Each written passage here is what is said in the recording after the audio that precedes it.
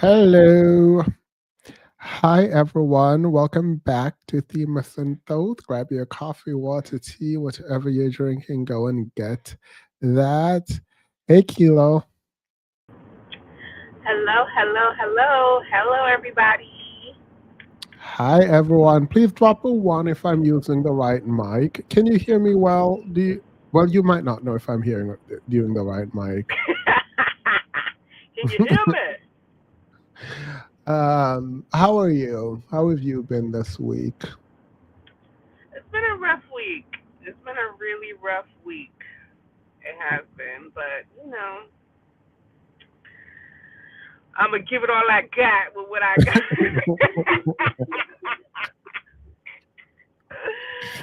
I'm gonna give it Woo! all I got is master work. He gets tired and stressed. Yeah, I had my basically a meeting about outcomes this week, and I was like, I'm stressed. I'm stressed. Oh, And then my friend needed help, and I had to go over there. So you gonna get this work with everything that I got, and this is it.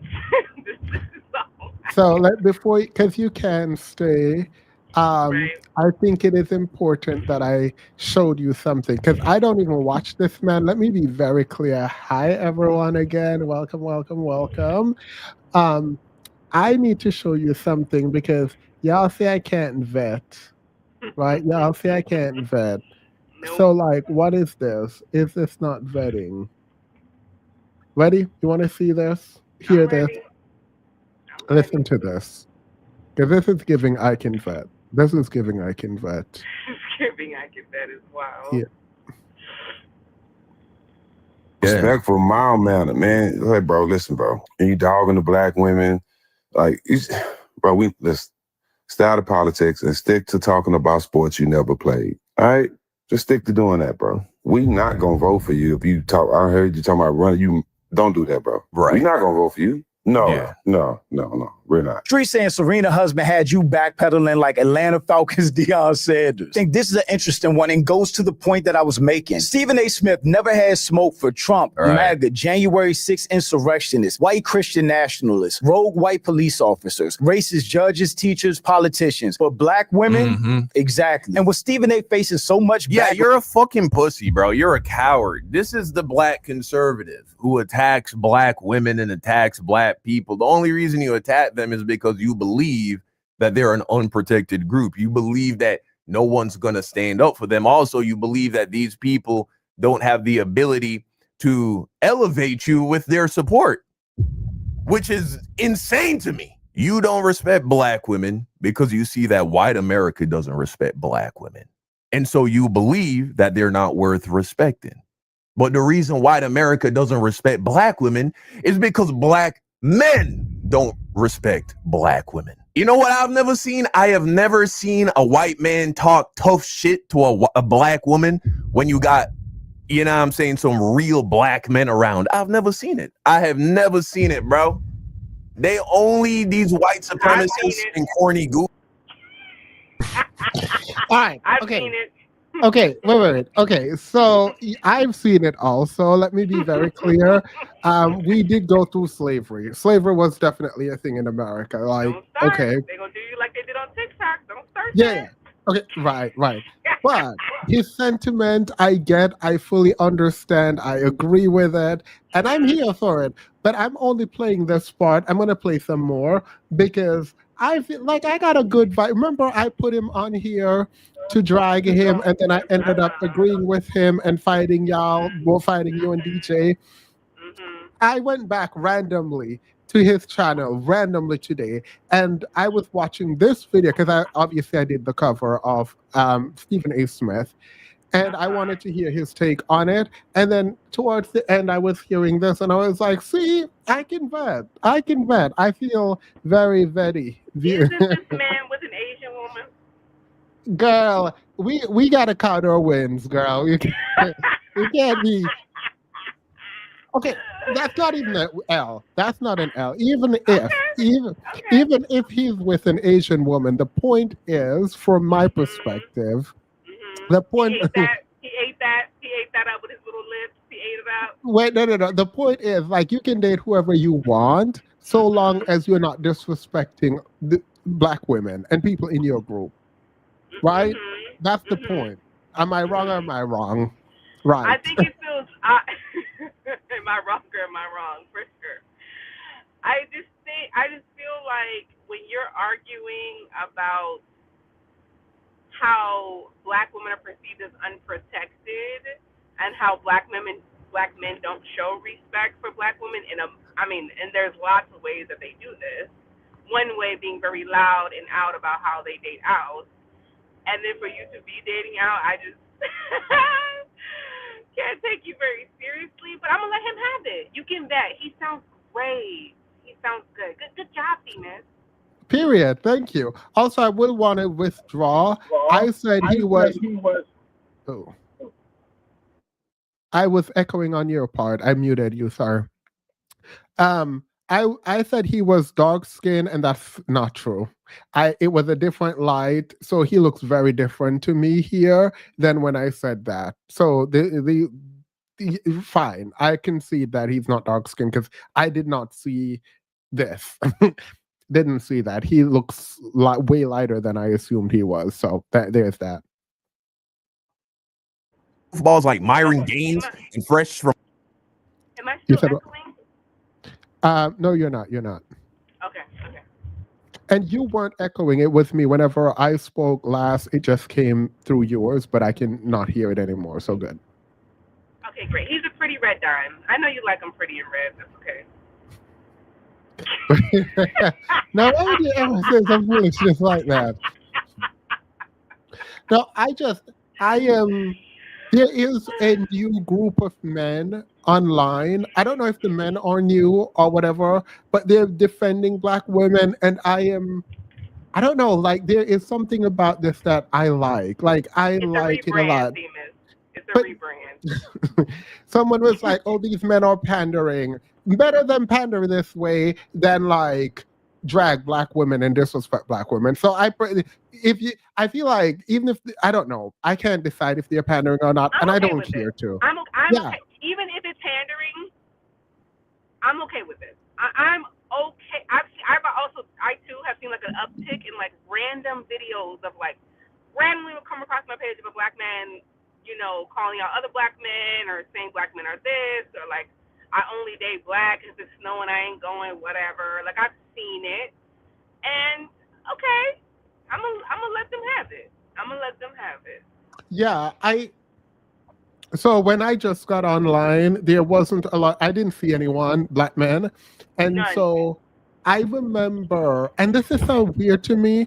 I remember me coming on, and there were men who I've never heard about ever in my life coming and attacking me, saying, I'm pandering. And I was like, I'm so confused. Like, are you like going around testing other men to see if they would defend? I'm not doing that. No, I see it, I like it, and if he changes his mind, I'll be here to drag him.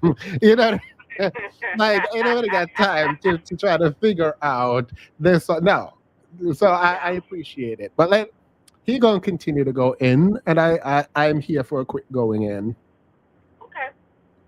Fresh and Fit, Walter Weeks, they only talk tough shit to black women when they know it's not a black dude around that can beat their fucking asses. You know what I'm saying? That's the only time. And so if black men as a whole, from top to bottom, from the dude working minimum wage to millionaires like Stephen A. Smith, if we all stood together and said, hey man, one thing we're not going to allow is disrespect of the black woman, which if the black woman is covered, by default, the black man will also be covered because the black woman in the eyes of white supremacy is at the bottom of the totem pole. And so if they're good, we're good. It's just like what we say, if black America is thriving, that means all Americans are thriving. And so that's where as a black community, we need to focus our energy in regards to protecting people. Don't engage in the bashing of black women and the dehumanizing of black women. Stop this. We need to hold them accountable bullshit because you know what? The people on the other side, they're not holding none of their own accountable because that's not what you do. You don't hold your people accountable. You give them grace and assistance. When you love and respect somebody, if you see them fucking up, you don't go in front of everybody and be like, you're fucking up. Now you stand with them. And then when you go inside, you like, nigga, what the fuck was you doing? What was you thinking? Are you crazy? No, you can't move like that, bro. You don't say that. You don't do that. But when you're in front of people, you stand with them. You know what I'm saying? And that's what you do when you actually respect and love somebody. That's what white people do for their own. Black men need to start doing the same shit, man. That's why me personally, this is my approach. And for any black creators or dudes who want to go into content creation, this is my approach. I refuse to speak negatively about any black woman unless she really doing some heinous, vile shit. You know what I'm saying? Abusing. That's it. And that I can appreciate that position. I appreciate that.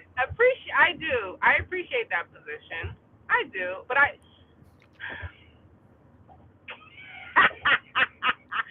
can't see your face, but I can hear your face. Just to let you know. Yeah, it was screwed. It was screwed up. The face was period. I can hear you. Just your little lips.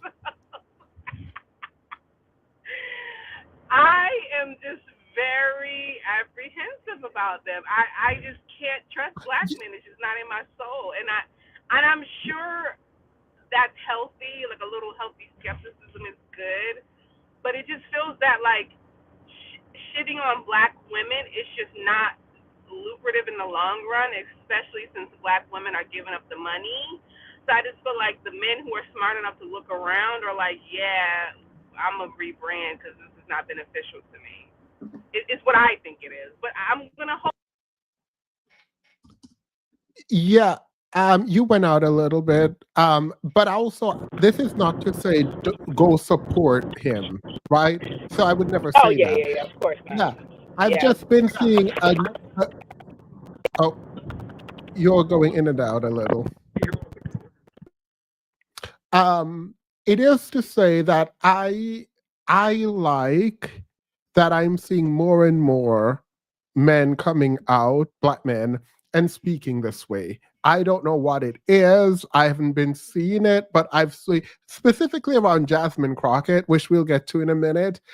I like seeing that. I love seeing that. I appreciate it. I want more of it, and I will. I will give credit where it's due. I want to see a lot more of it. And that's good. I think that's good. So I'm starting on a good note before we get into the mess. Anything before we get in? I support it.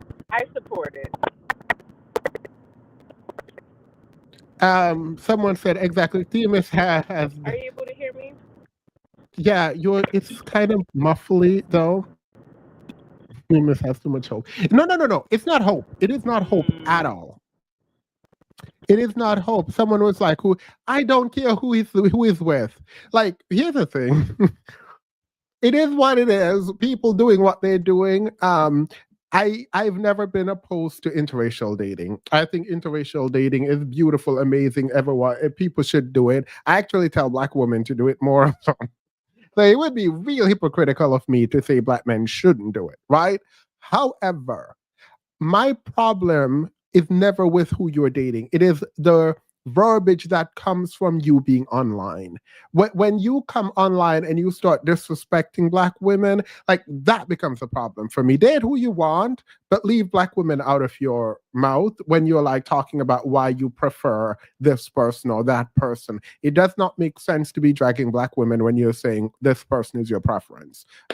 That's my position. I don't know if that was like unclear, but that has always been my position. Kilo, I don't know if you want to. Oh, yeah. I don't know what happened. Hello.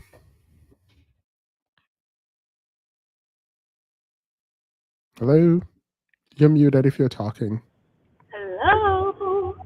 Perfect, actually.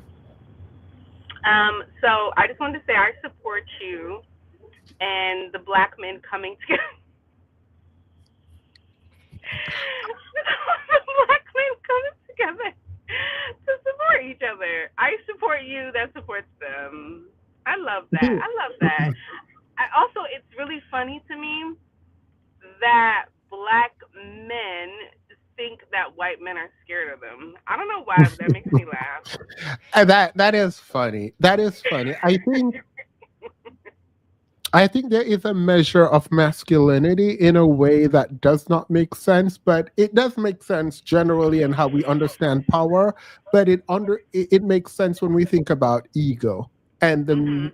the black man's ego in an effort to make himself or ourselves feel important, particularly around muscle size, body proportions. Um, Right. it, there is a willingness to attach very deeply to physical dominance as a Yeah. measure for political, social, and economic power. It's The stuff that matters. well, I didn't say all that. I did not say all that, but I can understand why we cling to it. I can understand why I can cling to it because I'm skinny, but generally I can understand why we cling to it. Um, Oh, in all the ways that matter, we ain't got it. But I got these muscles and this brown skin. no, there is something he said about darker skin give masculinity, and I didn't want to ignore it. You probably, because you're busy, you weren't paying attention too much to what he said. You probably blocked him out of your mind mostly while he was Correct. talking. But he did say that because he has dark skin, it makes people who are darker are more masculine, and that has implication also for women. And so Yeah. his idea of masculine versus feminine and dark versus light shows up in that quick statement that he made. And it's sad because now the critique of his wife being Asian comes into play because of the ways in which he sees blackness versus whiteness and like Yeah. lighter skin. And I Yeah. do take that critique as serious. And I don't think he knew he did it, but he did No. it. Yeah. A lot of black men do that. A Yeah. lot of black men do that. There's this perception of darker skin being more masculine, more fearsome. You take it more seriously, and a light skinned guy, is weaker by default. And a lot of light skinned men feel that way, and that's why they overcompensate in other ways. So I just think that it harms them too. And when they keep pushing this dark skin more masculine, light skin more feminine, it hurts black women because now dark skin black women have to also rest in that dark skin masculine like Idea. stereotype. Yeah. Yeah. And that's why accepting it isn't good. But I walked you right into something so we can go into the next. I'm so Not you annoying. verbally manipulating me. I did. I did. You ready? Ready for the what I manipulated you for?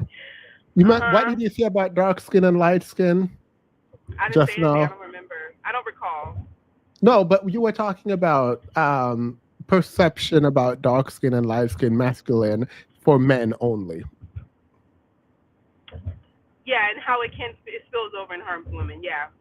All Mhm. right. So this is a dark skinned man, this is a light skinned man, this is a woman. Here we All go. right, ready? Mhm. How you doing? Why you out like that? Why are you grabbing my hand? Why are you just looking at him? What you What think you, about? what Can I you help mean? you? I wanted to get your Instagram if that's okay with you. And why are you touching me? Being spontaneous, right? Who this? I'm trying to figure that out too. Who are you? Because somebody's walking up touching me. You looking at? Hey, Oh, this your boyfriend? I'm not sure no more. You don't know. I thought you was supposed to talk to him and tell him no. I'm not going to continue to play it because there is a music. I didn't realize there was music in the background. And the music in the background is annoying me and I don't want a copyright issue. But the guy with the dreads is going to say it was a prank, right? It's a prank. It's point them to the camera, whatever. Someone said, what is happening? Okay. Lady shopping right here. The lady shopping. This is her boyfriend right here. And this guy just walked up to her and touched her hand. And she pulled away and said, why are you touching me? And the guy who touched her is like, I just wanted your number. I wanted your Instagram, rather.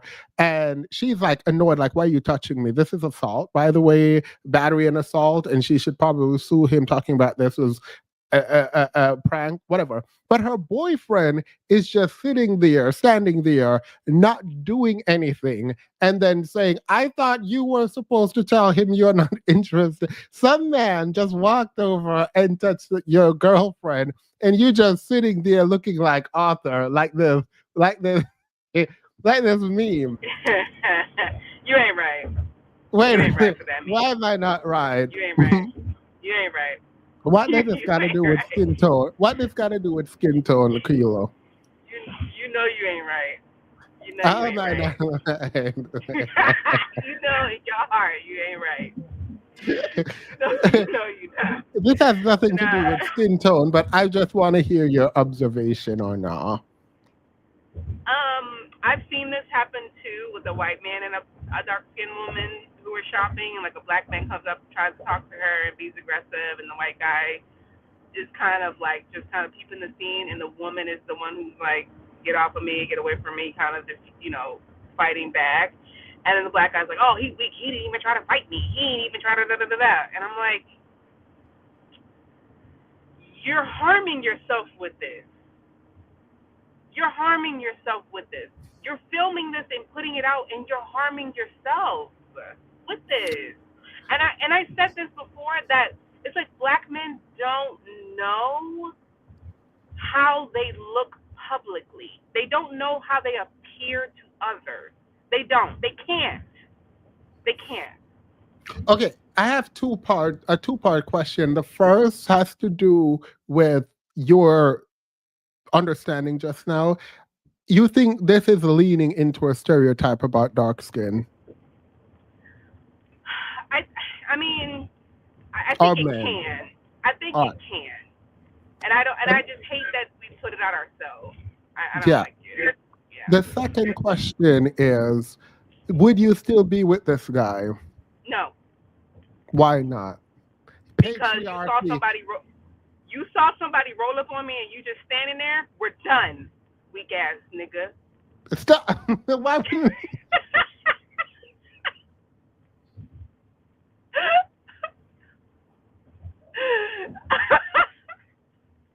Why would you say that?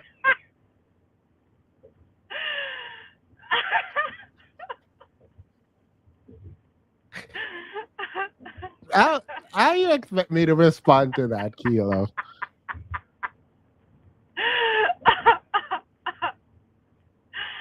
I just feel I can't respond to that. No, like that's not okay. Do you agree or disagree? I Do you agree or disagree. Let's just agree to disagree on that and Listen, move. because even my friends, my woman friends, would run up on somebody touching me. So it's odd that my significant other, when another male is approaching me, you would, in a way that's egregious, right? Like he's walking up to touch my hand. Like we're not misinterpreting that. Yeah. And you just standing there. That means when stuff is going down, when shit get hot, I can't rely on you. You a weak ass slipping ass bitch. I don't know. Why you gotta say it like that? I mean, weak sauce. Do not enter that into the county fair. It is weak. Kimmy, thank you for being a member for 43 months. This is a great way to segue into the next topic before we click the intro. It's just a great way because one thing's for certain, two things for sure, you're not going to get me canceled out in the street. That's what you're not going to do. All right. I need your take fully on this story. So this is a guy. He's not trans or anything. He said he's a guy. So let's hear what he got to say. Ready? Yeah, I'm listening. Me up for a date. He asked me if I was a man in the car. I said yes. Up for a date. He asked me if I was a man in the car. I said yes. This man turns around and takes me back home. Now, this is a very prime example of somewhat fragile masculinity, but also dishonesty. Not on my end, but on the end of the suitor. I met him last Friday at a club when I was out with my girlfriends. At some point, we duck off, we're talking, we're chatting, we're dancing, we're like really having a good time. We're throwing banter back and forth, we're being flirty, all these things. Mind you, No. This is he said he's not trans, he's a guy. Like he's just a feminine guy. That he said he's not trans.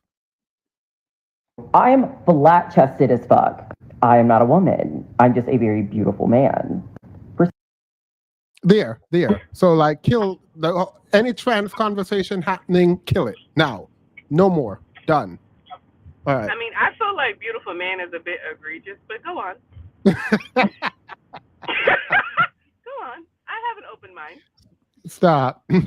Proceeds to kiss me, XYZ, right? Has been texting me every day since last Friday when I gave him my number. He proceeds to tell me, Hey DJ, how are you? Hello, everyone. Sorry I'm late. Wait a cotton picking minute. What? Why are you late before me? I had stuff to handle. Somebody was coming for my old couches. I need to get them out of here. I needed to prioritize that. But they gone now, and I'm so happy. Just realize how much Demas has his mama face. Exactly. Not a difference. Thank you. I don't know if that was meant to be a compliment, but it is. Okay. So he's out at a club party. He meets the guy, they made out, and they've been texting ever since. He is a guy again. He is not trans. He said he's a guy. All right. me in the car. I don't really know how to ask this. And he said the man is a liar. Or, I really just don't know how to bring this up. But are you a man? And I looked at him and I was like, yes, I am. I'm just a very feminine man. He pulls over and he's like, I just want to sit over and just like kind of talk about this for a second. I've never been in this position before, so I'm just like not really sure how to handle it. I had an inkling of a thought, but I didn't want to ask you and you'd be offended if you were not. However, it's just not something that I'm into particularly. And I think that's part of a bigger conversation as it relates to Black men being interested in just feminine energy, period. He proceeded to apologize and he's like, I'm so sorry. Like, I just felt like I needed to get this off my chest and at least just ask. But if I'm being honest, I was just like, okay, yeah, like that's fine. Like no harm, no foul. Like it's all good. He's like, is it okay if I just, turn around and take you back home? I'm like, absolutely. Yes, please. We sat there in silence as he did a U-turn and literally dropped me back off. But it goes to show that sexuality truly is a spectrum. And while people may not be into whatever parts people have or whatever the case may be, people are just attracted to energy, period, which is okay. That's totally fine. I just had a man pick me up for a date. All right. So this is the abridged version. He called the other guy a liar and was annoyed with the other guy, and I'm very confused. I brought it here because I thought this was a great experience of sorts, where nothing bad happened. I'm trying to figure out why is this a video? And this person, he was mad and saying that this person lied to them, tricked them, wasted their time, that he had to put on makeup and get ready. And if you knew you weren't into him, why didn't you say that before? I thought this was the full video, but it's not. It's just part of it. I'm trying to figure out what the problem is. Actually, how does my audio sound? Does it sound like I'm far Beautiful, away like last amazing, time? great, spectacular. Okay, period. Is that Sorry a about dig that at last me, time. Themis? Huh? Beautiful. Huh? Is that a dig at me? Beautiful, spectacular. What Yes. is that a dig? Because my shit ain't good right now. It's good now, but when you came in, it was like. Yeah. Well, I told you. See how people treat you when you're down. See how people treat you when you're down. Go ahead, DJ. Eat for me, because Keela's still working on her microphone. No, I'm still trying.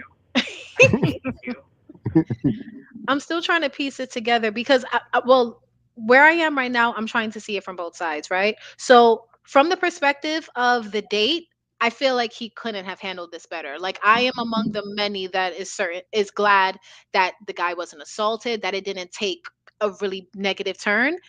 He asked the question, got his answer, felt differently, and then turned back. That in and of Yeah. itself should not be a problem because everybody should have the ability to end a date as soon as they're no longer comfortable continuing the date, right? But I won't pretend as if I were in the more feminine looking man's position, um, that I wouldn't feel sort of like let down. Like if from my perspective it's clear that I'm a man, I just have very feminine ways, right? Which I'm assuming is the case for this person. Like this person isn't like this person identifies as a man but is just feminine, Yeah, right? but they met at a bar. They were drinking, I'm assuming.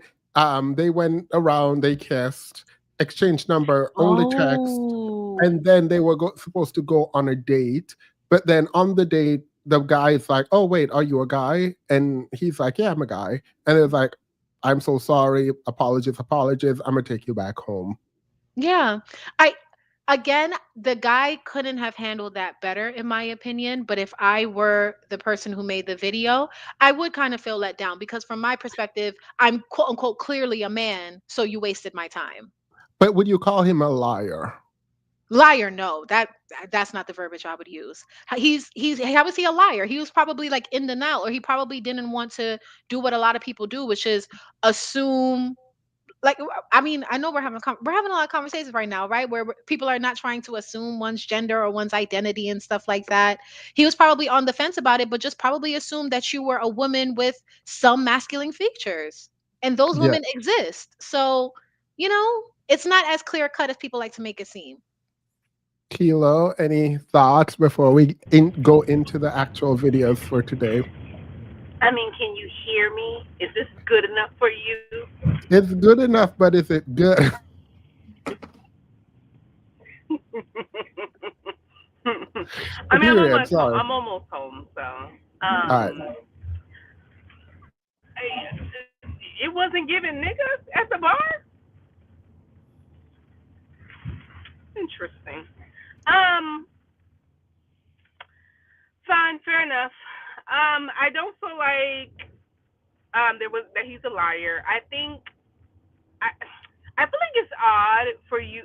I know what he means when he says he's a liar. He's basically making it seem that like he was putting on that he was attracted to me, and now he's not, and he feels lied to because and he's like, well, this is a bigger conversation. So that leads me to believe it's like, well, you were attracted to me without knowing I was a man.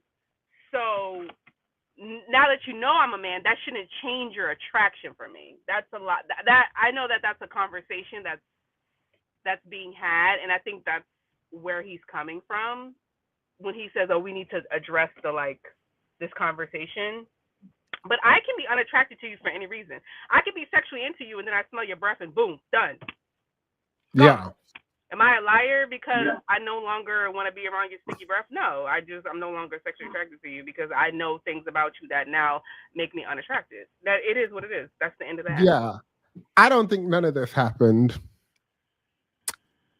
I think he wanted to come up here to remind y'all that he was pretty. I think he made them.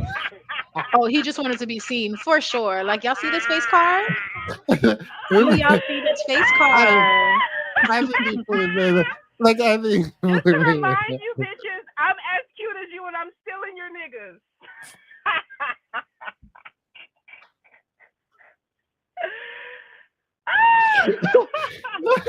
I was listening and I was like, it feels like it don't feel real, but okay, girl. Because I feel like it was giving. Look at me. I am beautiful. Like I think he want people to say, "Oh, I could see how you were mistaken." Like it felt like that's what he was fishing for. It felt like that's what he was fishing for. But who am I? I don't know. That's what it gave. So that's that on that. And now let's get into the mess. I held off as long as I could so we could get to Mama D and Marc Lamont Hill in the main show, and then we'll get to Vivek. Y'all ready? Yeah, I might come in and off because I'm transitioning to my house. Just let you All know. right. That's okay. That's okay. Cool. All right. Thank you all. And let's get actually into what we are here to do today. Thank you. Thank you. Thank you. I love you both for coming. I appreciate you all. This is why it's important to have two wives instead of one.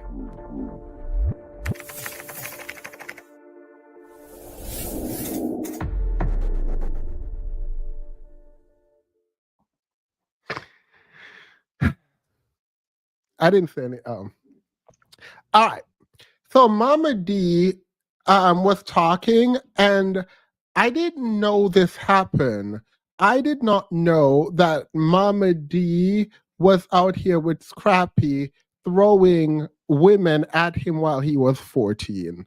Did y'all know about this? I mean, I don't watch Love and Basketball hip hop, so Yeah. I wouldn't know what was happening. I had no clue about none of this. Well, she's a madam. That's why she's a madam. She was a madam. She does give madam. She does Yeah, give madam. that was her legit job. Like she was an actual Oh. madam. Yeah. Oh, well, she does give it to. So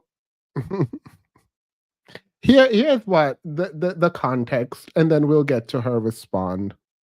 Or something like that, and she so I had a full-blown party, and we in the hood, like Right. Okay. full-blown, everybody came because they, we popular in the hood, you know what I And mean? then I had Hood, she had the hold on, Mo. Okay, go ahead, you tell. Let me tell it. Man, mama said, hey, come on, let's get it started. blew the whistle, Boom. put the girls out. How about they went and got their parents? Yeah. Oh, Cause we had the little girls. My mama had, Now the young teenager my girls. mama had strippers in them. Right. Yeah. For my Got 14th rid birthday. of the school girls and brought the real ladies in, the grown women. The grown women.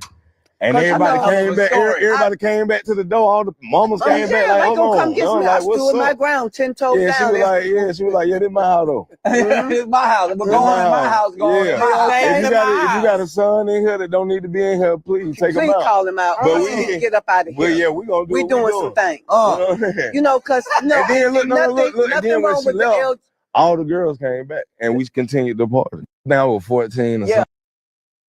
Y'all didn't hear, but she said there's nothing wrong with the LG, and then she got cut off, right? Don't worry about that because it's going to come up again. And I think it is important to note this. And while we are going through this, think about little Bousie.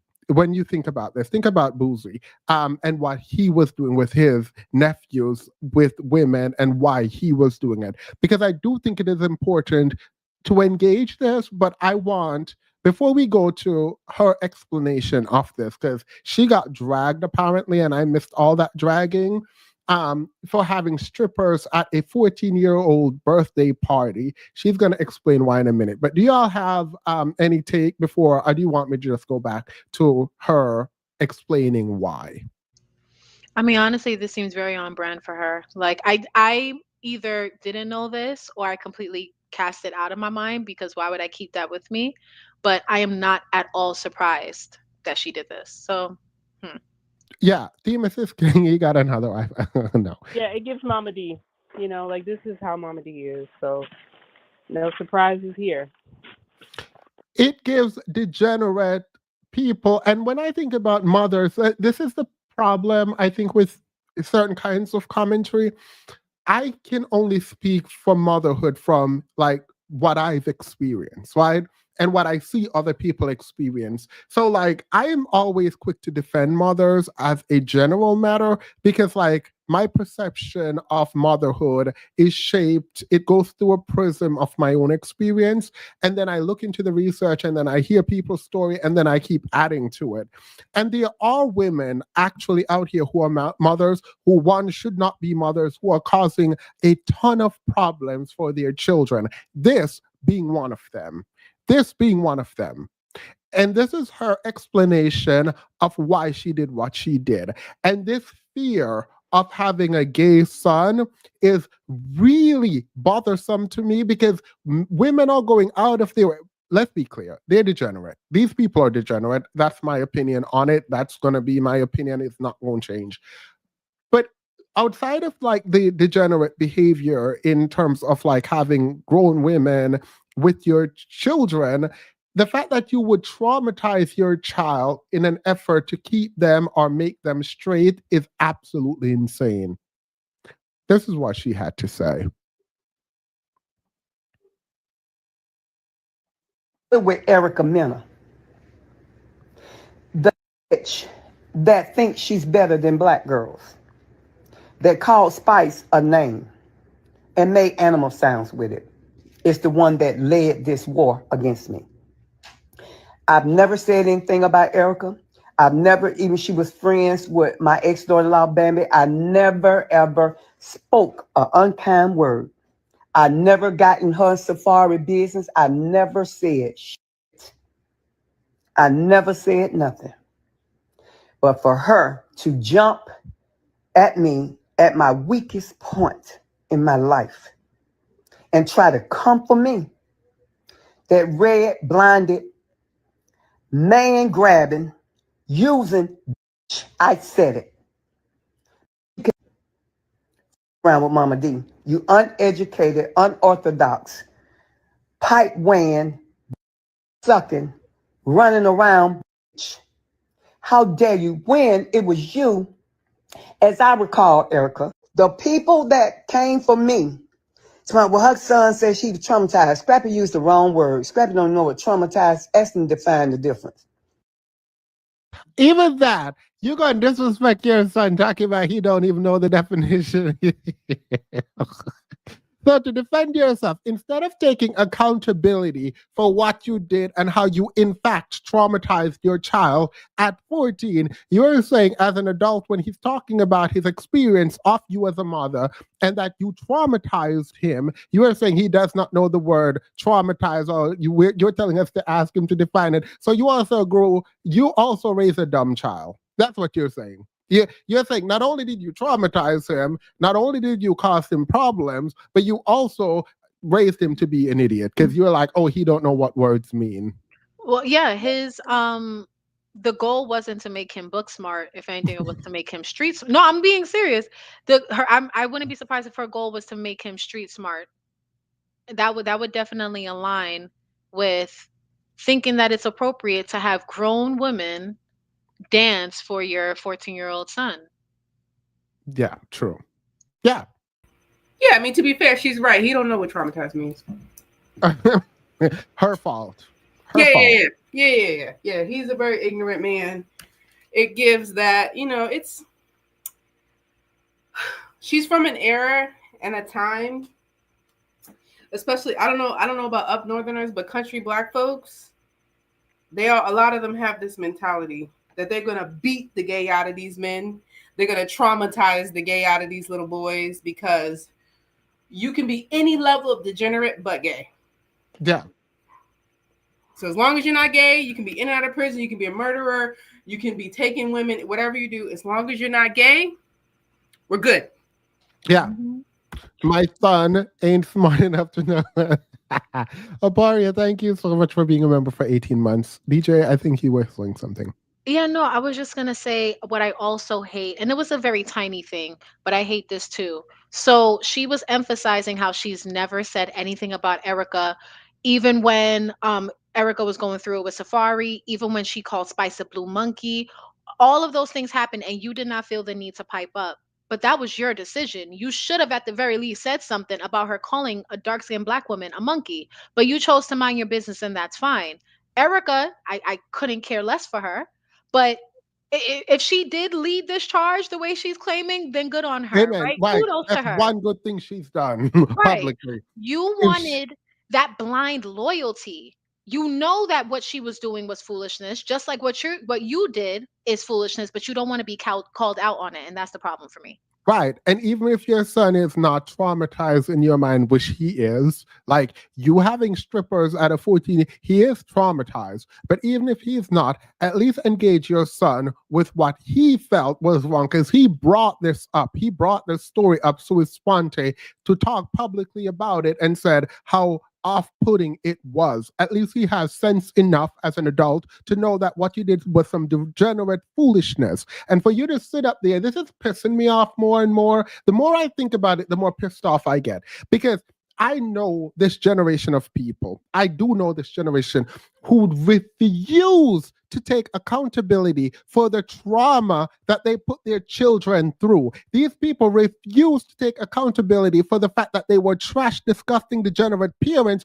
who do not get to come out here and pretend that you raised someone. You dragged that child up. You dragged him up. You forced him to do all kinds of foolishness. And I don't care about what you were going through. You had a responsibility to the child. And if you cannot take care of the child, maybe don't have the child, or also don't put strippers at a 14-year-old birthday party. What do you mean?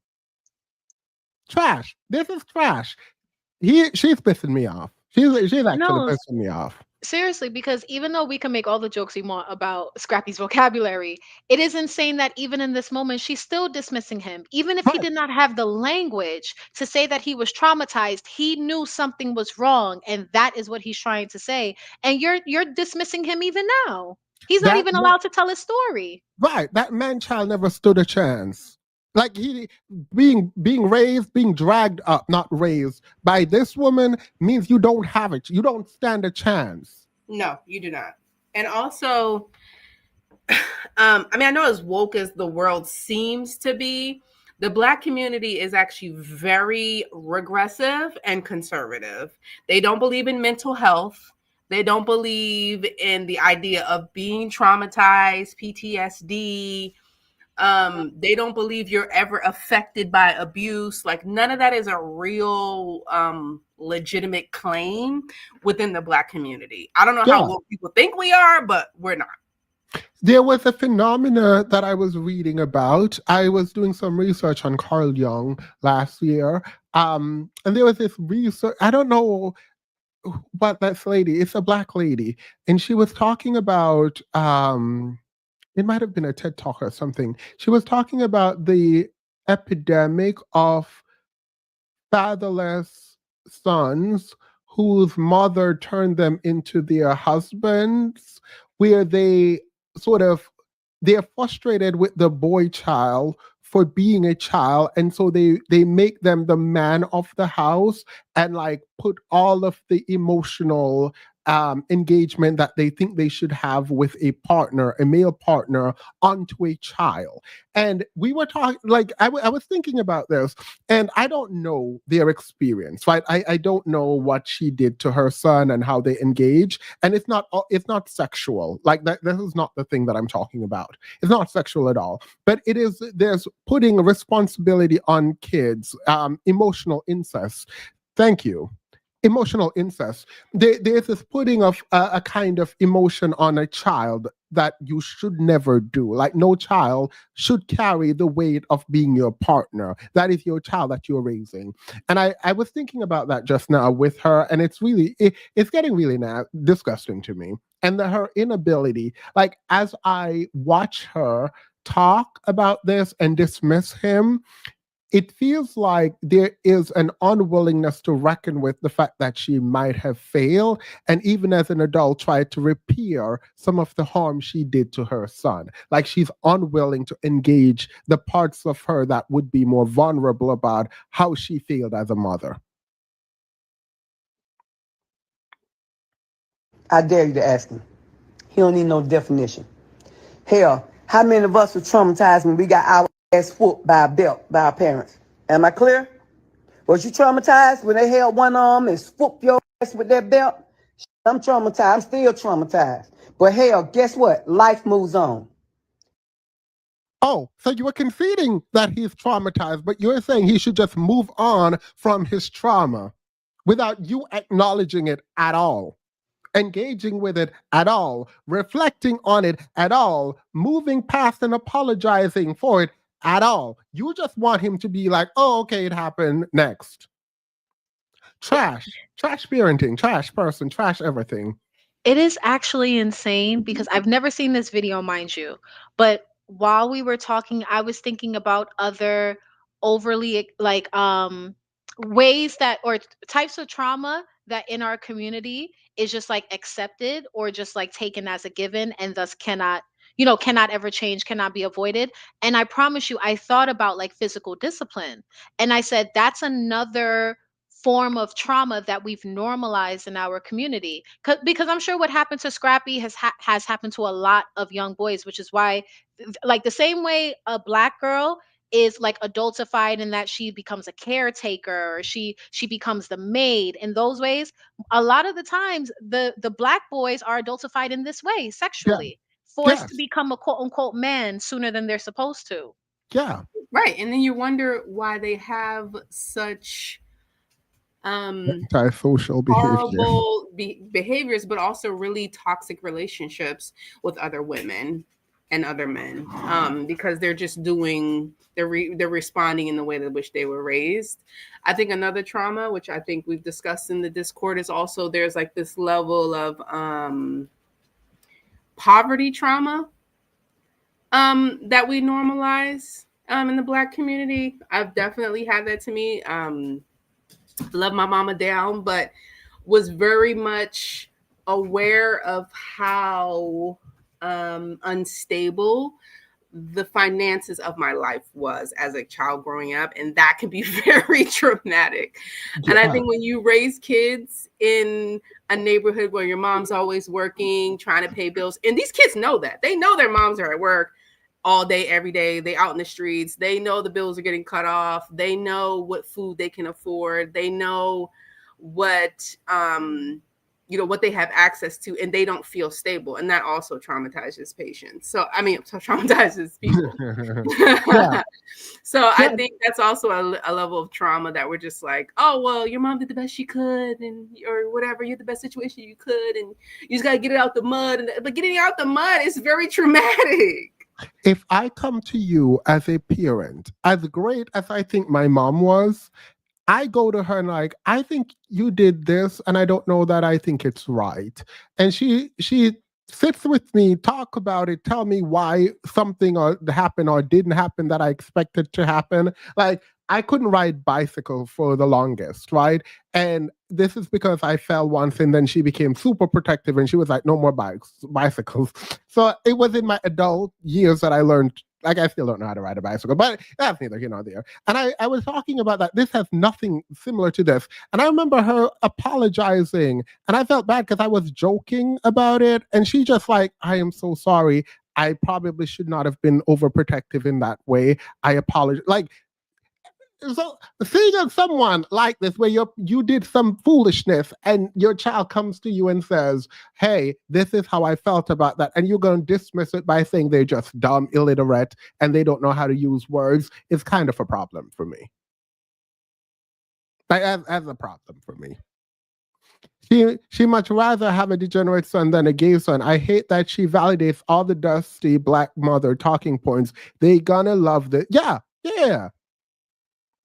Yeah, and that's like, I can see sometimes the kind of causal, not even like a correlation, the causal connection between trash parenting and no, the dad does not get off the hook because where were you, right? Trash parenting and the outcome that we have. Life goes on. And for people that are trying to be critical, that did not give me 5 cents for my kids, never stayed up at night and took them to the emergency room. How dare you? How dare you say anything about Mama D and my son? The people. Your son is the one who told us. Your son is the one who came out and explained that he was traumatized, and you said he just dumb. He don't know what traumatized is because he can't read. You didn't say all that, but So Scrappy said, he was like, I said, Scrappy, what do you mean by traumatized? He said, Ma, I just believe you would bring dancers in my I say 15, but you gonna stick with his 14. God, it's 14. It's 14. He said it was 14, and 15 ain't no better. Like, I don't know why you're trying to push the number up by 1. Like, what do you mean? Like, you're pissing everyone off, girl. And to my birthday party, yeah, because I teach him how to be a boy. A boy. I wanted a boy. Okay? I have a shout out to my LGBTQ plus family. My grandson is gay. I love him. Now, what did this have to do with gay? Riddle me this, because she just showed her full hand on what she did to that boy growing up. That the strippers at the party was the least of her problem, and it is a huge problem. Why did she say she wanted a boy? A boy. I wanted a boy. Shout out to my LGBT. I have nothing against LG. Why? Why? Someone explain that to me. Because it feels like this is just kind of slipping out, and she had no control over what it is that she was saying. She could have said, I wanted a boy, which still would have been weird. But then to add to that shout out to the LGBT, she has no hate for them. She has people who are LGBT. Why? Why did she say that? What does that have to do with having a stripper at your 14-year-old child's birthday party? You already know. Yeah, yeah. She did not want her son to be gay. Therefore, the way for her son to not be LGBT, whatever, is for her to traumatize him and sexualize him at a young age. 14 is at least the highest we know of. It could have started a lot sooner. And what are the other things she did as that boy was growing up to make sure that she had a boy and not an LGBT whatever? Because apparently being LGBT means you're no longer a boy. So she wanted a boy. She traumatized her son to make sure she has a boy, but shout out to the LGBT. Why? You know what? I was wondering whether or not I was going to say it. I'm going to say it. I think it's very intentional for her to continuously use the term women. But what I'm not going to believe is that all of the dancers that came that night were 18 or above. But she would get herself into some serious trouble if she were honest about that. Right. Yeah. You traumatized your child out of being gay, even though you didn't even know if he was gay. Why would you think he was about to be gay? Is this like preemptive? Is this like, oh, let me make sure he's not gay by preemptively doing this? Or is it he did something that seemed to suggest feminine and you decide absolutely not? We're gonna make sure he's like I'm trying to figure out. God. Him dearly. But that's his life. And he know he's loved. We support him and we guide him straight.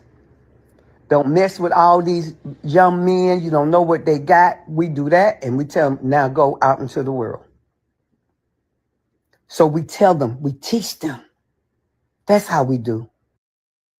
She does not finish why she talks about gay people at all. Because she think we don't know how to put these two things together. I think she really thinks she's like talking at a level that we might not understand, while it's flipping out that her homophobia is what caused her to traumatize her child. Like, you can't make this up. At this point, you can't make this up. Like, you can't make this up. She found out Scrappy was a barb. Talking about that, let's move on to Nicki Minaj quickly. I'm not going to do this with Nicki. I am so disgusted. Nicki came out talking about she not going to drop the album, and then came back, said she was joking. Mind you, no album probably. She probably don't have an album at this point, right?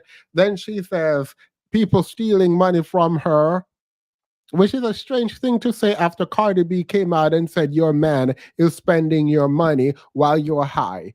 And then you're coming out saying you're losing money, money's missing. We, the people, are going to put two and two together and assume your man is stealing your money. It is really sad to watch someone who should be a legend go out the way Nicki decided that she's about to go out. As someone who was a barb up until she got married, as someone who was a barb fully and really appreciate how smart her lyricism was, the poetry in her writing, even though it, for a lot of people, it was degenerate.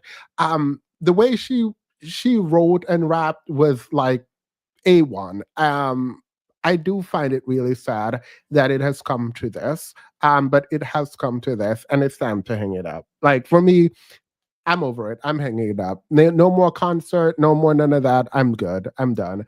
All right. Marc Lamont Hill.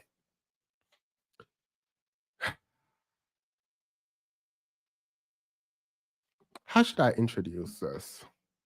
How should I talk about Marc Lamont Hill? You should talk about him as the treasure he is. A I nigga think he's with a 2 brain treasure. cells in a room with a nigga with 1 brain cell.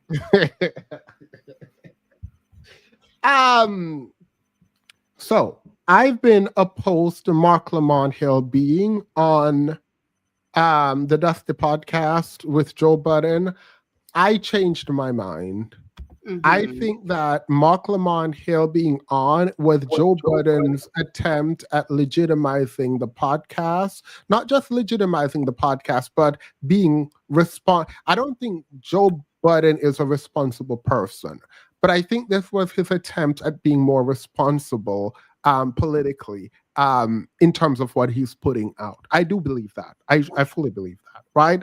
And after meeting Marc Lamont Hill in person while he was at Morehouse, I have to say that I do believe him to be someone who truly believes in the upliftment of Black people generally. I do. I believe that he genuinely believes his idea. I believe he stands by his idea. He lost millions, probably, for his ideas on CNN, ABC, and all of those news network when he decided to stand in whatever it is that he believed in, right? Not agree or disagree, but as a general matter. And so I've always had a tremendous respect. I have tremendous respect for Marc Lamont Hill.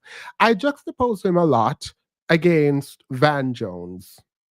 And I find Van Jones to be a degenerate, not overtly in his presentation. But when I met Van Jones was the most disrespectful, not to me, but to other Black boys in the room. He was extraordinarily disrespectful, stuck up, and just like really okay.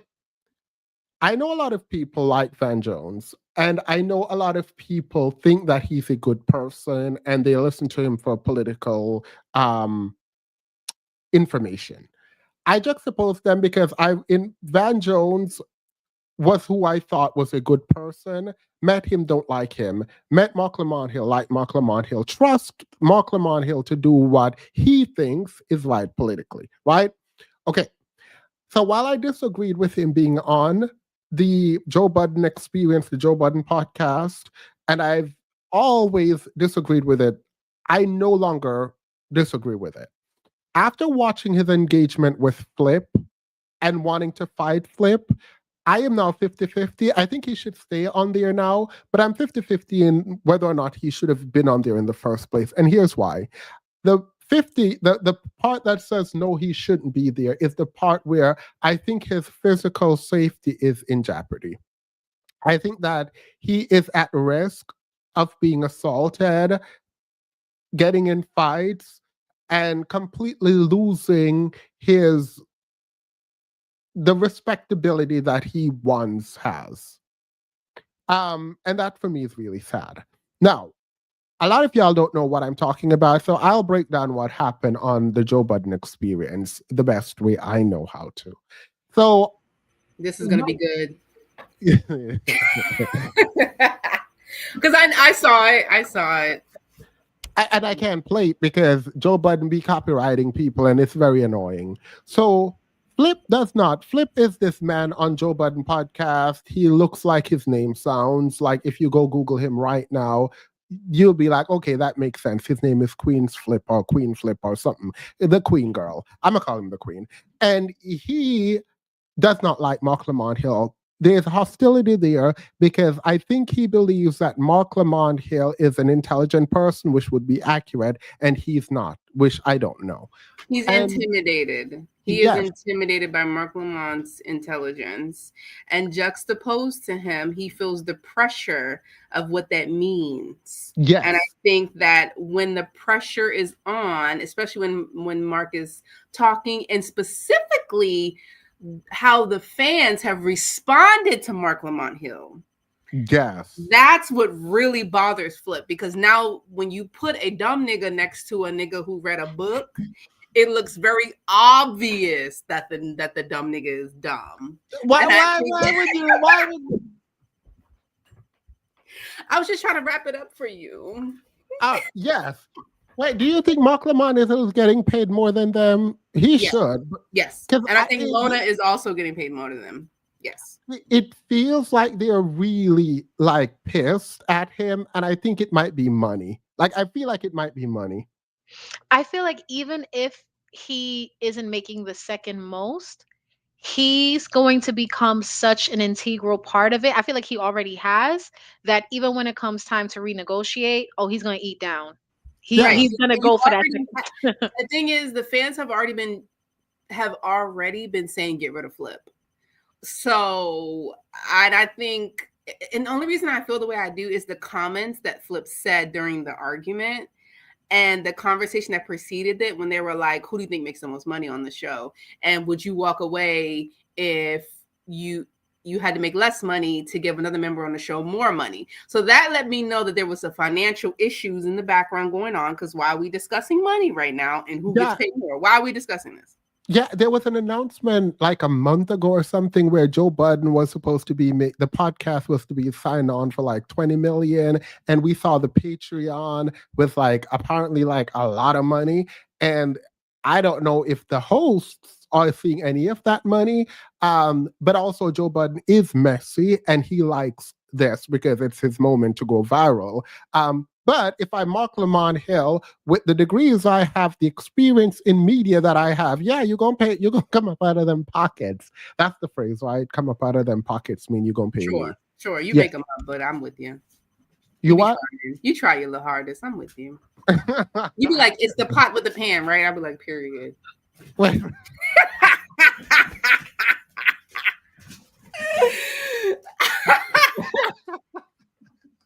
You be like, she ate it down. I'm like, yeah, she ate it down. Perfect. You nailed it, King. Myriad. Leave me be delusional. All right. So the fine. This was you're out of pocket. You know that, right? I think you know you're out of pocket. All right. So Marc Lamont Hill was talking to Imani, right? Imani, that's her name? His name, sorry. Wait, who? Imani. Who's Imani? On the podcast. You just said their name. Imani. Oh, I don't know none of these. I don't know none of these. Is that the white? So Flip, who's Imani? Mona? The light skinned guy. Yes. Oh, the light skinned guy. Oh, I don't know the light skinned nigga. That's him.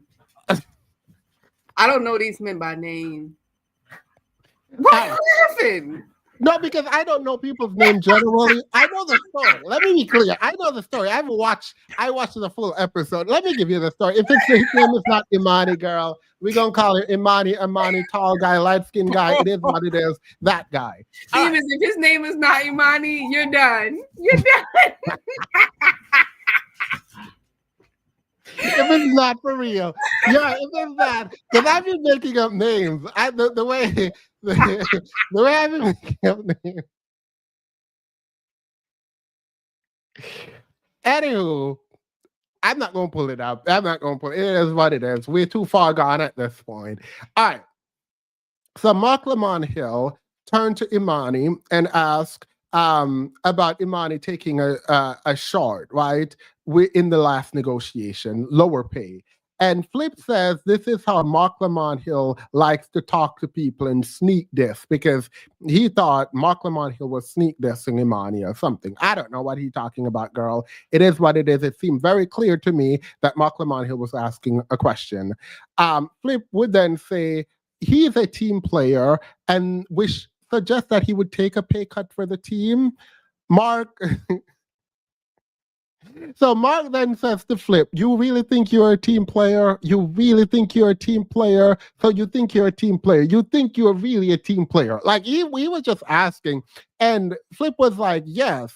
And people don't like Flip because Flip is unprofessional and disgusting and drags everyone, and everyone knows he is not a team player. They asked if Marc would then take a pay cut for everyone else. And interestingly, everyone seemed to be looking at Mark as if they want an answer to. So it looked like Mark might be getting a lot of money, right? And so, I mean, I'm not taking a pay cut for everyone else, but because no. But then Mark says that some people deserve to get paid. Mark Lamont says some people deserve to get paid less because we're not equally contributing. Like it's not equal. He said some people should be getting paid less. And I was like, okay, period. So then Flip says Mark is like a new kid who likes to stick up to the boss and kiss the bosses, you know what. Mark turns back on Flip and says, no, you are the one who sucks up to Joe Budden.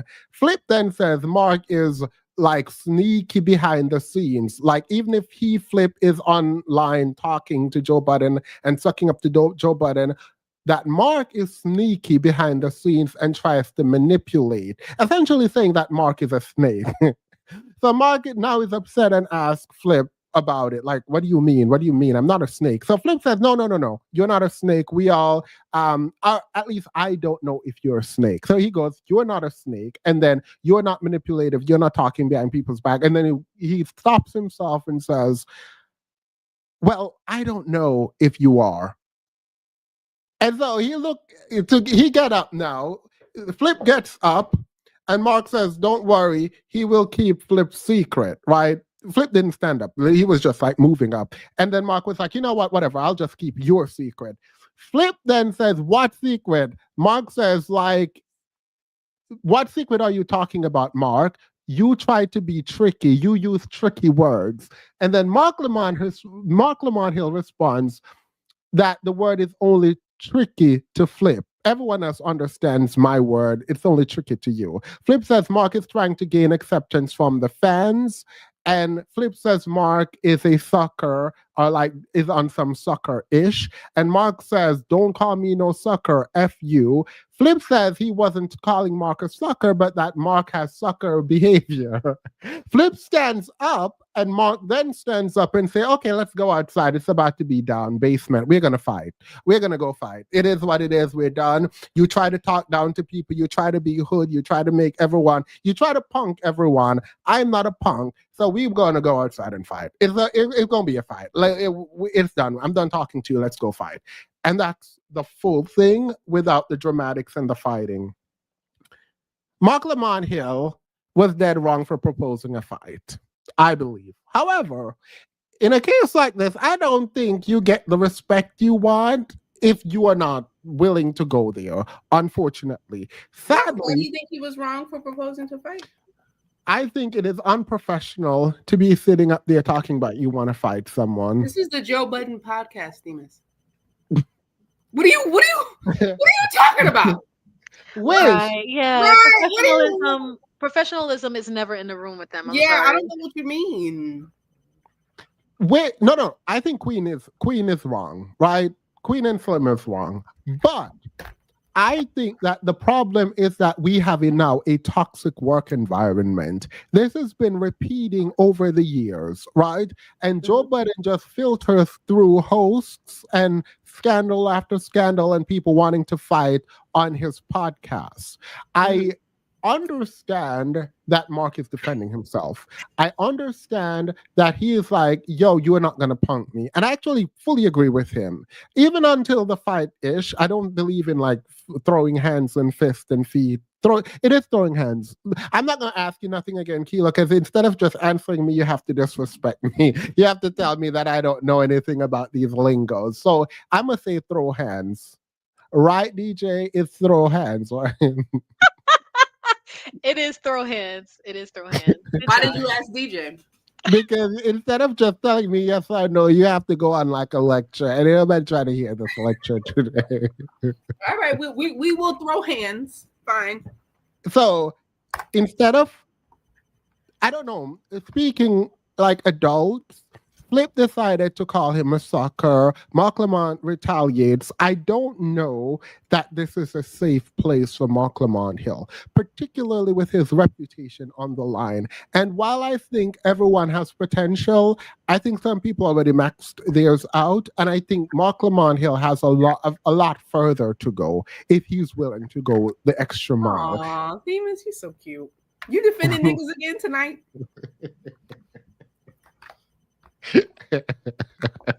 Marc Lamont can come rest in your bosom. DJ, you see this?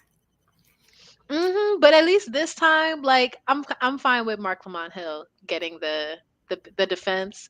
Last week that was a mess. but this week, I like Marc Lamont Hill. I feel like he one of the good ones. Ew. No such thing. No such thing. No such thing. I Demons feel over like here I got his should bosom out. Y'all can finish this. I feel like anytime I say anything, y'all call me a black male worshiper. Yep. You've been black male worshiper for 2 weeks now. So go ahead, DJ. What is your perspective? Enlighten us on this, because I want to know your thoughts. Okay, I'm leveling. I'm recalibrating because it DJ, is. don't let him triangulate you against me. Oh no! You know I'm not gonna go against you, girl. No, I'm saying I'm recalibrating because this is the Joe Budden podcast. Like professionalism, where? So it's like all of the normal expectations we would have. Like, please lay them down to the side. Like, please disregard them. Throw them out the window. They're not present here. So just looking at it like a bunch of hood niggas just gib gabbing once a week. This was right on brand. Yep. Like this right was on brand. right on brand. Honestly, like, no surprise. I didn't think they would make it this far. Right. Now, here's one thing I will say. I did see a comment. I mean, Themis, it was a bit high up, but and I promise you I'm not putting you on blast, Mr. Witty Studio, but I don't watch Joe Budden podcast, so I don't know how true this is.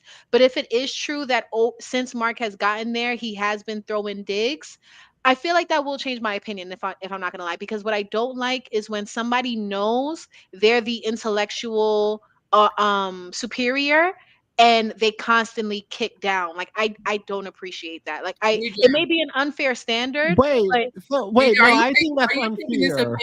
Are you taking this opinion from another nigga? Oh my God. You probably sound like Patrick Star. Please. But broken clocks, Kilo, broken clocks. Come on. No, now. he probably watches Marc Lamont Hill, and he probably like Flip. He feels very much for Flip right now. That commenter is feeling for Flip. He's like, he thinks just like Flip. He's probably also offended. Christ is king, but Myers. He's probably also offended by Marc Lamont Hill. That's why he's saying that.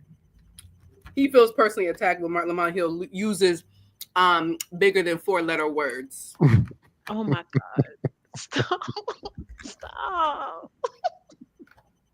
But I disagree with DJ's take, even if he was.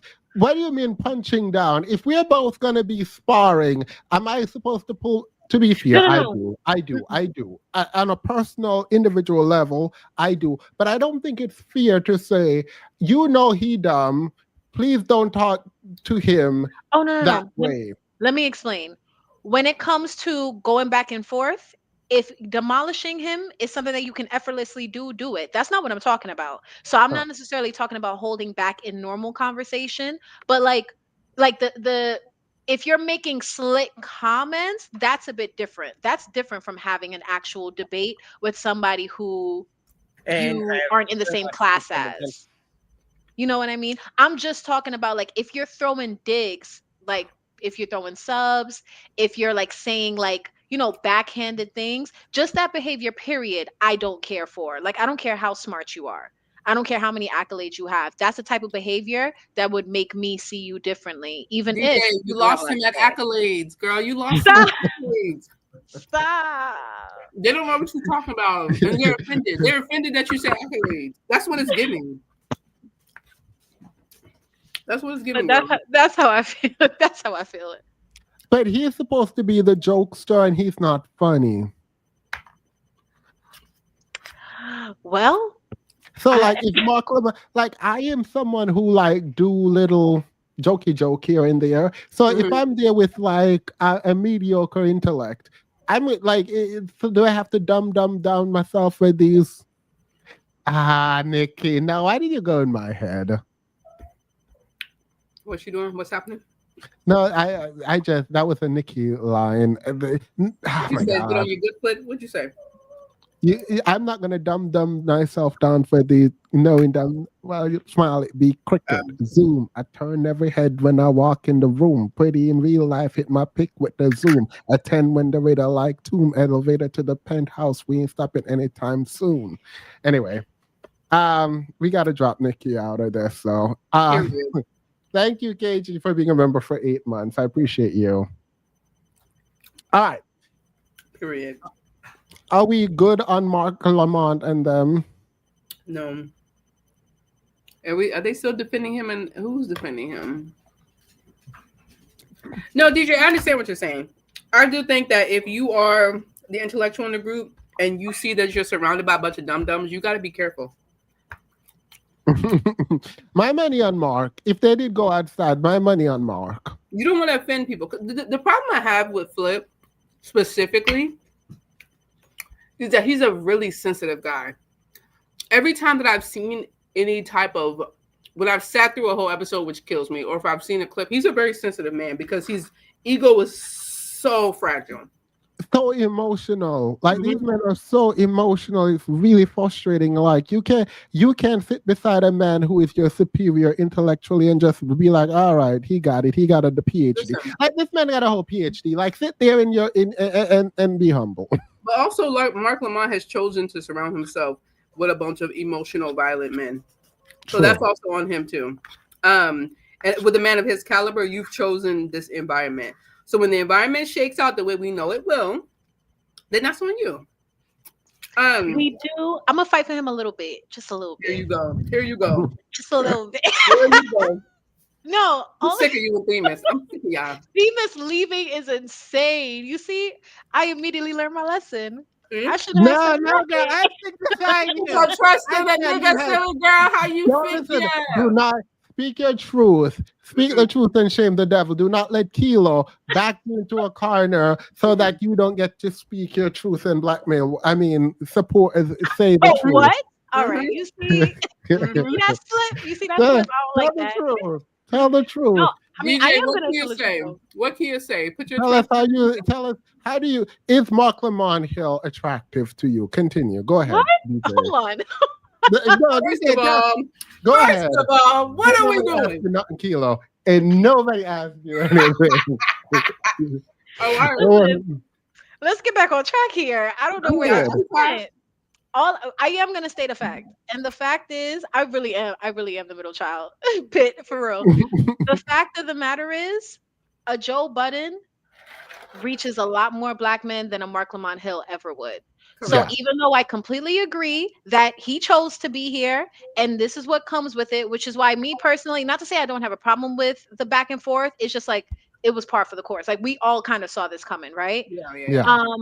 But we cannot deny that Marc is doing the smart thing when it comes to reaching a large audience, and it's also the smart thing when financially, right? Like I don't know his pockets or anything like that, but I would have to guess that he's being paid very well there. So that's a lot to walk away from just for your pride. And I feel like that would have been the case had he not at least considered being on this type of podcast.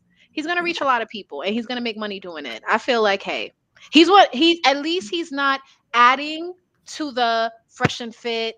Like, you know what I mean? Like we already have enough of them over there. I'm perfectly fine with someone who I feel like actually knows how to read being over there and having these conversations. Knows how to read is nasty. Let me stop you there. Themis, recollection, bing bing. I just remembered something. Didn't Marc Lamont Hill say he don't like black women to be educated? No, he never said that. He never said that. Didn't you lying. Didn't you want to review on him or something? Let me go look it up. Go look it up. That never happened. Right. I remember something. I believe Marc Lamont Hill is one of the men that I actually do believe in his capacity to actually help other men. Like if that happened, like, then I would No, just I'm saying I can't remember. Yeah, somebody got to. good. I can't remember what he said. I'm trying to So remember. you're up here lying. Got it. Got it. I Got said. it. I said. Didn't he say? I'm asking questions. No, he never said that. Okay, Mark Lamont please, Hill then opening bookstores. While you Officer, my hands are up. My hands are up. I fight for your man. I'm sorry. You can have Mark Lamont. He's yours. I felt threatened. I'm sorry. Not you trying to get your fisticuffs. Not you with your fisticuffs. Officer, my hands are up. Because what you're not gonna do is come for Mark Lamont Hill. That's what y'all not gonna do. I surrender. Freeze. DJ, you see how I baited him just a little bit? He out here swinging for his man. No, girl, he was ready to fight. He was going to drop me off the car, girl. As he should be. He Stand by him. He was stand by your man. Stand by your nigga. No, because you just want to lie. You just want to lie on this man's name, just like Queen Flip. Just like Queen and Slim was talking about this man's snake. Mind you, all Mark Lamont Hill probably did was behind the scenes talk to Joe Budden in a way that using more than 3-syllable words, and he didn't understand what was happening, so he thought they were scheming. I'm hurt. Demas, you did donate to Dr. Umar, so I stand with Kilo suspicion on it. So I never donate my own money to Dr. Johnson. What I'm gonna do with these black eyes you didn't gave me? What are you gonna say at my funeral now that you've killed me? You have to wear her skin and her teeth as confettis. The answer was out of pocket, girl. Why are we bringing up the Hotep phase? Exactly. No reason. Y'all, I just want y'all to see that when push came to shove, back is against the wall, he's swinging on me for another nigga. I didn't. Why would you shove me against the wall with a knife and then? That's insane. If you ain't gonna stop. Listen, I showed up barehanded and he pulled out a bazooka. That's crazy. All for a man is nuts. That's nuts. Let's go somewhere where we can agree.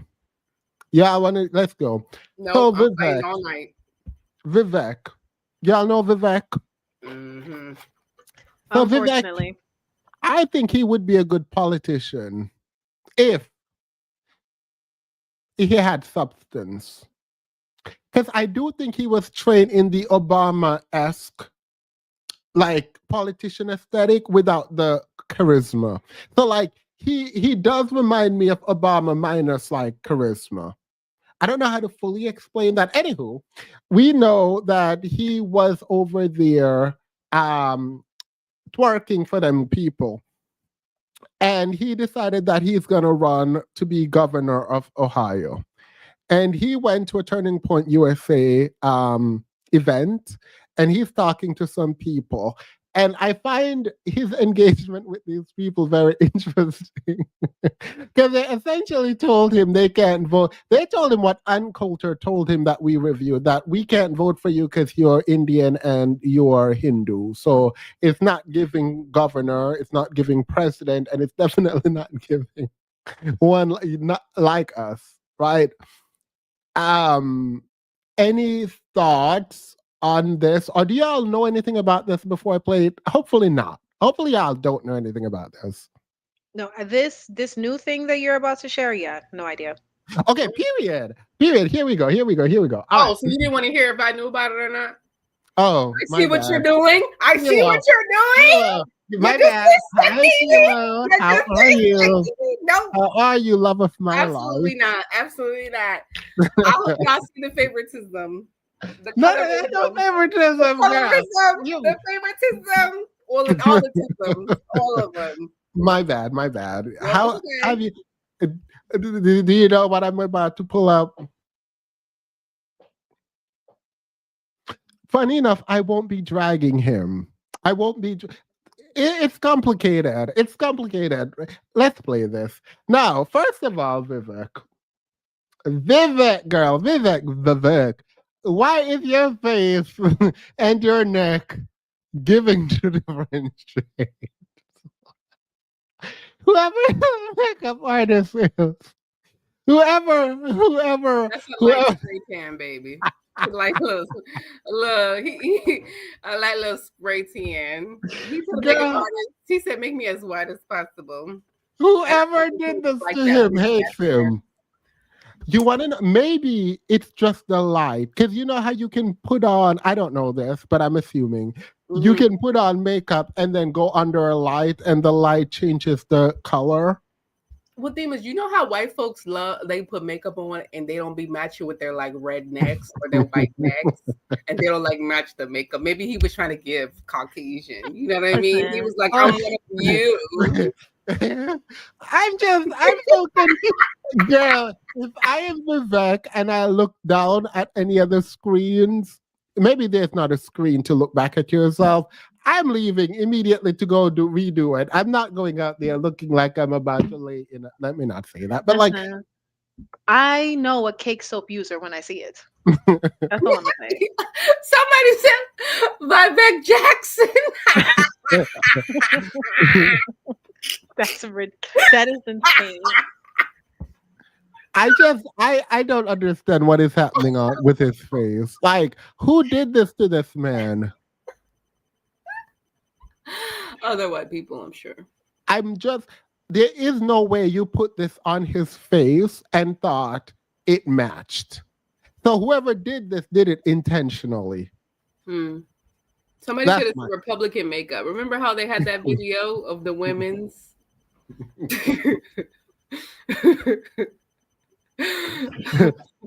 Bemis is Republican makeup. It's supposed to look like.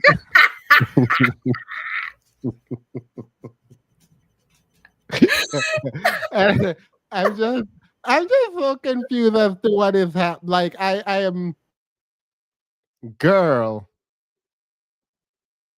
A lot of the legal immigration we see. So I'm curious if your views have changed on that. I would say my views have been pretty consistent over time, and they're. Mind you, y'all heard the question. Y'all need to hear this question. Y'all need to get into this question. Y'all get some popcorn, get some drinks. Come sit up. We need to get into this because this is some foolishness. All right, let's do it. Myself in an immigration office for a number of years and have very much become against a lot of the legal immigration we see. So I'm curious if your views have changed on that. I would say my views have been pretty consistent over time, and they're consistent with what I reflected in my speech, which let's start with where we need to begin. I am sure this man said, have your views on legal. He's opposed to some of these legal immigration. Not illegal. He's like, have your views changed on some of these legal immigration? Hear what Vivek about to do. Because he's... Get it. I think, based on your question, I assume we would find alignment here, but I hope we do. We have double-digit numbers of millions of people who entered the country illegally. And my view is if you entered the country illegally, it is perfectly just for you to be returned to your country of origin. We haven't done that. So I agree. Let's do that first. Focus on that first. But and that would. We should do that first. We should first. And then we should go to those legal immigrants. And second is you. He said, you next. He said, first we're going to do that, and then you're going to get on the boat after. You're going to follow right behind them. You're going to stick beside them. We're not done. This is the calmest one. It's a build-up, girl. It's a build-up. Would constitute something where we have still 10 plus million numbers to go before we get to that question. Now, the separate question is, what should the legal immigration policy of the United States look like? Is the legal immigration policy of the United States right now serving the best interests of our country? No. I think the answer to that question is no. I agree with you. So what I favor and have long favored, and we got to have the courage to actually just stop bucking to, the last person who complained in your ear to actually speak truth, is we need a legal immigration system that accomplishes one thing. Does it serve the interests of the United States citizens who are already here? That should be the sole purpose. Now the question is, we may disagree, on exactly how we do it, but at least we're aligned on the goal. The goal of U.S. immigration policy is to serve the Americans who already reside here. Then we have a question of what a merit-based system looks like. Now, the White House took some steps recently to say that, you know what, people should have to pay more to be able to actually hire someone from another country. I think that's actually a reasonable approach. If somebody's asked to put their money where their mouth is, that's a reasonable approach for framing the question of how we think about legal immigration to the United States. But I think that that is a tough question. We're going to have to roll up our sleeves and actually ask the question, what best advances the interests of the citizens who are already here? And a precondition for even having that debate is actually to have ended the illegal immigration crisis in this country that we can't just sweep under the rug to punt for this other complicated question ahead of us. That's where I land on the question. So thank you for your. He did not miss it. No. Vivek makes it. No, he did not miss the subtext. He fully understand the subtext. And the reason we know he fully understood the subtext is because he never answered the actual question. He pivoted and went to illegal immigrants when this man was not talking about illegal immigration at all.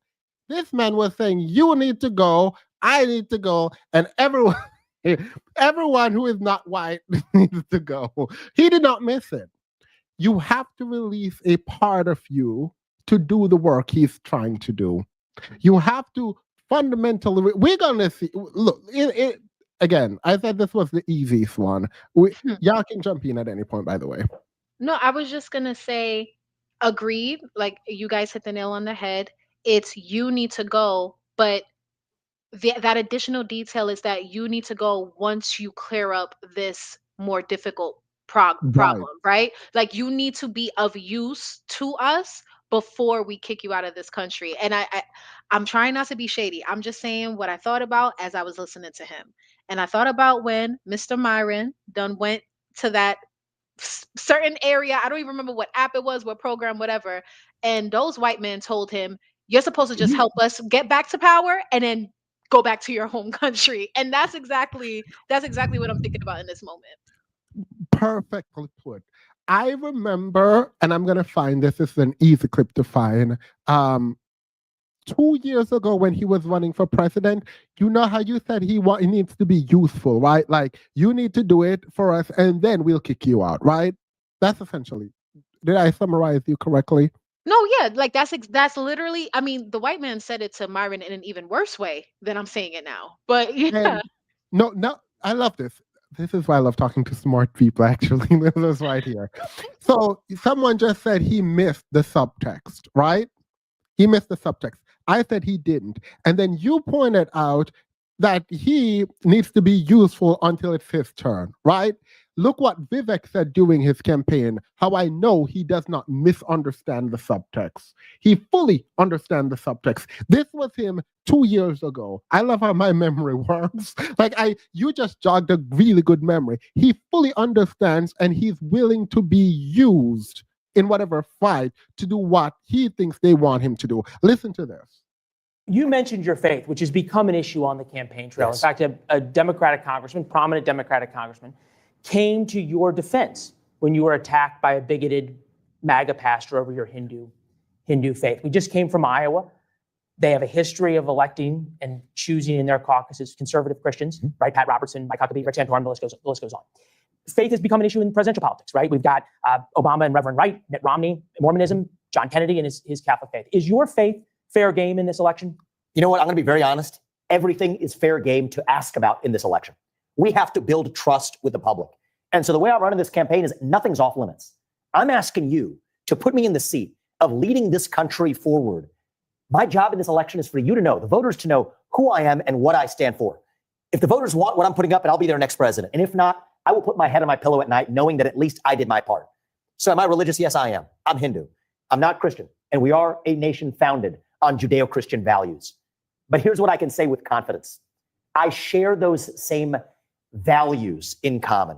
I believe I live by those values more so than many self-proclaimed Christian politicians. And I think that I stand for religious liberty with such ardence that in many ways, I'm going to be a better protector of religious liberties than many of the Christian right politicians, or else we wouldn't see the assault on religious liberties that we see today. And the best part is, nobody is going to accuse me of being a Christian nationalist. as I do it. That. Heard that? Yeah, no, he basically like I'm here for y'all. I'm gonna further your agendas while I'm here. Thank you for having me. And they can't accuse me of what they would accuse you of. So I can hide. I can be the Trojan horse, but I'm not a Trojan horse, really. I can be what you want me to be and do what you want me to do without being accused of being what they would accuse you of being because of my identity. Yeah. He knows fully what he's doing. He knows fully what he's doing. This was 2 years ago. And while you were talking, DJ, this just popped into my brain. And funny enough, at the time, I've never reviewed this clip. At the time when he was doing this, I don't know why I heard this, filed it away in the back of my brain, apparently somewhere in my memory castle. And as soon as you said it, that door opened. And I was like, oh, yeah, he knows fully. He knows fully. No one is going to accuse me of being a Christian nationalist because I'm Hindu, but I'm going to be upholding your principles hidden behind my Hindu faith. Right. And I think it's one of the costs of delusion is having to abandon your dignity. Yeah. In order to chase this situation. To be able for him to be able to tolerate this level of humiliation and cruelty is actually really sad to me. It's really disgusting. I'm not really sure what fuels him. It could be financial. He could actually be deluded into thinking that I am special, I am different, and at the end of this rainbow there is a pot of gold for me. I mean, it could be a level of emotional survival where you pretend that you'd rather pretend they don't hate you than to completely give in to the understanding that these people do hate you. It's easier to just pretend that they don't. It's really sad. It's really sad to me. It is. It is really sad. But that's what you just said is actually really interesting. Sorry, I think I'm indulging too much in like the fact that I think you both are really smart. Sorry, that's annoying. But anyway, there's a lot of immigrants, I believe, and first generations. I think that the viciousness with which Black people have been treated in America has put a taste for more in a lot of immigrants' mouth. And I think there is a willingness to, and people who are people of color but not Black, there is a wanting to identify with whiteness and be as far away from Blackness specifically as is possible. And sometimes that comes, like you said, Keela, at the cost of your dignity. Yeah. And as much as I want to laugh and kiki, there is something really sad about someone who learned to speak and present whiteness in a very specific way for acceptance, that when they're performing it and they're being disrespected, it obviously there's the easy laughing at it, but there is a sadness of like, I understand you wanting acceptance, but from whom do you want this acceptance, and how much of your dignity are you willing to give to be not even accepted, but tolerated in the room? And barely tolerated. Because it's this, again, it feels like there's an emotional survival. Like if it's not financial, if it is that, then you lie to yourself so that you can survive emotionally in this environment that you've created. So in one aspect in my mind, he goes backstage and he's talking, he's like, yeah, they're just ignorant, or they're just this. I can imagine him pushing off the reality of the situation so that he can survive. Because if you truly gave into the understanding that these people hate you and that you've not only fed into it, you've promoted it, I don't think you can survive if you were a good person in that realization. Right. And it it's doubly the problem because he's not without talent as a he's a new politician, but he's not without talent as a politician.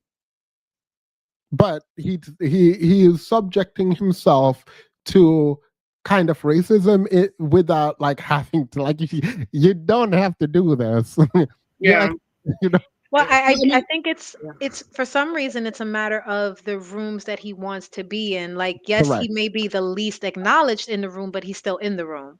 Right. And that he has to be holding on to something, right? And mhm. No.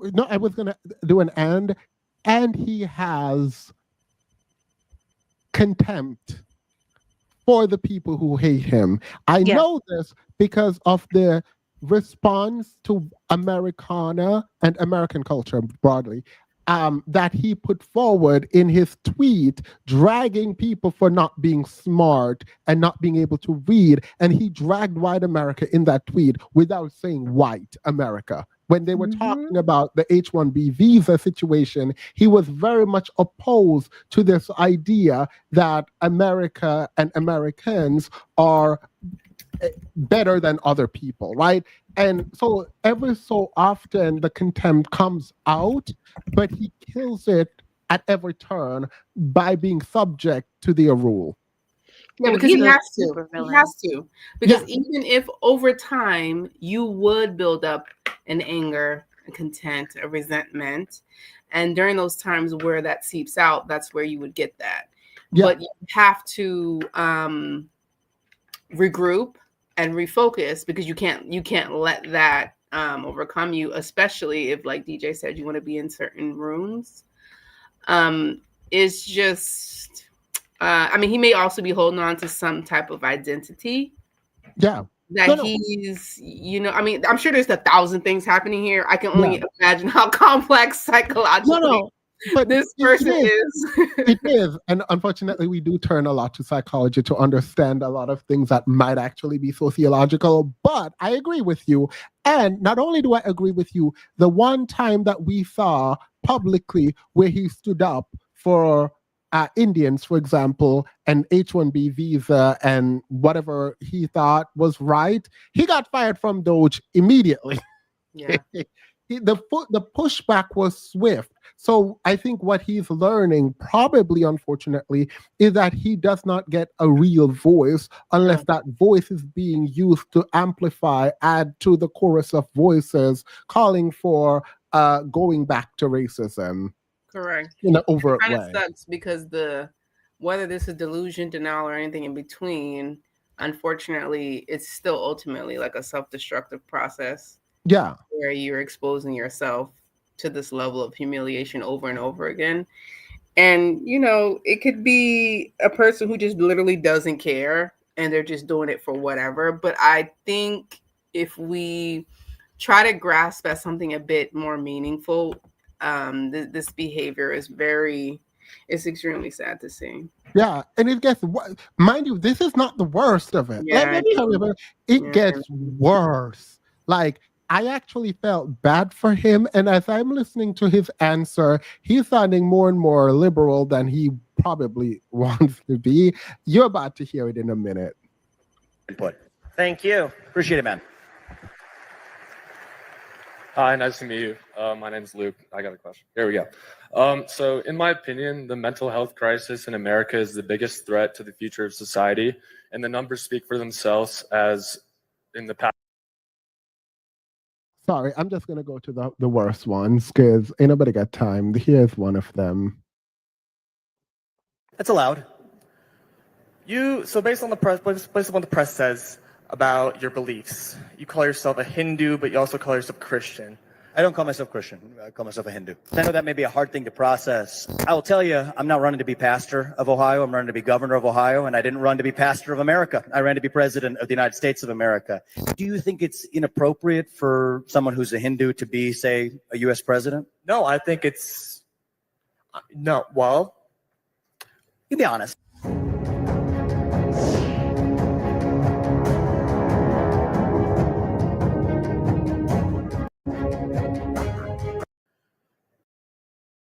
Wait, I didn't realize. I didn't realize he did a double take. I promise I watched this already. I didn't realize he did a double take.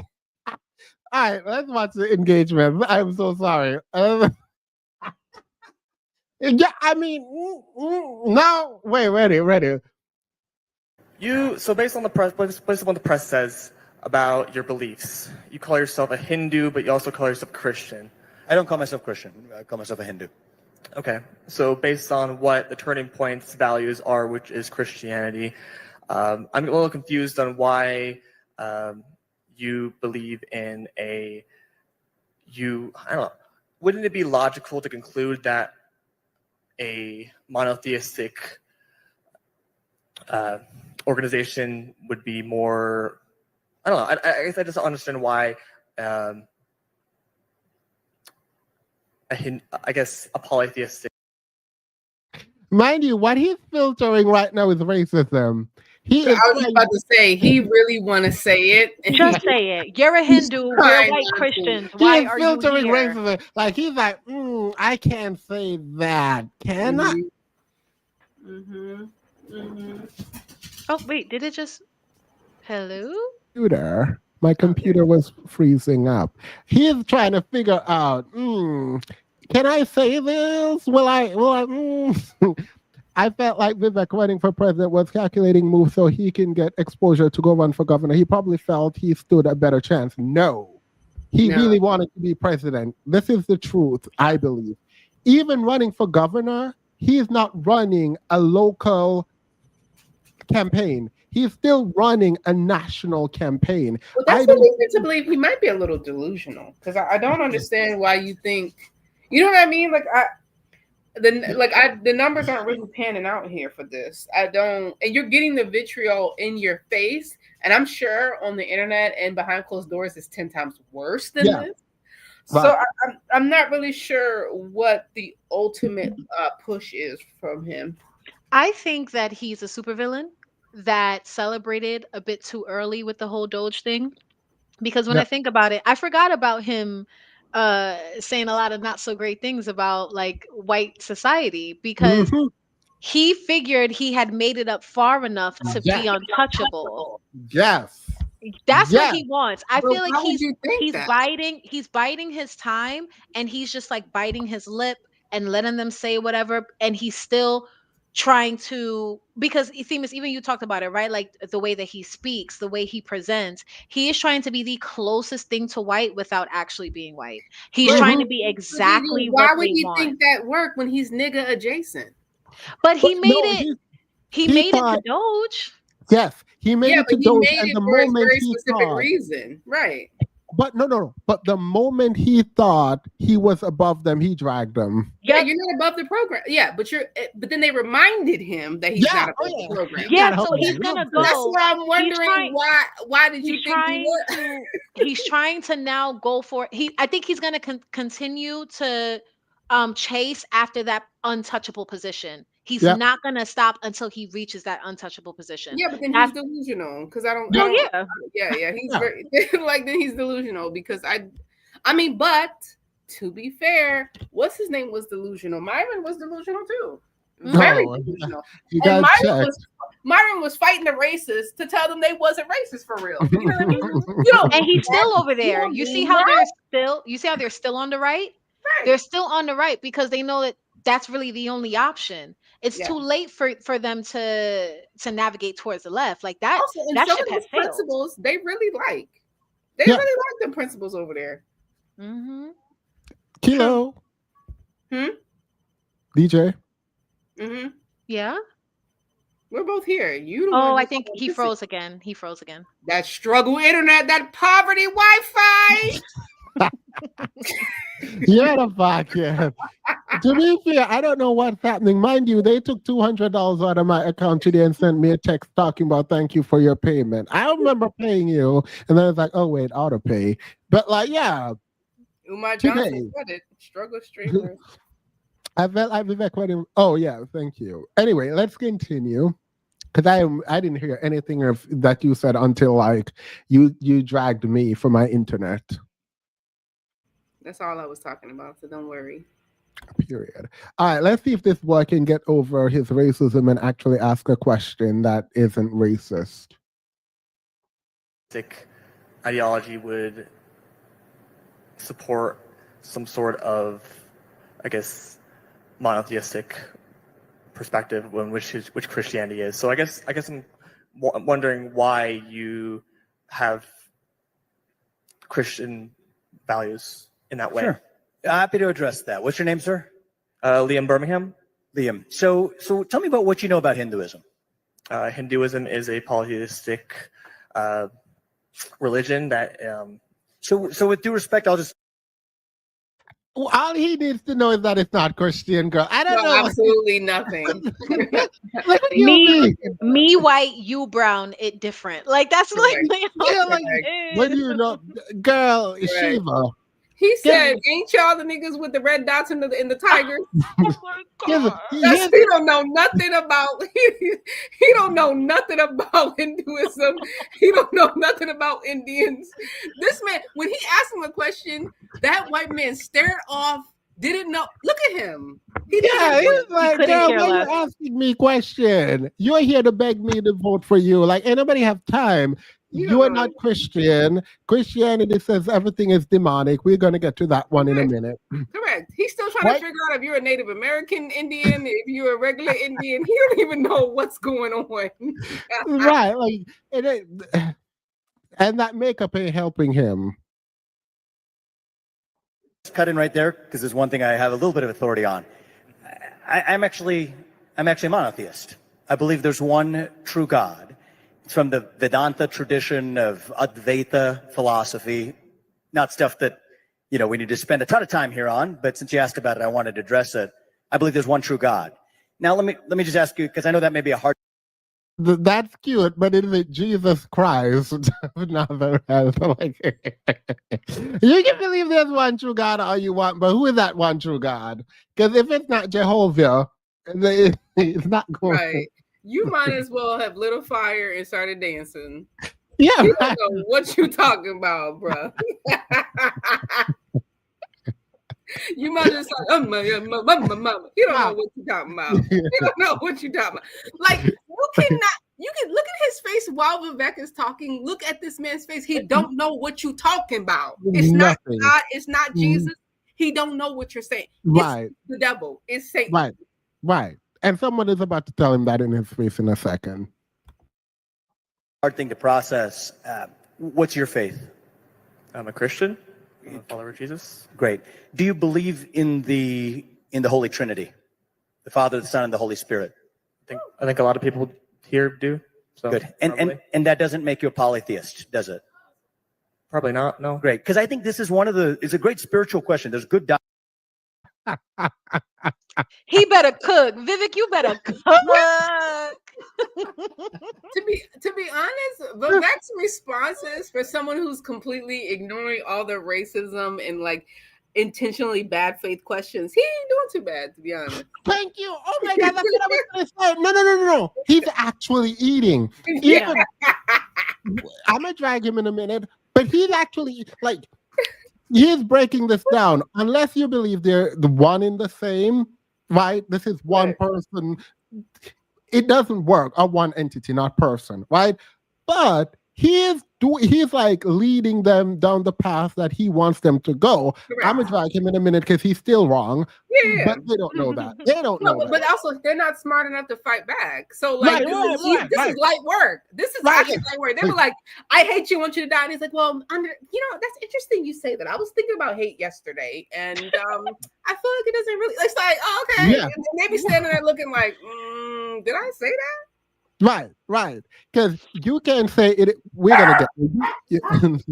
You can say you also hold these Christian values, and other religion hold these Christian values. Then they're not Christian values. Dialogue here is every religion has its reconciling of the one and the many, and so in my faith, I believe there's one true God. He resides in all of us, and he appears in different forms, but it's one true God. So I'm an ethical monotheist. That's the way I would describe my faith.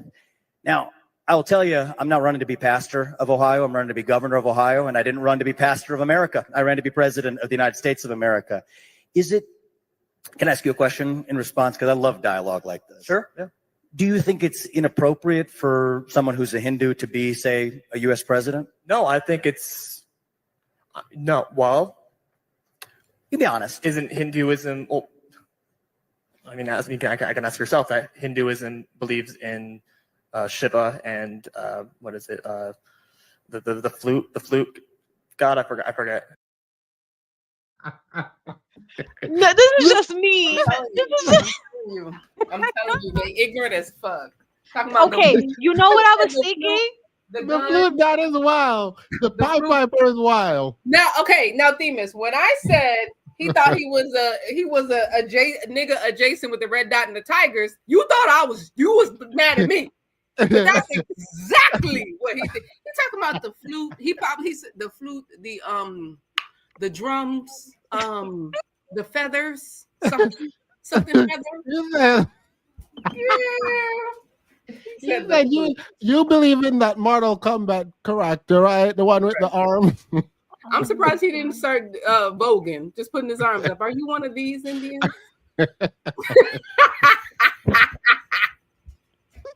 There's no way. There's a. God. Did you say something, DJ? What did you say? No, I was just thinking to myself, I was like, well, why, after the whole Doge thing went down, like, why would he try to appeal to the same base? But this is why. It's easier over there. Yeah. Even though it's harder on the spirit, easier. it's harder on the spirit, but it's easier like in actual practice. So I get it. Correct. Right, Krishna, who's you're thinking of? Yeah, Krishna. So the one thing for you to take away from, about my faith is I'm an ethical monotheist. I believe in one true God, the Advaita philosophy of Vedanta. And I think that as you think about the Holy Trinity and what that means for, you're not a polytheist either. That's a similar philosophy. And I'd love to kind of continue that over a religious dinner conversation sometime. But can you not ask me any more of this? We can talk about it over dinner. He's No. slick. He's slick. Yeah, He's so slick, yeah. But you also call yourself a Hindu as well. I'm a Hindu. I am a Hindu. So I'd like to. So we're here mostly. I love to. Yeah, what is an ethical? Let me leave it alone. Also, I feel like he had a point when he was saying that, like, I'm here to be the governor, and I feel like he could have ate down if he was saying that, like, this is the land of the free and the pagans. He's going to. For No. religious persecution and all that stuff. He's going to. I'm gonna drag him for it, but he's going to. No, he's not dumb. I don't care what you say. Vivek is not dumb. He's not. He knows exactly what's going on. Oh yeah, and he's trying to play them. The problem is they don't care. They see brown, and that's it. Right. A part of him must think he can somehow words his way out of this, reason his way out of this, but he doesn't realize that most of them in there don't know how to read. And when they look at you, they see brown skin. You're a nigga adjacent that we never owned. Yeah. We don't want you here. That's really it. Like, I don't. Right. The vernacular won't cut it, and No. neither will the skin bleaching. It's not going to cut it. It's not going to cut it. The uneven tone around the neck and the ear and the chin, it doesn't cut it, babes. We see it. We see right through you. We see you. We see right through you. Continue this another time. What I'd like to focus on today, though, is actually where that leaves us with the values of our own country, the shared values of this country. And actually, to that effect, what's your name? Liam Birmingham. Liam, I have something I'd like to give you. Marion. This, by the way, is very condescending and insulting, but in a way that none of them will read. Watch this. Would you like to just come on stage and join me for a moment? It's something that's really important to me. It's next to my faith and to my family. This is the next most important thing to me in life. I usually keep it with me, and for tonight, I think it'll actually be really useful for having you come up here, and I'd love to give it to you. You want to join? A tough.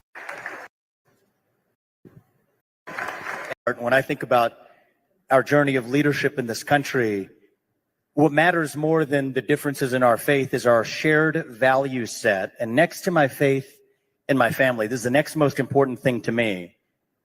This is the Constitution of the United States of America. I mean, man, watch this. He's not going to just give him the Constitution. He going to make him read it. He going to make him read a very specific part. I'm going to give you my copy from today. And there's 7 articles in it. I'll ask you to just open it up real quick to Article 6, if you will, for a second. And I think it's actually, we talk about the Constitution a lot in our country, and I love that. One of the things I love about it is it actually makes sense to read the Constitution from time to time. It's a good thing to actually read. So we'll go to Article 6. There's 7 articles in it. And why don't you just read the part 3 to the audience? We'll make this our constitutional reading for the day. This boy could have dragged Vivek if he had said, "No, I don't want your gift. I am not voting for you." I was just about to say, the moment you would have said, "Come up here," I'd be like, "No, I'm not coming." Right.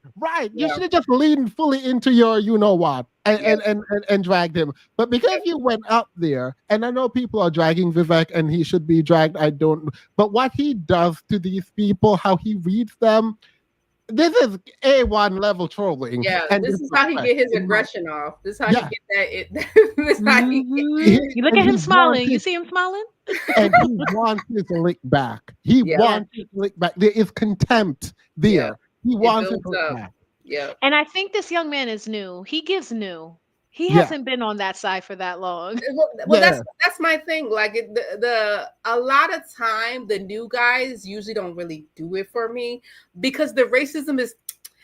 It's just not quite deep enough. You know what I mean? Like I can like a sprinkle, like a sprinkle. Right, But I like, can taste it at the surface, but it's just not giving. You know what I mean? Like I need you. You weren't even around when it was hitting. You know, when it was actually giving for you.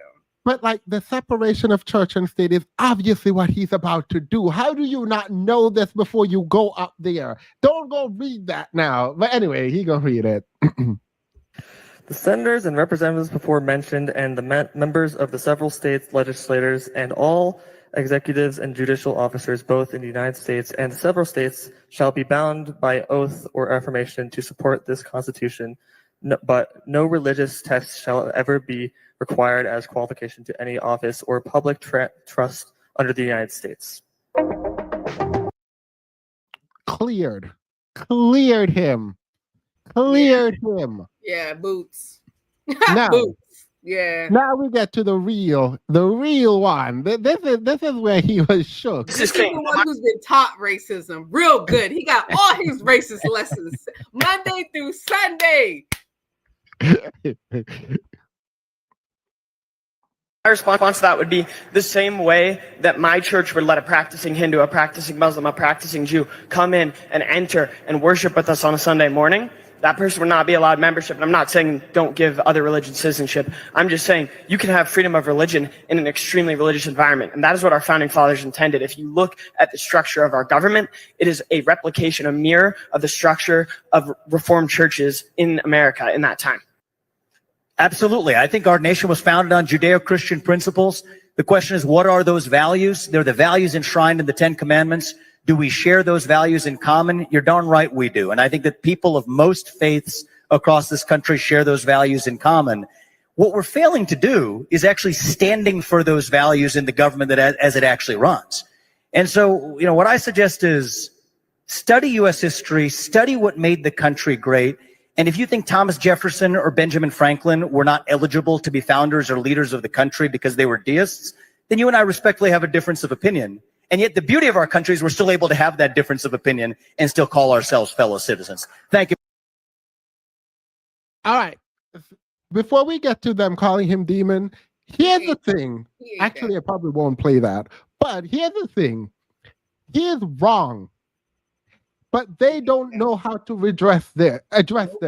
Nope. It cannot be Christian values if every religion agrees on it and adheres to it. There is only one.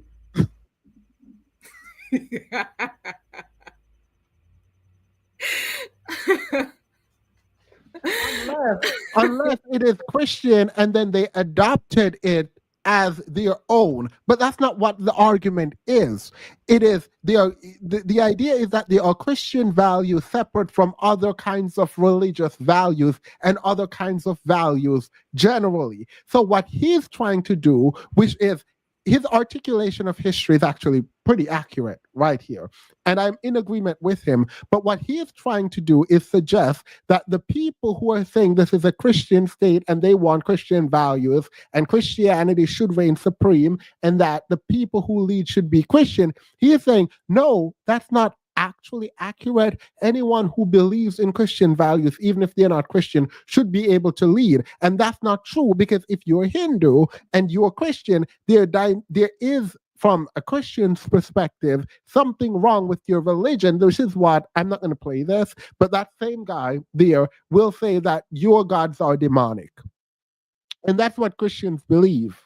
They will lie, but that's what the Bible says. So either you are like lying about your own Christianity, or you're a Christian and you read the Bible and you know that the Bible says that other gods are lesser gods and demonic.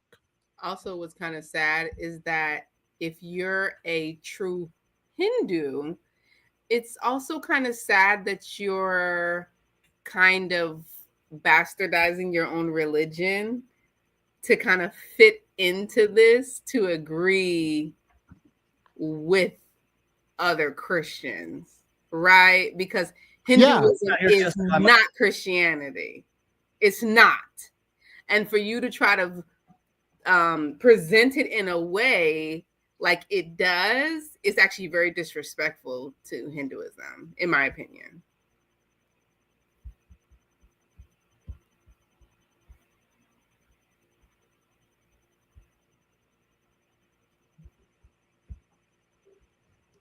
Now I'm messy. I have to do this. I'm messy.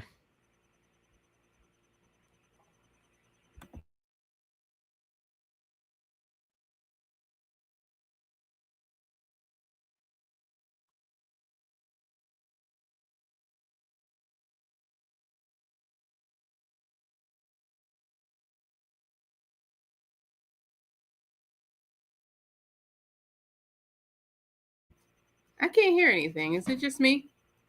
Oh, you can't hear. My bad. I think I hit it. Me neither. Sorry. No. Girl, this is a drag. You are an Indian, a Hindu, coming from a different culture, different religion than those who founded this country, those who grew this country, built this country, made this country the beautiful thing that it is today. What are you conserving? You are bringing change. I'll be 100% honest with you. Christianity is the one truth. Jesus Christ is God, and there is no other God. He is part of the Holy Trinity, and any other God is a demon, and it's false. A demon? Oh my God. Say it with your whole chest, young man. Yeah. And he smiled while he heard that. Yeah, Kilo, you're right, man. There has to be some things missing, some things that you like deliberately discarded in order for you to stay calm and hear something like that. Like when I think about the white woman and Coulter, like how he was able to just continue engaging and smiling and keeping the conversation light, even though she was being like blatantly in your face racist. It's insane. Yeah, because you can you also get convince yourself tested. that you look down on them too. If you Yeah. situate yourself in a way that you look down on all these people, maybe you could get through it. Because you just think that they're all idiots, and you smile and you laugh because in your mind you're They better feel like than it's them. this power. Yeah. Right. So it could be that, but I honestly, I think there's a lot of psychological problems going on here with this guy. In order I for this to also make sense. think that, well, with Ann Coulter, people like Ann Coulter test you and they see how far they can go. And the moment you disrespected me, I would have been done. You won't have to test me further. And So this is also disrespectful to his own religion that he's even engaging in these conversations and trying to make his religion fit into Christianity and all. It's Right. he's disrespectful to his own religion. I want y'all to respond. We're moving away from this now because I'm over him. I'm over it. Love that for us. I have a lot more to say, but like I'm like, wait, let me not go there. Let's just move on. Let's go there. What's up? What's good? What one? What's going? I've been thinking about sort of like the political landscape and how much it has shifted. And part of why, like you both of you, based on being in the Discord, and talking to me privately and us talking, that I've leaned away from political discussion for many reasons. But there is also one that I don't think I've touched on. It is this idea that the overturned window, the political landscape has shifted so much to the point where I'm also unsubscribing from leftists who aren't able to meet Republicans and meet the political discourse and landscape where it is. And what I mean by that is it is in the gutter. And there is a need for you to go in the gutter too. Correct. You need to get dirty with the dirt, with the people. That's if you come to a fight and the person is telling you, I will be fighting dirty. I will be. And you show up with your fisticuffs, you're going to look stupid and you're going to lose. It's like it is what it is. So until I don't know what to do with that. It is what it is. And because I'm unwilling to do it for personal, emotional, psychological, my actual livelihood, like everything. There's a lot of reason why, and my own ethics, right? But I'm also unwilling to support people who pretend like this is business as usual. Like, if you're going to engage in politics, I'm going to need you to engage in politics. Yeah, I'm going to need you to go out here and start politicking. That's what I'm going to need you to do. And I think more than ever, are you talking about? Yes and no, but yes. Yes and no and yes, paper. But also, I am more worried. I think this is the first time that I've been this is the most I've been worried about women generally. And I don't think women understand what's happening. And I think by the time women figure out what's happening, it's going to be too late. Like that's the vibe. That's where I am. Like, I think immigrants figured out what's happening, but I don't think women generally, not just black women, I don't think women know what's happening. I don't think they believe what's happening. And I said this on the last live about progress is inevitable is a thought process of people and politicians who are sitting there trying to wait this out and ride it out until the midterm. No, there is, in fact, an effort you have to make to maintain or continue whatever progress you think is going to happen. You have to continue to implement. You cannot take for granted the fact that we are where we are right now because of the sweat, tears, and blood of so many other people. You are resting now. We, as a society and a community, we're resting now, and it's not resting time. Like, for the sake of your children, for the sake of the women and people you care about in your life, it is not resting season anymore, right? And I'm not just talking about black women saying, oh, I've stepped out of politics because we voted. That's not what I'm talking about. I am talking about the fact that we take for granted the reality of the rights we currently have as if they cannot be taken from us. I think we think that we are safe. And as we're seeing people chip things away, mind you, abortion wasn't even on the table, right? The fact that repealing the 19th Amendment and whether or not women should have the right to vote has become mainstream in terms of a talking point is absolutely insane. Despite what you may think, your rights are not inalienable. Right. No, because I remember 2, 3 years, 4 years ago, and the speed is so rapid because I'm watching Pearly Dusty Oyster things talking about women shouldn't have the right to vote. And I remember we were here laughing about it and how degenerate and disgusting that was. And not even 2 years full later, we're at the point where people high in the government are now talking publicly about whether or not there should be a one house voting rule, right? When you're married, one person vote, i.e. the man, and whether or not women should have the right to vote. And that is now becoming a part of like normal discourse. Yeah, like politics, yeah. so that for me is annoying. But I wanted to I'm not gonna introduce this. Let me just play this. Naturally providers nor protectors. I mean, if they were, everyone in the world would have what they needed. Men control most of the wealth. Men control most of the public policy decisions. We wouldn't have war. Everyone would have enough food if men were naturally providers and protectors. It's never been a secret to me. It's always given like my nephew who puts on a cape and says, I'm Batman. You know, being a provider and protector is not something you are just because you declare it so. Provision and protection are human traits and skills that fall under moral courage. Moral courage is something you possess after you've practiced it. They're human skills, which aren't gendered. They're human. But I can see the intention in many people that they want to be those things. These larger things of moral courage, provision and protection are actually held up by foundational skills that you actually need to practice. What are those skills? Listening. If you want to be a good provider and protector, you need to be a good listener. Curiosity. If you want to be a good provider and protector, you need to practice the skill of cultivating curiosity. If you want to be a good provider and protector, you have to be practicing the skill of humility. You have to be practicing the skill of connection, how to connect to others, how to connect to yourself. If you're not listening and paying attention, you won't even know what it means or what is required to provide and protect for those around you. Once again, this is for everyone. This isn't gendered. This is something all humans can practice and should practice if we're going to be good community members. Just to give you an example, I'm married. I share a lot about how my marriage has transformed, how we are stronger as a couple now. But years ago, when I first started sharing, our marriage was not good. And here's the thing. My husband really wanted to be a good provider and protector, but he wasn't. But it's not because he wasn't trying. He was working really hard, in fact.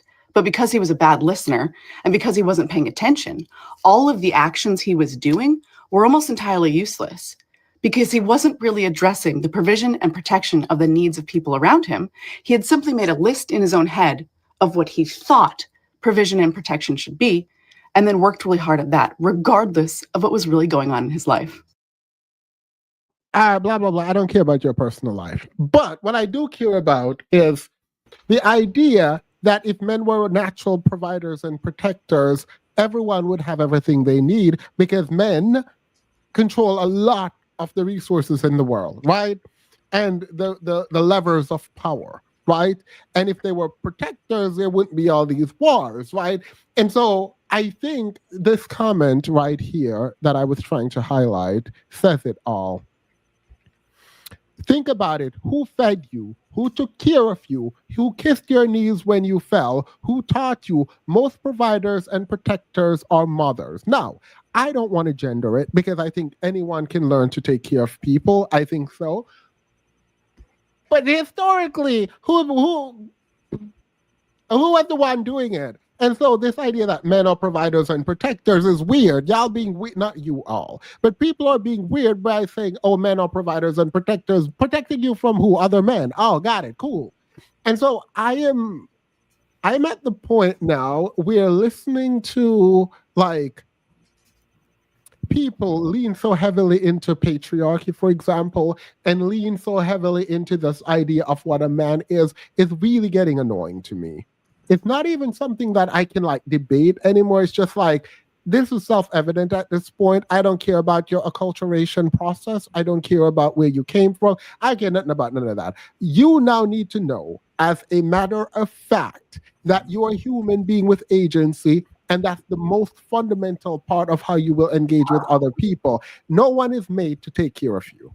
Like, you're a grown person. Stop talking about, oh, I want to get mad so someone can come take this load off of me. They, but they're going to add load to you. How about that?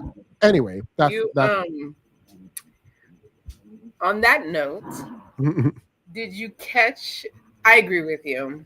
Agree with everything you said. I don't even listen to Look at This Course anymore. But on that note, you heard how she was said, see, my nigga, he wasn't shit. Oh, I got it. But I got it. And mind you, the thing is, I usually listen. I'm tired of it. Listen, if you're married, I actually don't want to hear about you from you at all. I'm gonna just tell you that. I'm done. I'm tired of listening to married people because the way that y'all be fully married and be struggling.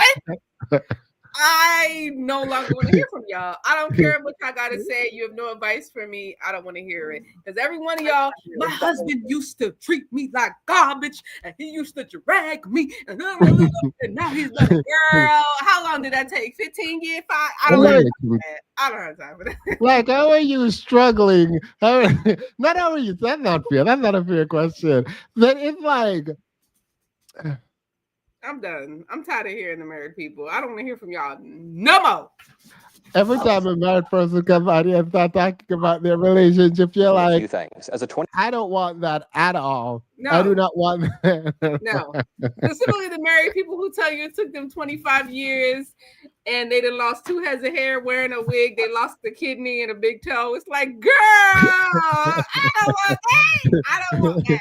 I don't want that, girl. Get out my face. And mind you, they're always doing it while elevating their marriage. Like, my husband is great now because he learned, but it took me forever. No, thank you. Oh, you lost your eyelashes, your edges. Like, girl, I don't want to hear how, girl, you damn near had to do a humiliation ritual sacrifice. You lost your good eye, your back hurt, your feet swollen. Girl, no. I don't want that. Yeah, the fuck. I don't think black women are weird. They just collectively decide to watch it burn while quietly planning to preserve and rebuild for ourselves and children. All right. I mean, all right. And then you're telling me your forehead expanded and your hairline is on the back of your neck and your arm is crooked and your back is breaking and half of your little bowels then popped out. You ain't pooped in 2 years. Like, girl, I don't want it. I don't want it. I don't want that. I don't want that. And they swear up and down you do. Yeah, they swear up and down that you want what they got. At least I'm married. At least she was married. Girl, she done lost 3 toes and half a nostril. Absolutely not. Yeah, I do. I think it was a chop when Nicki Minaj thought someone wanted her relationship. Yeah. I think that's when I realized, like, fully. I was like, delusional. Absolutely. Like, these people real delusional. Once they get in these marriages, they just forget everything else. When I saw the black women starting to look old, that's when I knew something was up. That's what I knew something was up. Something was real suspicious. I was like, no, you ain't finna age me. They fakes looking all young, but the neck and the hands give you away every time. Absolutely not. Absolutely. Like, they be stressed, they man. Yeah. Stressed. For 15 and 20 years of a terrible marriage, for 20 years later for him to turn it around. At that point, my resentment, my anger is, there's nothing we can do with this. Yeah, you know what? Maybe these people are graced because you just said a word. Because even if I stayed, which I would never, after we're together for however long you've been, I would resent you. And there is no way we would have a happy relationship after you stop. Because then I would start. Yeah. Yeah, the moment you stop, I'm starting. Yeah, I'm leaving. The moment I feel like you are like fine and you're like, oh, I want this now, I'm so sorry, is when I'm gonna start the problems. Like, right. Because let me tell you something. The way I didn't grow out my edges, the moment my shit start thinning, it's done. It's a done deal. Absolutely not. The moment I'm combing my shit out and that brush look too thick, absolutely not. No, you're not gonna have me stressing and losing my hair. No. I was trying to figure out if I should do this or skip it. Y'all saw them like text message that leaked from the young Republicans? Oh, skip it. Skip it? Yeah. It's giving Yeah, what I'm we fine knew with it that. was gonna give. All right, It's giving what we knew it was gonna give. yeah, all right. I'm gonna skip it, but I'm gonna go to I'm gonna skip it. If y'all don't know, won't go over it. But I want to go to this lady, this beautiful lady. I think she's so pretty. Her. She has a show, Abby Phillip. Oh yeah, she's very cute. Yes, very pretty. Yeah, So she has a show and she has these people on to talk about topics. It's like CNN, girl. It is what you think it is. But I want you to hear this. You want to hear it? Mm-hmm. It's a black man. Mm-mm. Then no. Ready? Yeah. Mm-mm. Down on his defense of the young Republicans involved in a leaked chat that used hundreds of slurs and joked about slavery, gas chambers, and rape. On social media, J.D. Vance says that he refused to join the pearl clutching and played whataboutism with Democrats. But after a night to sleep on it, this is how he described the Republican operatives, at least one of whom is an actual elected official. Grow up. I'm sorry. Focus on the real issues. Don't focus on what kids say in group chats. The reality is that kids do stupid things, especially young boys. They tell edgy, offensive jokes. Like that's what kids do. And I really don't want us to grow up in a country where a kid telling a stupid joke, telling a very offensive, stupid joke is cause to ruin their lives. And at some point, we're all going to have to say enough of this BS. Now, keep in mind, the texters referred to Black people as monkeys and watermelon people. They fantasized about raping enemies and driving them to suicide. They supported slavery and sending political opponents to gas chambers to, quote, watch people burn now. Now, here is Alexandria Ocasio-Cortez at CNN's town hall tonight talking about Republicans and the influence that they have on social media. They have been successful because they have also been very.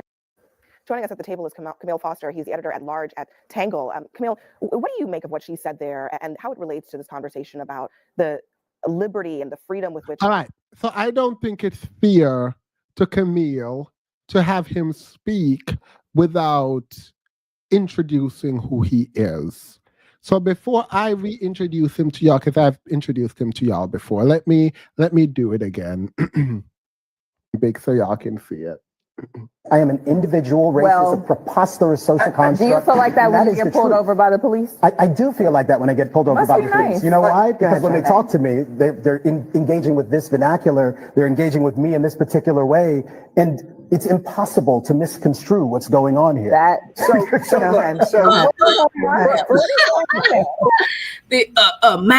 I don't lock me up, Massa. I'm one of the good ones, Massa. I'm one of the good ones. Don't take me, Massa. Like when they say when we engage in this vernacular, like you're like I when they get my window down, I begs them, my dudes. I begs them to just let me go. I begs them, I do. What are you talking about? What vernacular are you talking about? You think if you talk educated, all of a sudden they gonna treat you better? Boy. Mind you, racists are dumb. Like they're notoriously stupid. So you gonna talk your vernacular as if that gonna change that. I thought this was one of the funniest things ever. So the reason they be shooting you is because you don't speak that vernacular. Correct. It ain't your skin color. It's because you don't sound smart. I am an individual. Race is a preposterous social construct. Do you feel like that when you get pulled over by the police? I do feel like that when I get pulled over by the police. Nice. You know why? Because when they talk to me, they're engaging with this vernacular. They're engaging with me in this particular way. And it's impossible to misconstrue what's going on here. I'm a good nigga. I'm good. I'm different from you. I'm different. Impossible to misconstrue is What? insane. He is different, DJ. Do you hear how I pronounce every single one of my syllables? Oh no. Do you I do not get in hear trouble with the police how officers. I pronounce everything? It's impossible for them They know to what kind of man misunderstand I me. am. They know. Oh no, They I don't have know those issues. what kind of nigga I am. You said impossible. They understand me, if you will. They know what kind of nigga I am, DJ. They know.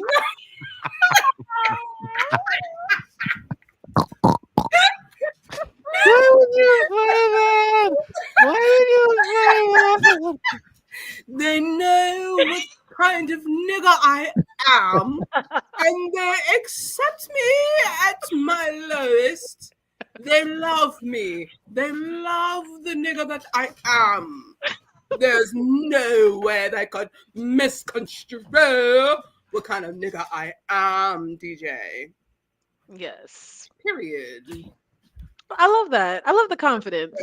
Man, I do not support anything that was just said on the live stream. And then when they shoot him, he over there talking about, I've been shot and there's blood everywhere. It must have been a misunderstanding because there's no way. They didn't understand. There's no way it was me they My meant to shoot. educated nigger language, they didn't understand me. Now there's blood everywhere.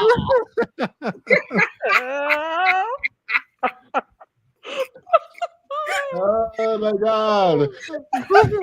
Is that your butler voice? I know.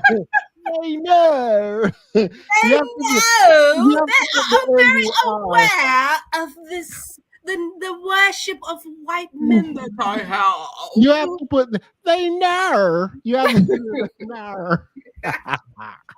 They know I worship the white man. They would never do me that way. I'm a different type They of know. girl.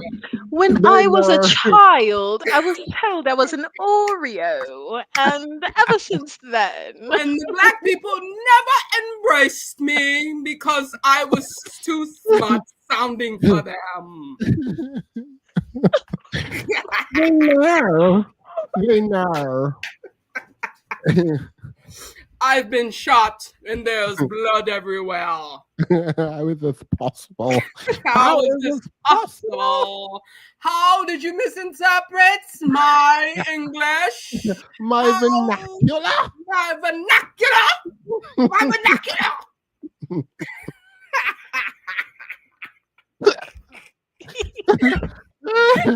Look at his face. Like, I hate him already. Like, I just know I'm about to be pissed off. I hate this nigga. I hate this nigga. They would probably vote South African born Elon Musk than an American born Vivek. Vivek needs a friend, therapist, or exorcist. Let me read it, Themis. They would probably vote for a South African born Elon Musk than American born Vivek. Do you understand me, DJ? Out of pocket. Oh my God. Yeah, these black men kill me, child. They kill me. They kill me. Yeah, the way my throat gave out, like I Your like throat gave out. Your throat gave out, Themis. So, Themis, your throat gave out. So. Did you?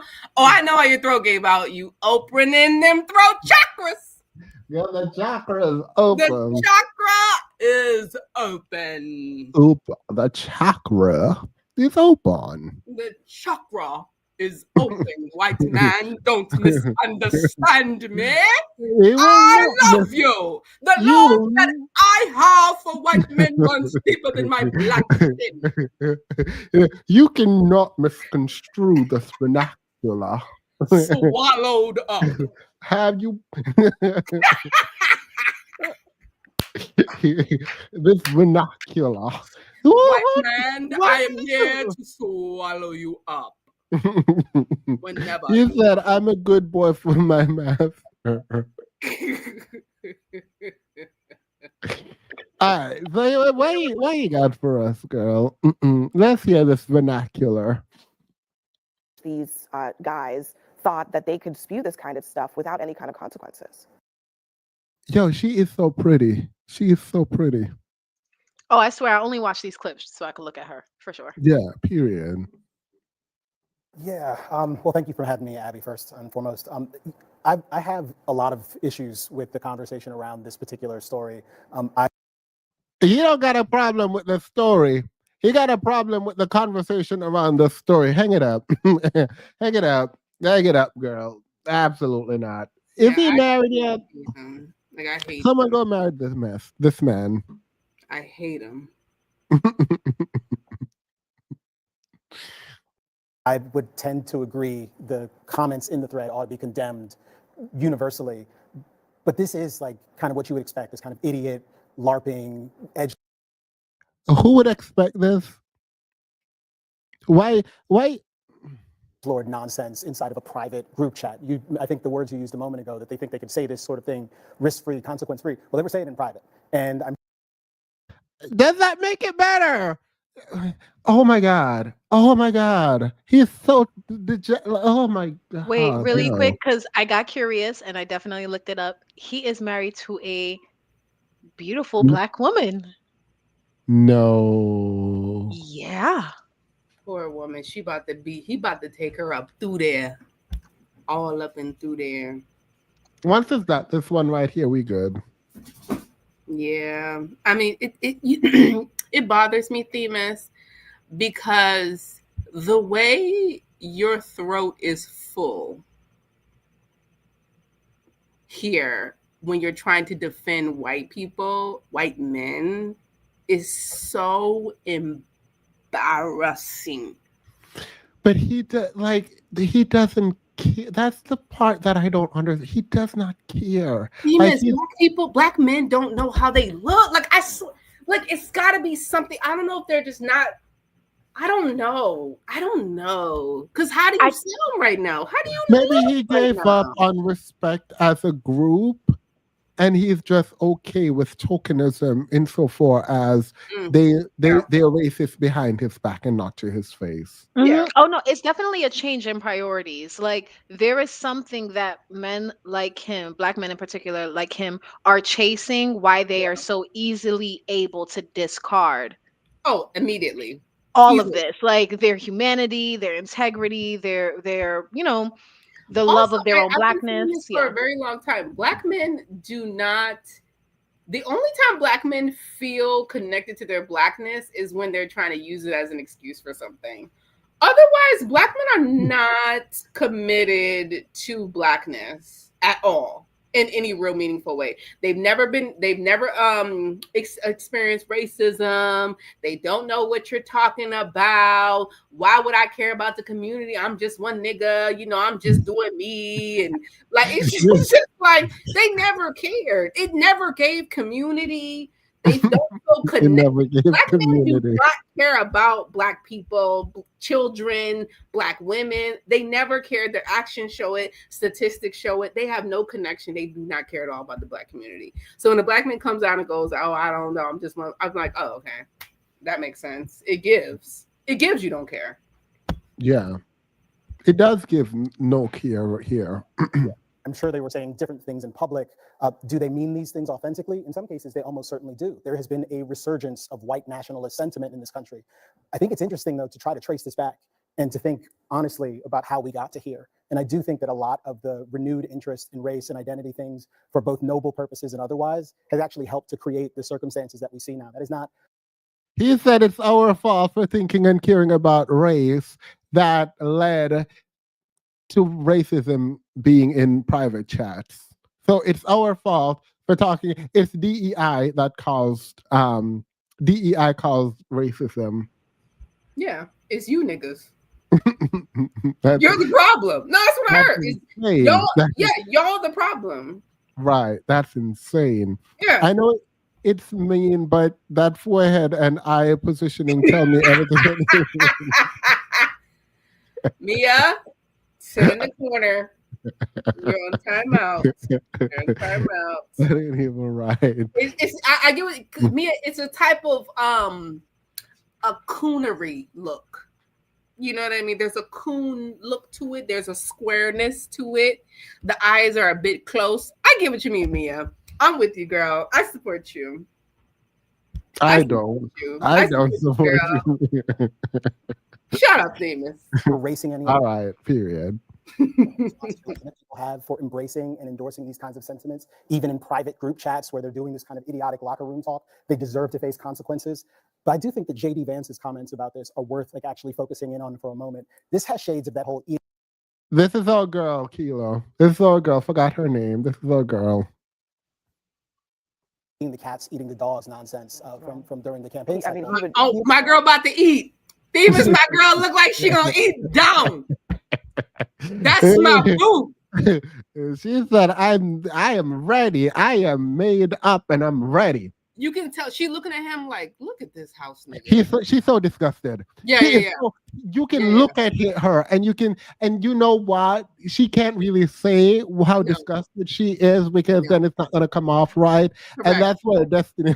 Hey, let me Yeah, stop. because I read house nigga in her eyes. Yeah. Yeah. I read it. Like go back a little Themis so we can see it. Y'all about to see. She gonna look at him like, look at this house nigga. Watch. I do think that JD Vance's comments about this are worth like actually focusing in on for a moment. This has shades of that whole eating the cats, eating the.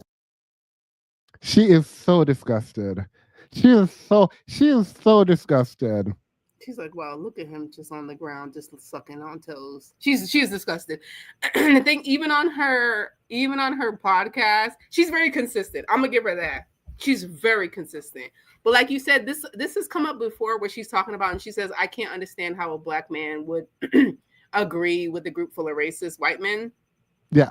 And on that show, she was genuinely perplexed.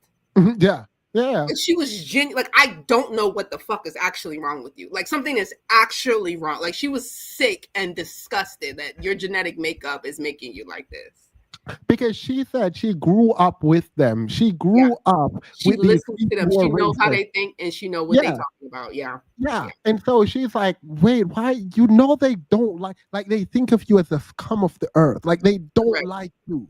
Right. What's crazy is the countless incidents of our men going missing from university campuses and all after hanging out with their all-white friend group, Queen's English and all. Right. Perfectly articulate. Perfectly. Thank you, PJ. But those were individual black men. So PJ. Right. So, yeah. Right. From during the campaign cycle. I mean, he would know all about He is that. a capable spokesperson for this administration, and I mean that as both a compliment and a dig, in the sense that he seems willing to go out and defend just about anything. It's Also, this black woman, she's better at hiding it, but she can't hide it either. She Nope. too. She's like, I hate that I have to do this for my job. You know what gives? She's looking. When I look at her face, it gives. We lost another one. Yeah, like, this is a sad situation. Yeah, she's over it. She's over it. She's Too. like, She's over it. Yeah, she's like, look at this one. I lost another one. Yeah. And you can tell she is familiar with him because she's been very restrained. Whenever she's talking to him, she tries to be very restrained, but she pushes back a lot. But you can tell she over him. Yeah. weird, the places where they decide to draw the lines. I'm not sure why they decide to draw it here. I do think the hypocrisy he's underscoring though is real. I know why, as well. because I've seen the places where these comments have been defended. And I think JD Vance is looking down the line at 2028 and he's looking at who he's calling kids right now are going to be the Republican operatives and the sort of the future of the Republican Party. And I think he's lining himself up. But you make an important point. The comments in the group chat are terrible and stupid, but I find it way more interesting that JD Vance has chosen to defend it than these guys that nobody knows or cares about. Why did he choose that this is suddenly the sort of thing that he chalks up to a youthful indiscretion when some of the people in this chat were like a year or two younger than him? He's 41. Hard to say. Have to ask him. I'll tell you to not defend it. I mean, the head of Young Republicans. Right.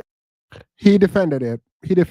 There's no ifs, ands, or buts about that, and I wish he had doubled down on that, but continue. They exiled these folks right away. We took swift action, and I appreciate that accountability. I'm not going to defend it. I didn't even read some of these tweets, but I've heard they're bad, and I believe it. I bet a lot of these guys are the same people who troll me online for the most part. So I guarantee it's a lot of the same folks. On the other hand, why you're seeing some Republicans shrug their shoulders, I mean, I'll tell you why. Here's what they would here's their sentiment. We just watched Charlie Kirk get shot in the neck. You know, we watched our president while he was campaigning almost get killed. A bullet whizzed by his head. So there's real violence, and then there's this disgusting, despicable stuff that is said in private.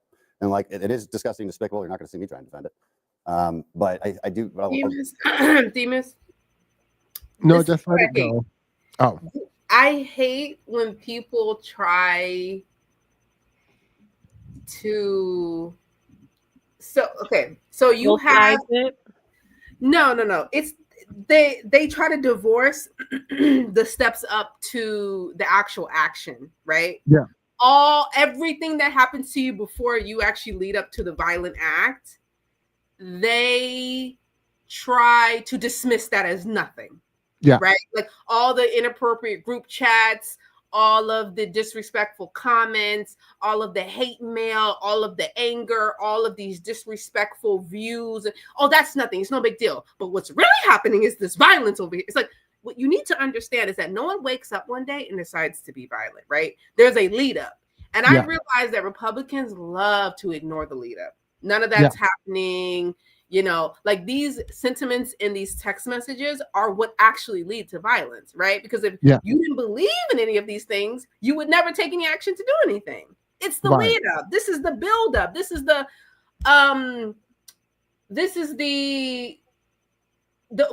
push that people need when they have a nasty idea that they're like, oh, my thoughts may be legitimate actually, right? Because I'm in a group chat, I'm in a forum, I'm in a Discord where I'm saying something really nasty and everyone's like, oh yeah, that's good. Yeah, they should F them all or whatever. And that was what gives power to these people that leads them to doing something violent. Right. But they ignore that. Oh, it's not a big deal. What about the real violence? Right. Okay. You know, like, I hate that. I hate this. Same. People who might feel that way. Ashley? Look, I think what happened to Charlie Kirk was awful. I said it. I think an assassination attempt on anybody, including the then candidate Trump and now president, it's awful. I also think that there's a different conversation, right? So I don't take any comfort that this is done in private, because if you say the N-word in private, you think it in public. And that means that at some point in my life, I may be sitting across somebody who thinks I'm the N-word. And so that person may be the person who has to give me a job one day, or as a police officer that pulls me over one day, despite being articulate, he knows what I'm talking about.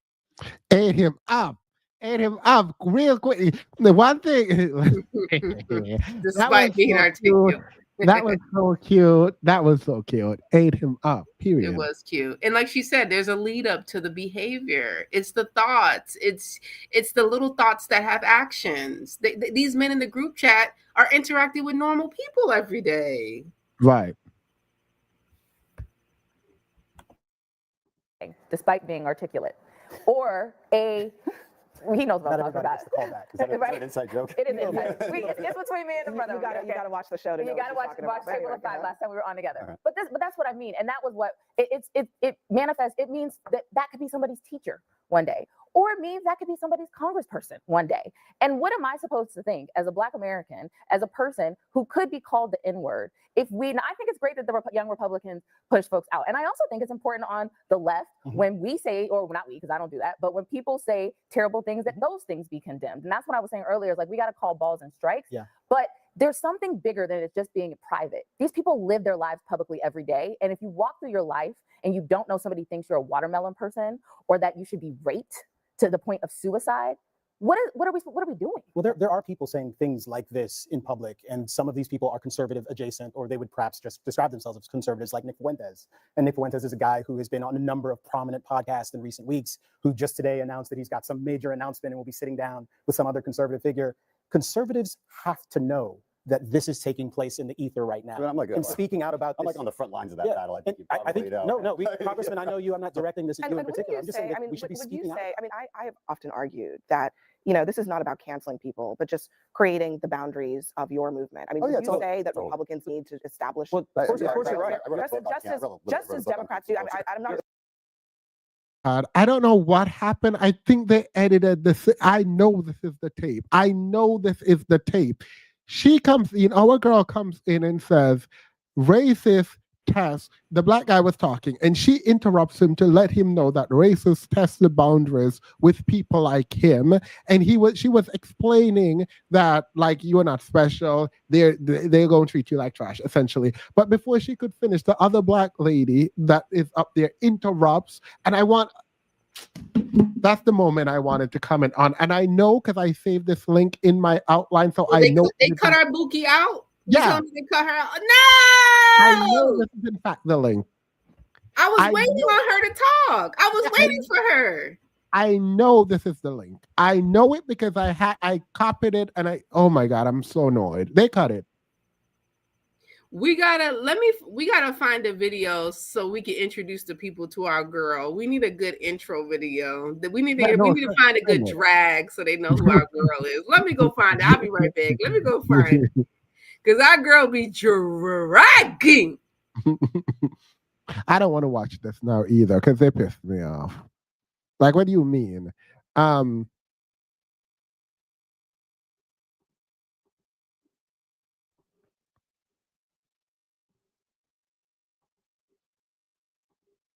We're just gonna see.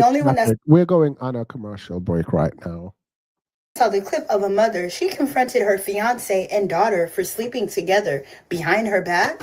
Welcome to Verify Tea. My name is Tiffany, and I'm here to give you all the clip from the Caramel Show is going viral of this mom. She confronted her fiance and daughter for sleeping together behind her back. She went into detail how it was one night that she saw the daughter calling her fiance's phone, and the daughter was saying that she actually meant to call her mother, not her fiance. Y'all, it got really juicy. She got the booty, and she comes to my house with these little shorts on and tight clothing and always bending over, and he be looking with his little googly eyes. I caught him a few times. I'm like, what you doing? Oh, no, I was looking at the TV. You weren't looking at no damn TV. You was looking at her butt. And so then she calls his phone in the middle of the night, and when I answer the phone, she's like, oh, I'm like, why you calling my man? She's like, well, I was trying to call you. Remind you, I don't got no calls, no missed calls from her, no text messages, no nothing. And then my friend told me she saw them at a bar hugging and kissing. He denied it, though. He denied it. What will you do if you find out that they're sleeping together? I hope that's not the case. First, I'm going to put his ass out. I'm packed up. He's got to go. He got to go. That's it. The wedding is off. It's over with. Well, my producer told me before we bring anyone out, there's something they want you and I to look at. What is it? We've been messing around, and it's over with. I just want her to know, and if they still continue to decide to get married, I just want to get that off my conscience. I'm just to marry this man, Anaya. We supposed to be getting married in less than 2 months. You are my daughter. Men come a dime a dozen, but you are my child. You are my child. Are you intentionally trying to hurt me? I'm not. And you're crying? Because I feel bad for hurting you. Well, if you felt so bad, why did you do it? You should have stopped it then and been like, no, I'm not doing that to my mama again. I'm not going to put her through that no more.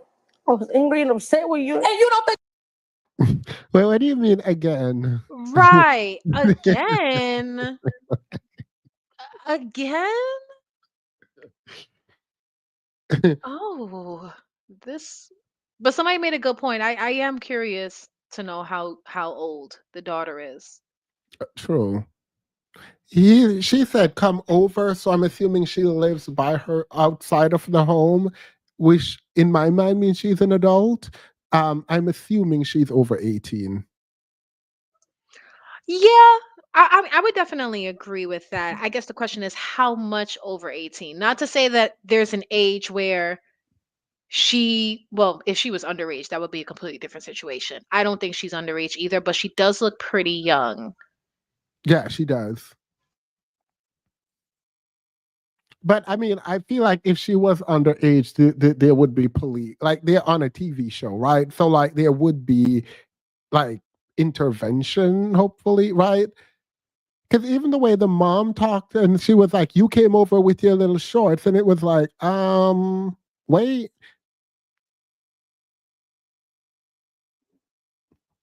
I'm angry and upset. You sleeping with my daughter? How many times did I ask you this? More than once. And what did you tell me? Told you I haven't been sleeping with her. So, but you have though, right? Multiple times that you told her you was gonna leave me to be with her? You told her you loved her? Yes. Marcus, why would you... Dude, I'm really trying not to put my hands on you, dude. If you wanted to cheat, why would you cheat with her daughter? Why would you pursue her daughter? Why? Because, I mean... Any other woman. You could have any woman. I mean, well, it was... Any woman is like kind of like not realistic at all. But also, like, why are you with a mush mouth who can't even speak? Like, I don't understand. Anyway, that was the break. I'm over them. Yeah, this is a whole mess. Like, I don't even want to comment, honestly. Same. Keela, where you at? Because you need to come answer for this mess that you gave me. I'm here. I'm glad you're playing this. I want to introduce this video. All the Christians to the front. All the Christians to the front. Answer for your crimes.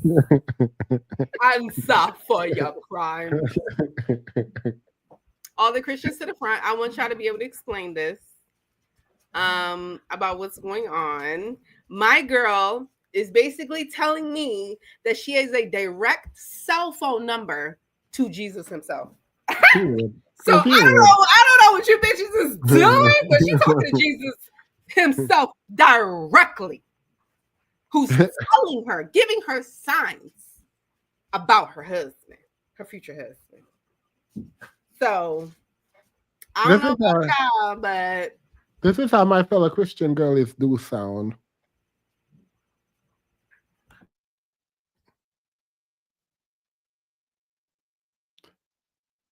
Y'all ready? Mm-hmm. Yep. Should we go in the after show first? Because we're 3 hours in. Yeah, let's go to the after show. I thank you guys. You can stick around. Please stick around for this foolishness. But love you all. Any final thoughts before we jump into the after show about anything that we just did? Because I have comments on Sweetie, but I'm going to leave it till the after show.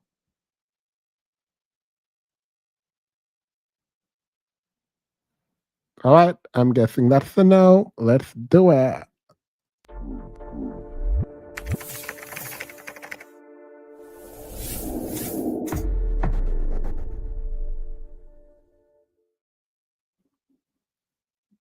Video Jackie. So I am going to tell you from start to finish how I believe God told me who my husband was. And I'm going to share some diary entries that are extremely embarrassing, but they're going to tell you a lot about where my mind was at the time. So I saw this guy in my university. I was studying ministry, and I saw him preaching in chapel, which is kind of like a church service on campus. And I was like, okay, this guy knows the word, this guy's attractive, and maybe I could go talk to him after the sermon's over. And after the sermon was over, a bunch of girls were surrounding him, asking him questions, whatever. And I remember I said this in my mind. I said, if this is my husband, God will bring him to me. And so I let it go. I didn't go up to him. The summer came, the next semester came, and it was still COVID. And so God gonna bring him to you. Did God bring him to you? Not immediately, but you can't rush God. Sometimes God likes to take his time with your blessings. Amen. Amen. Amen. These people delusional as they like. I just thought so. He's attractive, and you decided he's attractive. God, if this is my, why you ask God if that's your husband when you just looked at him, thought he was attractive? Like, why would you ever do some foolishness like that? Trust his timing. COVID was going on, and we were wearing masks, and we walked by each other in the hallway, and I saw his eyes, and I didn't connect that he was the guy from chapel, but I was like, okay, that was interesting. We made eye contact. He probably didn't even notice. I went home, and there was a Facebook friend suggestion, and there he was. And I looked at his picture, and I said, that's my husband. And I believed in my heart, like I heard that still small voice. That's wild. That's a wild thing to do. Mind you, she's like, I would have believed this more if the man was ugly. If the man was ugly and you're like, that's my husband, right? That I could get. But if you're like, he's so attractive, that's my husband. That's wild. This is riddled with lust. I'm cackling. Girl, you wanted some of that. You wanted a piece of that. That was it. That was not God, girl. That was a devil on your shoulder. This is religious psychosis. Listen, her loins were hot. You hear me? You hear me? Them loins was on fire. She felt that man, and for the first time in her life, she felt something real. You don't understand, guys. You don't get it. It's giving Kendra and psychiatrist. Yeah. Yeah, we said that. Yeah, we said that. Yeah. She heard a voice. They were She's sure that was right. But the reality was that I was idolizing this at the time. I was idolizing marriage. Like, I was the type of girl that was like, okay, I'm going to meet him at the grocery store, at CVS. Like, any moment, I'm going to meet my kingdom spouse. And this obsession with kingdom spouse, it was like a huge idolization since I was a little girl. So the fact that I was already idolizing it was sin, and it was opening the door for my heart to deceive me. The Bible says that the heart is deceitful above all things. And so I heard my heart speak and say, that's your husband. And I believed it with my whole heart. From that moment forth, I was faithful to that guy. And I determined in my heart, I'm not going to look at any other guy. Even if I pass by, nothing. She said she gonna be faithful. She gonna be faithful. Mind you, this is probably some kind of law of attraction or witchcraft thing. She's attempting talking about she gonna be faithful to a man who don't know her. How are you gonna sit there talk about you gonna be faithful to a man that don't even know your name? But you see how she already contradicted herself, right? Because she first said, God told me this was my husband, but then she said it was my heart, and the heart is deceitful. Right. Which one was it? Well, now she's probably saying it's her heart because the man said absolutely not. No, ma'am, I do not eat green eggs and ham. So she must have not been hearing God. So yeah, that's not on that. And we remain faithful. So I began praying for this guy, interceding like you wouldn't believe. And what happened was that I ended up befriending a girl who was his friend, and foolishly of me, I told him, I believe that guy's my husband. How much you want to bet she intentionally sought out a friend of his to tell the friend this so the friend could go back and tell him? No, don't know for what reason, but how much you want to bet that's what happened? You know, we don't talk enough about themselves. This is kind of interesting. We don't talk about delusion enough. We do not talk about delusion and the level of manipulation that goes into the husband finding. Because, like, why are you out here talking about, I'm finding my husband, God is giving me a husband? Ain't nobody got time for you, girl. Wasting everyone's unlimited minutes. Out here manifesting, talking about no God.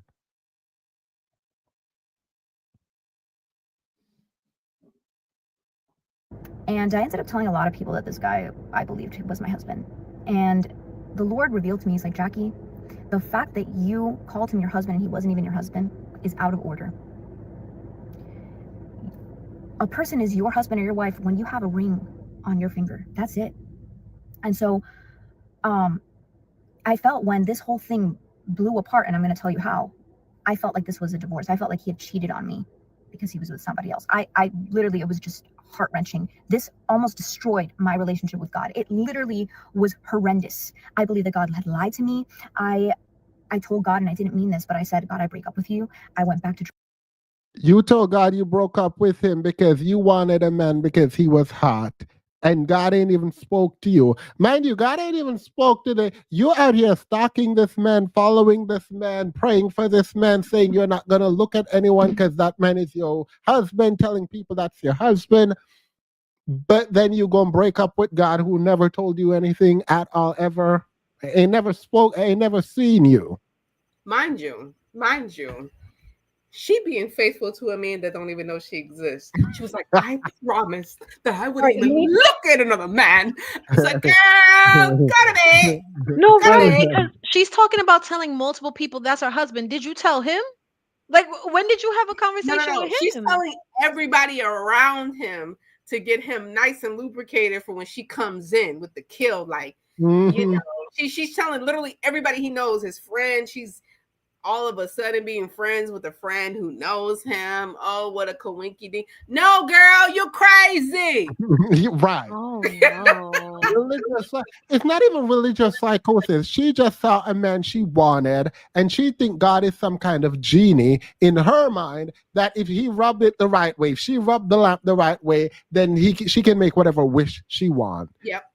She was trying to bewitch him. Right. That is insane. Yep. The witchcraft is witchcrafting. Talking about she stopped talking to she didn't even look at other men. She jumped off into that water like she Beyonce. Talking about she. Correct.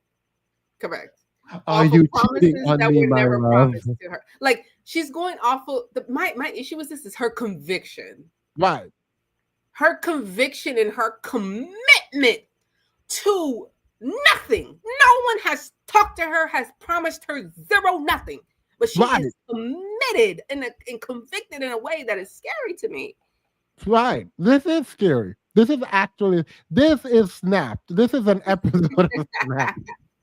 No, like legit. Because I feel like this is very much religious psychosis because you're having a psychotic break in which everything about this you're blaming God for. You're saying God made you. It's in God's way. God's put it in my mind. It's all of that. It's all of that. You're just manipulating God to do what you want to do. That's Right. all it is. Just like these women who talking about God told me to stay with my cheating husband. No, he didn't. Yeah, your low self-esteem mind told you to stay with your cheating husband. Correct.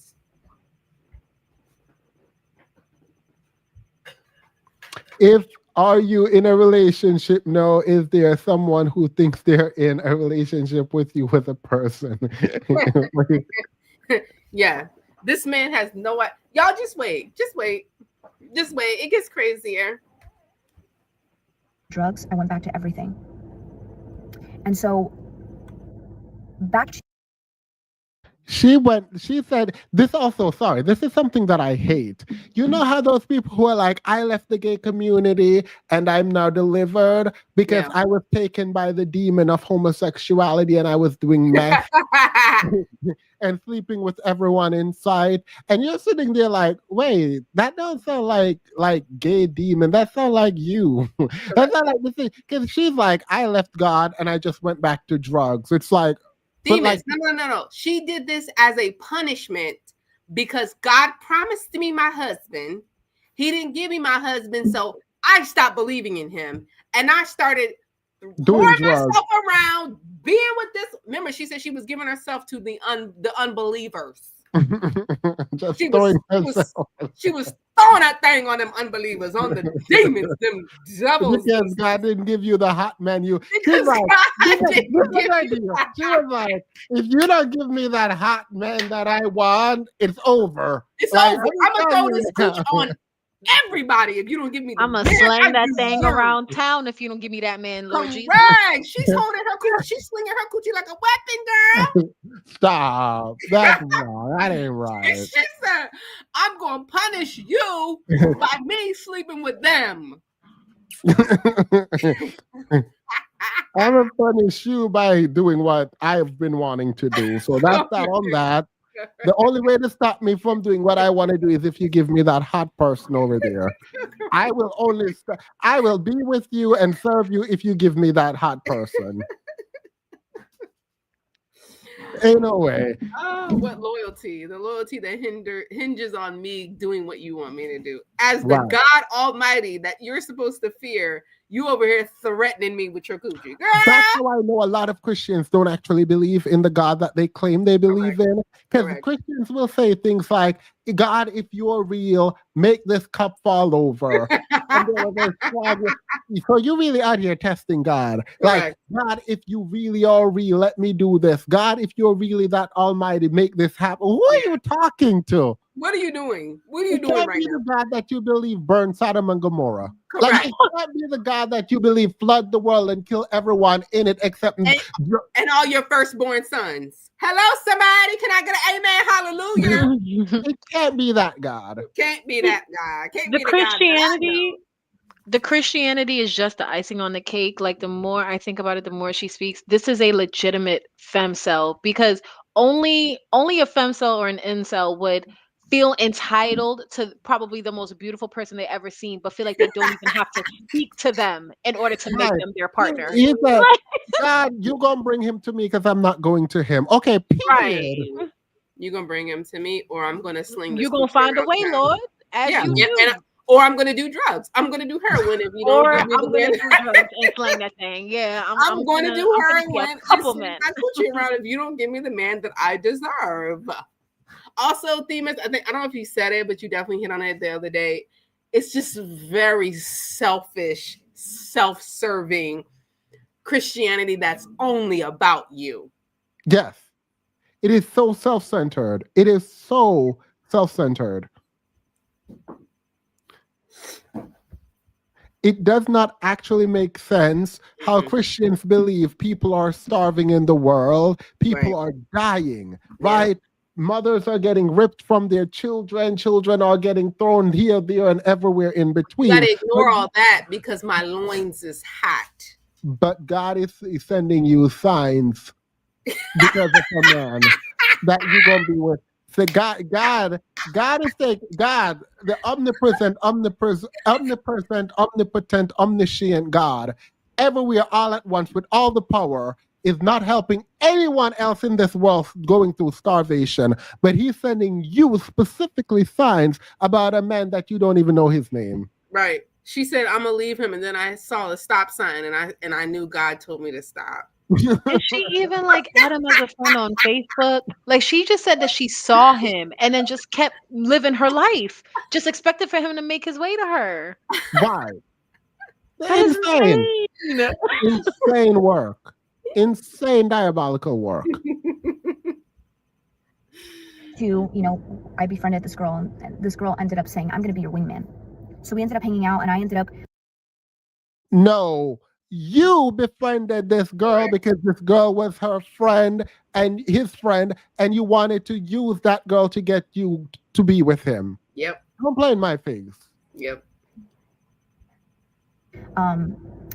Throwing birthday celebrations for most of the people in the group at my house, and I would do Christmas parties at my house and all that.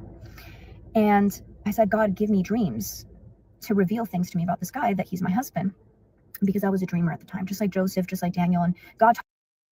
Yeah, she a prophet. She a whole prophet. She a whole prophet now. She was getting dreams. Mind you, she's negotiating with God to either give her this man, or she gonna be out there doing drugs. But now she's a whole prophet that dreams dreams. She dreams the dream of the dreamers. Is the Lord hard up for believers? Because why would He even care about this negotiation? Right. I promise you, these people do not believe in God. They can't. They can't believe in the God that is described in the Bible. Negotiating like this, like, oh, I'm a prophet. I see things in my. What things you see in your dream, girl? You saw, but the thing is, He gave you every single sign. He did all these things, but you still ain't got the man. Guess it wasn't meant to be. Guess it was God. See, that's the thing. If it works out in your favor, or if it doesn't work out in your favor, I hate how the outcomes are dictated by whether you like them or not. Right. Because why wasn't God also showing you that man was not your husband? We're not looking at it that way? Nope. Oh, okay. Also, like I told you, Themis, if God is doing all the devil's work, what's the devil doing? He ain't doing nothing. He ain't tempting y'all no more. No more apples. No nothing. Nope. No more. Okay. Talks about how he can seal man's instruction through dreams. Read the book of Job. There's a verse there. It talks about how God speaks in one way or another, but man doesn't perceive it. So when he's sleeping, he'll give him a dream because he's just not listening or whatever. Anyways, I was a dreamer. I would write down my dreams, and God would give me a dream almost every night. And mind you, she already accepted that she a crackhead. I mean, that she takes drugs, right? So, like, anyway, it is what it is. Before COVID, I was getting so many dreams that I was finding checks and checks and checks, and I was telling my mom. And lo and behold, COVID came, and I was finding checks. So when this happened and it all blew up, okay, I had 100, I think maybe like 180 dreams of this guy written down. And this is some of the things that were in my dreams. This to have 100 and something dreams, quote unquote, written down. Ain't no dreams, girl. She just writing down her fantasy about Demons, this I'm about man. to say, you're awake, baby. Right. You're just thinking. You're literally just fantasizing. You've Right. written down 180 fantasies. Ain't nobody dreaming that much. Yeah, this is scary. This is actually scary. Yeah. Okay. He would come up unexpectedly to me and ask me on a date. He would confess his feelings to me, that he had always had them. I was his girlfriend. We make eye contact. We were nervous. Well, there was one that, anyways, I'm not going to go there, but I was with his family. Nah, go there. What's that was one sexual. dream that Was sexual. Sex dream. Yeah. Yeah. Because you're a dreamer, right? You're a dreamer, and God is giving you these dreams. What's that one dream? I want to know what what's that one? I want to know if God is giving you dream about sleeping with someone that is not your husband. Correct. Because Premarital sex dreams from God? Wow. Even thinking about it is a sin in the Bible. Yeah. So if God is giving you that dream, that's the problem. Say it. Sitting up there lying. You know that ain't no God. You were writing fantasy books about a man you don't know. DJ said, girl, take this down. No, like, girl, you gotta be a real friend. Ain't no way you gonna be my friend. I would hear the first 60 seconds and I'm promptly calling you. Take that down before I report your page, please. Right. I confessed my feelings, and he said, mind you, her new man, who she's very disappointed with, it seems, her new man is really sitting up there just like eating this up. I won't play her and her man because they both boring, but let's go. Let me tell y'all. Anyway, the man gives second best, second choice. Very much second choice. And when she's with him, she's still dead behind the eyes. Because newsflash, this man that she's hot in the loins about, she ain't finna get him.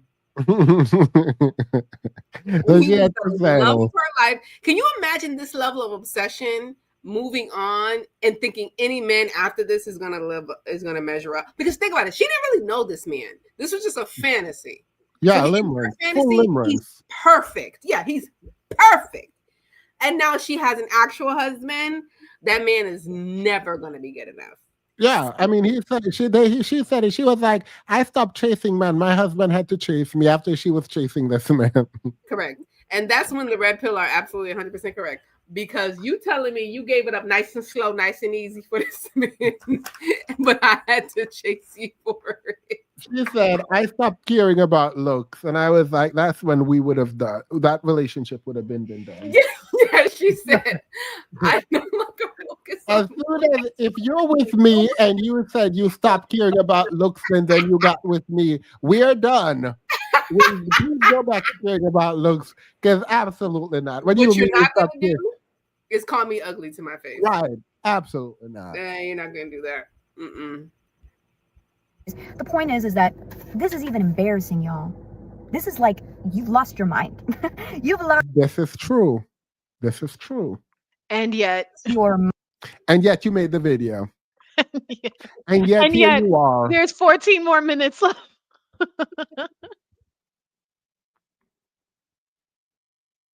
Mind, okay? And the fact that she's smiling is kind of pissing me off too, but continue, girl. And I would pray for him like you would not believe. So I'm going to read just a little bit of this prayer and how God spoke to me while I was preparing for this video. So I said, I pray, my Lord, that you protect and guide my husband. Here I am calling him my husband. Keep his thoughts and his eyes pure. Fill him daily with your spirit and let him behold you always, not forgetting you in the middle of his workday. Let him be faithful to you and confirm. I think a lot of these people in Christianity are trying to practice witchcraft. I think a lot of people think their prayers is some kind of way to manifest and like tap into some kind of power. Yeah, tap into, because what you're calling him your husband, this is giving law of attraction. This is giving, I am commanding the universe to bend to my will. Power of the tongue. Yeah, this is very much giving like, my period blood cooking up on the stove. If I say it enough times, maybe Right. one day it'll come to fruition. Yeah. If he just smells me, he'll want me, all kinds of Dr. Umar repeating himself 3 times. Like, yeah, that's what it is. Yep. Yeah. It's giving.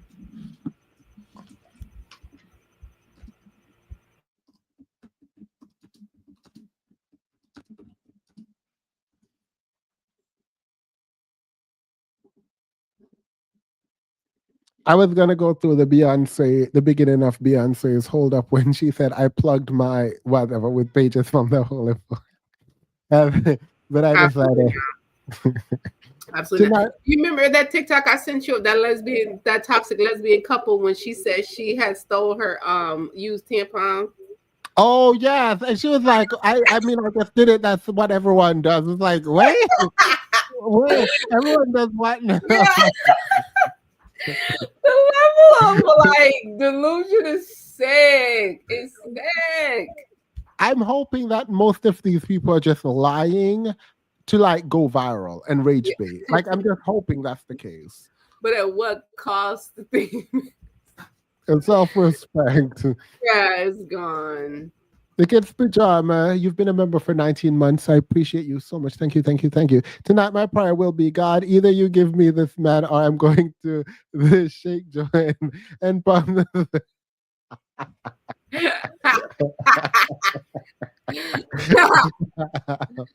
Oh, pajamas. I want you in the corner. You're on timeout. I feel seriously. Yeah, you're on timeout.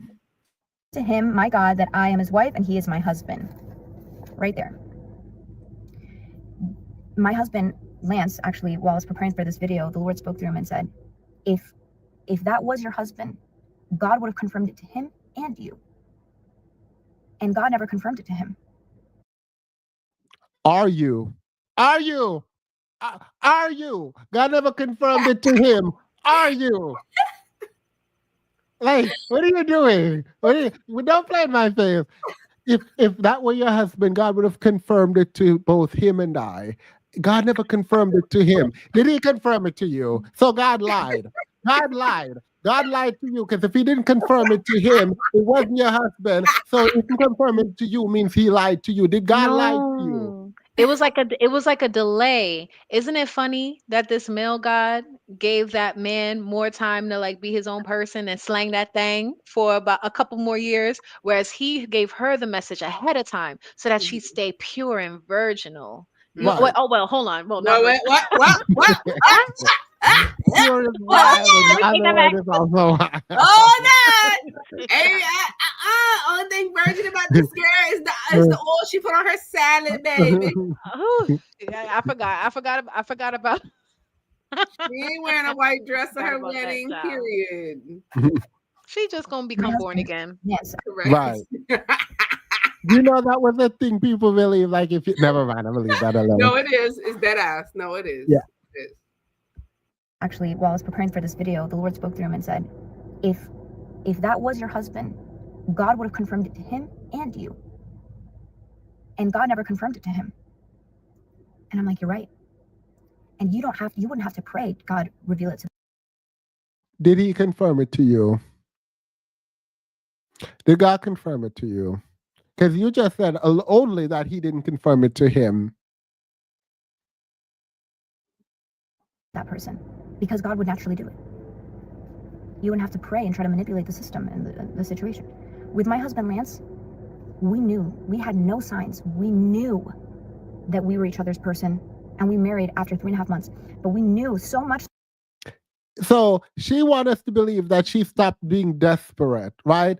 After she was like, I was hunting for a husband. Every time I smell a man walk my way, I thought, oh, this is going to be my husband, right? And then she met this man and just said, this is my husband, and decided to swear off everyone else, only that man. And then after, she doesn't say this, after a while, something happened. She's going to explain what happened. She let that man go. And 3.5 months after meeting another man, she married that man. But she wants us to believe that she was no longer marriage obsessed. No, you were still marriage obsessed. So that we didn't even talk about marriage. He never asked me to marry him. We just knew. And it literally is a match made in heaven, you know, over a year now, you know, with a baby. It's a match made in heaven. But anyways, I'm going to get to that. Here are some of the signs that I would see, right? And the Bible says, you perverse and wicked nation, you seek after signs, there shall be no sign given to you but the sign of Jonah, right? So basically I said, God, let me have dreams of him. And I would have these dreams. Then I would say, God, let me see his name everywhere. And I would see his name everywhere. When I tell you everywhere, even my friends around me was like, what is going on? I saw his initials everywhere, like my initials. This woman needs help. She needs help. But more than her needing help, let's play this dusty game. You got all of these. It was not from God. We have confirmed it wasn't from God. You have now confirmed. Were you talking to the devil? So you're a whole devil worshiper at this point in your life. What's the devil doing?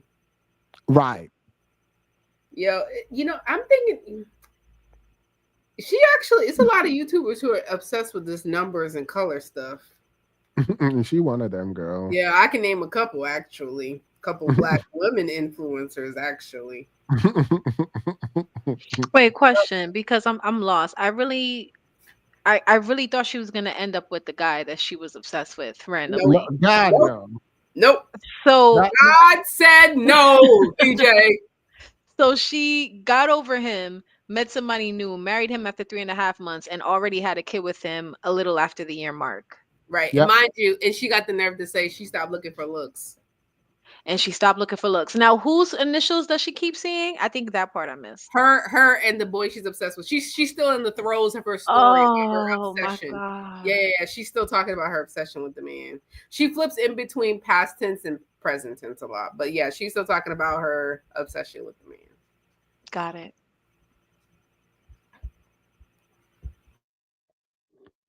With his initial, my first initial, his first initial, and we would sit at this little table in the library together as a group. And I noticed one day that his first initial, my first initial was engraved on that table, this old wooden table, and I'm like, this is crazy. So I started seeing his initials everywhere on license plates, and I would start seeing 222 everywhere. And God was telling me, in my mind, right? God was telling me, the two shall become one flesh.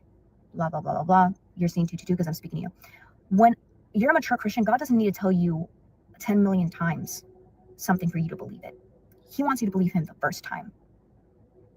And nowhere in the Bible do we see God giving people millions and millions of signs. The fact is, it is contrary to his own character, God's character, to give you a million signs like that. You know why? Because he says, walk. So no one in the Bible got a bunch of different signs. Are you sure you want me to look this up? I am sure if I look this up, this is inaccurate. Nope, she's the only one. Christianity is only about her. Oh, period. Yeah. By faith, not by sight. And what are signs? Sight. You're seeing it, right? So I was seeing all these signs. I was like, for sure this is the Lord. And he would flirt with me, okay? Like, everybody and their mom knew. He would say, one time we were at the library and he comes to sit at the table, and I'm wearing red. I'm the only one wearing red. And he's like, you know, they say that a person, you know, is wearing red, you know, all eyes go on them in the room because they're noticeable because they're red, like red shirt. That's small, but I can promise you he didn't say that. He didn't say that. Yeah, she's delusional. At this point, she's in the throes of delusion. I think that was the 181st dream she probably had because no, he came in and he was like, oh, them Twizzlers are really red, and she was like, oh, I'm wearing a red dress. He noticed me. It's about me. He's like, I promise you, he wasn't talking to her. Like, now that I'm listening to it, I don't believe any of her recollection of their interactions. None. Right.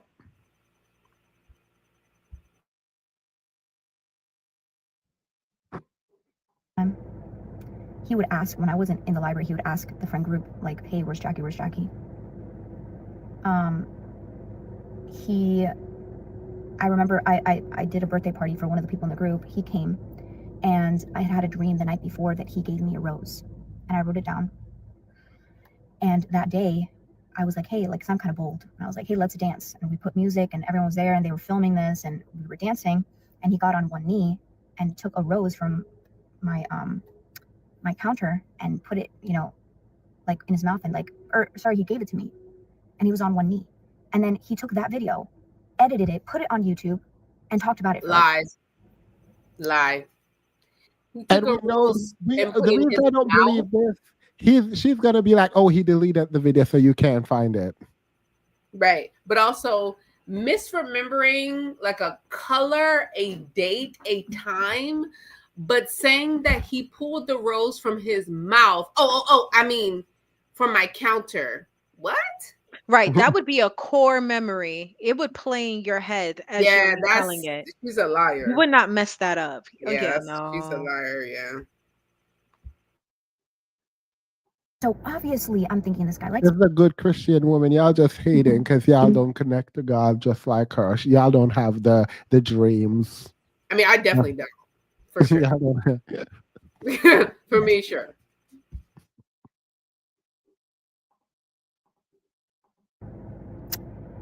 And I remember I got to the end of myself because I said it's been 2 years. I've cried. I've fasted for 3 days for this guy. Nothing's happened. Nothing's worked. I've remained faithful. I haven't even looked at another man. And I thought maybe he's just shy. So I was like, you know what? I'm gonna give this last effort. And I went to one of his coaching. He was a coach for like a sports team. So I went and I was like, okay, God, give me a sign that I should ask him out to coffee. And the first person that got a goal, they said it on the speaker, was a guy whose name was literally his first initial, my first initial. Yeah. What I gotta do with God? I don't get how your obsession doesn't drive you to at the very least interact with him. You keep waiting for a sign for what? So the 180 dreams, those were not signs in your mind? Why She do you did need this for another one? years too. She did this for years. And isn't she already married at this point? No. She hasn't. She hasn't met her husband yet. Her husband about to tell you about her husband. Okay, got it. Because I'm supposed to say, girl, you write about a rose another man gave you and you're a whole Christian married woman is insane. Yeah, no. No, she's just delusional right now. Nothing else. And so I was like, okay, this is it. So I go to him after the game and I'm like, hey, would you want to get coffee with me sometime? And he's like, yeah, like for sure. A week went by. I didn't hear anything from him about like getting coffee. So I went up to him at school and he had said, Okay, not only is she desperate, this is low self-esteem, weak, useless, and all of that, because if you went out of your way already in the patriarchy that we have to go ask a man out to get coffee and he says yes, you think he just forgot about you? You think that's what's happening? Because even if you do think he forgot about you, he's not that into you. There is no reason for you to have followed up. Stop following up with people. If you're texting someone more than 4 times, let it go, girl. More than 2 times, just let it go.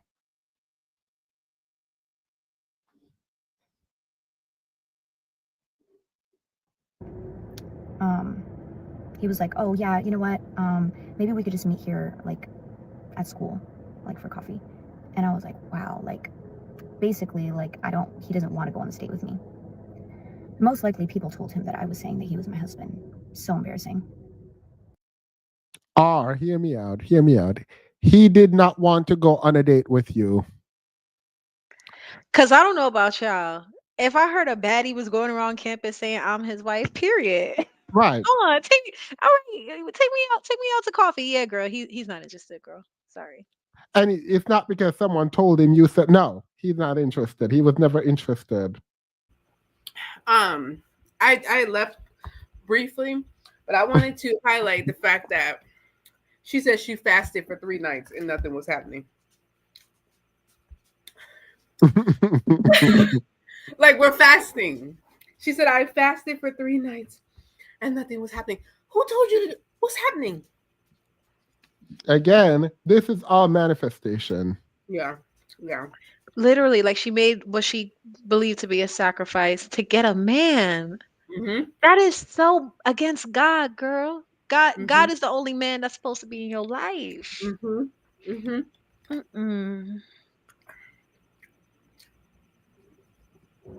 And I was like, I ended up texting him and saying, no need to like get coffee with me, whatever. And I blocked him. I mean, I was just so heartbroken. And this is just insane. Like, honestly, looking back at this, I'm like, really?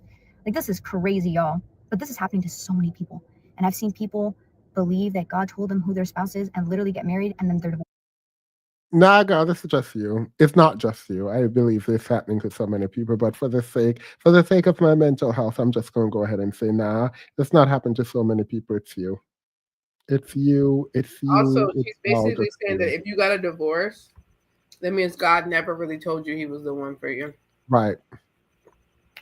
I mean, I think she'll say that verbatim though. Like if you ask. Yeah. Ain't no hate like a no, let me leave that alone. Now, and it was like a toxic relationship. So God can tell you who your husband is, but it's not his default way. You know, he doesn't always just say, you know, you confirm it by having peace in your spirit and the fact that they line up with what a man or a woman should be in the Bible. You compare them to the word of God and they line up and you guys are compatible and you guys are on the same page, feelings wise and everything. There's no confusion. But after that, I said, you know what, I'm gonna call him and I'm just gonna ask him straight up, and it took every bit of courage, y'all, in me. And I called him and I'm like, hey, have you been flirting with me the past 2 years? He said, no, I haven't. And I prayed for him and I ended the call. And I remember I was on my way to like a little dinner that we were doing as a group. And one of our friends called me and said, hey, Jackie, I just wanted to let you know, because he might say it at the table, he has a girlfriend. And I was just like, that was devastating to me. Because Mind you, she asked this man out. Not once did she ask, do you have a girlfriend? You think this man was flirting with you. You asked him out and he told you, yeah, sure, whatever. You didn't say it was a date. You said, can we get coffee? He says yes, and then never actually called you. But no, it's his problem. He was flirting with you.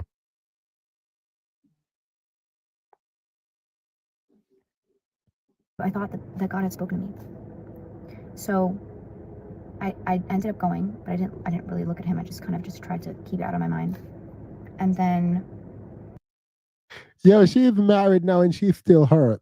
she's still hurt. Right, that's what I'm saying. I'm like, you guys have to understand that this girl is married, moved on, and she's is still very much brokenhearted, waiting for him to notice me, waiting for him to change his mind and realize that God said we were meant to be together. And mind you, her current husband is not bad looking, which leads me to believe that this man was born. Oh yeah. This man was gorgeous. And had a way with words. Had The all of women them were standing around him, DJ. Remember she said there was a crowd of women around him? He was set. He was a baddie. He was a baddie. He was delicious. She wanted to eat him up. She is using her current husband as a placeholder. That is so sad. Correct. Because I'm saying the current husband is not that bad looking. He's not bad looking, but it doesn't give Todd.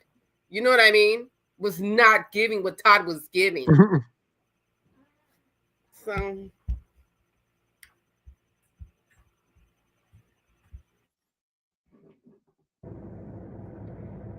he took down the video from YouTube of us dancing, and that was hurtful. And then he got engaged.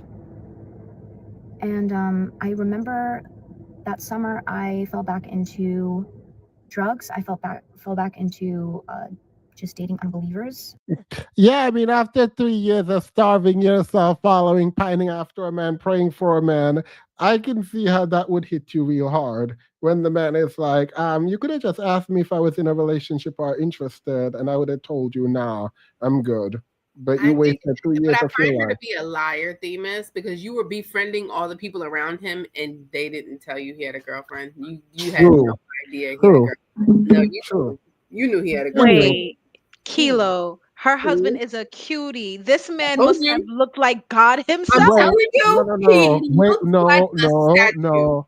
Listen to that man talk. If you hear his husband talk, you'll understand. To be fair, his voice is not giving. It don't match the looks.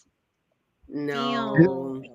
It don't. It gives very much not blue eye blonde hair football DJ, the player. man she was in love with, me and Themis already clocked it. 6'5", 6'6", tall, blonde hair, blue eyes, 8-pack. You could bounce a point. Captivating. He could cut diamonds with his chin. Okay, he was That's my gorgeous. man. Right? That's Because my in one of man. her other videos, she says something along the lines of like, I know, like I was so caught up in looks and lust, and then I decided, yeah, he was sexy. He was whoever it was. Wait, okay, had her wait. really Yeah. All right. Yeah. Wait, so Themis, so when y'all were saying that she said she stopped caring about looks, I don't know why when y'all said that, I heard I stopped caring about my looks. She said she stopped caring. She meant she stopped caring about her partner's looks. Yeah, She stopped prioritizing looks, meaning her current husband is not good looking to her. Yeah, fully what she meant. Okay, this man had to have been a 100 out of 10. 10 out of 10. Because Girl. that is crazy. But think about it, DJ. The way she obsessed over him had to be giving. He had to be giving. I mean, she had 180 dreams. The sex demon was on her body bad. She wanted him so bad. She was She was willing to go back on drugs if she didn't get this man. She was threatening God, the Alpha and Omega himself, threatening him for this man. I don't want to come across a man like that. I don't know want about to y'all. ever meet a man like that. That's too powerful for me. Nah, I can't handle it. Yeah, I can't handle that. Yeah, she was going, and now he got her on YouTube. Seek him first. Begin to understand. He got her on YouTube, crying, talking about what could have been. DJ, this is serious. With a whole husband and a child, mind you. Hello? Yeah, I want to see the husband. Show him. No, He's show not bad him looking. because He's not this is bad crazy. looking. He's not bad looking. The husband is not Begin bad to looking. prioritize God. Begin to seek him first. Begin to understand that. Oh, yeah, that's his voice. Yeah. Everybody has a flaw. Everybody has a flaw. DJ, please. Hi guys. Oh, let me show y'all him. Let me show y'all him. I'm gonna show y'all because let me show y'all. Show the people. The people want to know. People want to see. He's an attractive guy. He is attractive. He's not bad looking. He is not bad looking. All right, y'all ready to hear him now? Yeah. Lance and Jackie Vantine here. In today's video, hi guys, Lance and Jackie Vantine here. In today's video, Look at her eyes, y'all. Look at her eyes. Lavender. She's dead. Lavender. She's dead behind the eyes. This is lavender. This is okay. never, this Understood. is That's why he man. don't care. He's not embarrassed. He don't care. They're both in it for specific reasons. Y'all see her? He's second best. He is second best in her life forever. And he knows that. Oh my God. Hi guys, Lance and Jackie. Themis, you need to grow up. She is dead inside. Look at her eyes. I'm telling you, y'all have to look at her eyes. She is dead behind those eyes. Oh my gosh. I want to interview them. She don't want that man. I feel like you will have to private this video first. No, let me leave them alone. Ain't nothing I need to know about them. I just want to ask her about that man and what that man looked like, the first man. I need that first man shook her coochie down. She was shaking when she met him. She was shaking. Like, what kind of man you just looking at him from afar causes you to be this obsessed with him? That's powerful. I've never met a man that made me feel like that. I don't know what that's like. The thing is, this one seems so adorable that like the other one has to be giving man, like masculine, heavy masculine. Mm-hmm. Yeah. She met him and his shirt was off. The pack was packing. He was sweating. The voice deeper than Kenny's. Mm-hmm. I'm telling you, smooth like butter. I'm telling you, the vibration in his voice, you would have thought she had a vibrator on, girl. This is serious business. God. That man had a deep voice. Let's hear this. Hi guys again. Hi guys. Themis, you're messed up. You're not a good person. I like no. I like him. I like him for her. They match each other's energy.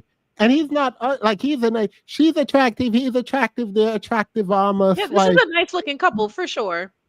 yeah. Very nice looking couple. He'll never, and I know that when she's with him, she's imagining her real husband. I just know. I know that. Song, when I'm with him, I'm thinking of you. Correct. Like I know for a fact. I'm picturing protagonist from not the protagonist. I think the antagonist from 365 Days. That's what I'm getting. No, it's getting one of the men from 300 with blonde hair. Okay. I'm talking about a thick motherfucker, thick, 6 pack, giving all man, all muscular. That man had her feeling something primal, DJ. I don't want to meet the men that'll make me want to do crack. And DJ, you haven't even met him, but somehow That's the man. That's the man. She's Nah, he's handsome, but I'm picturing even so. Yeah. Okay. All right, we're getting there. We're getting there. That's the one. Yeah, that's the one. Okay. Rest in peace, Paul Walker. He's all right.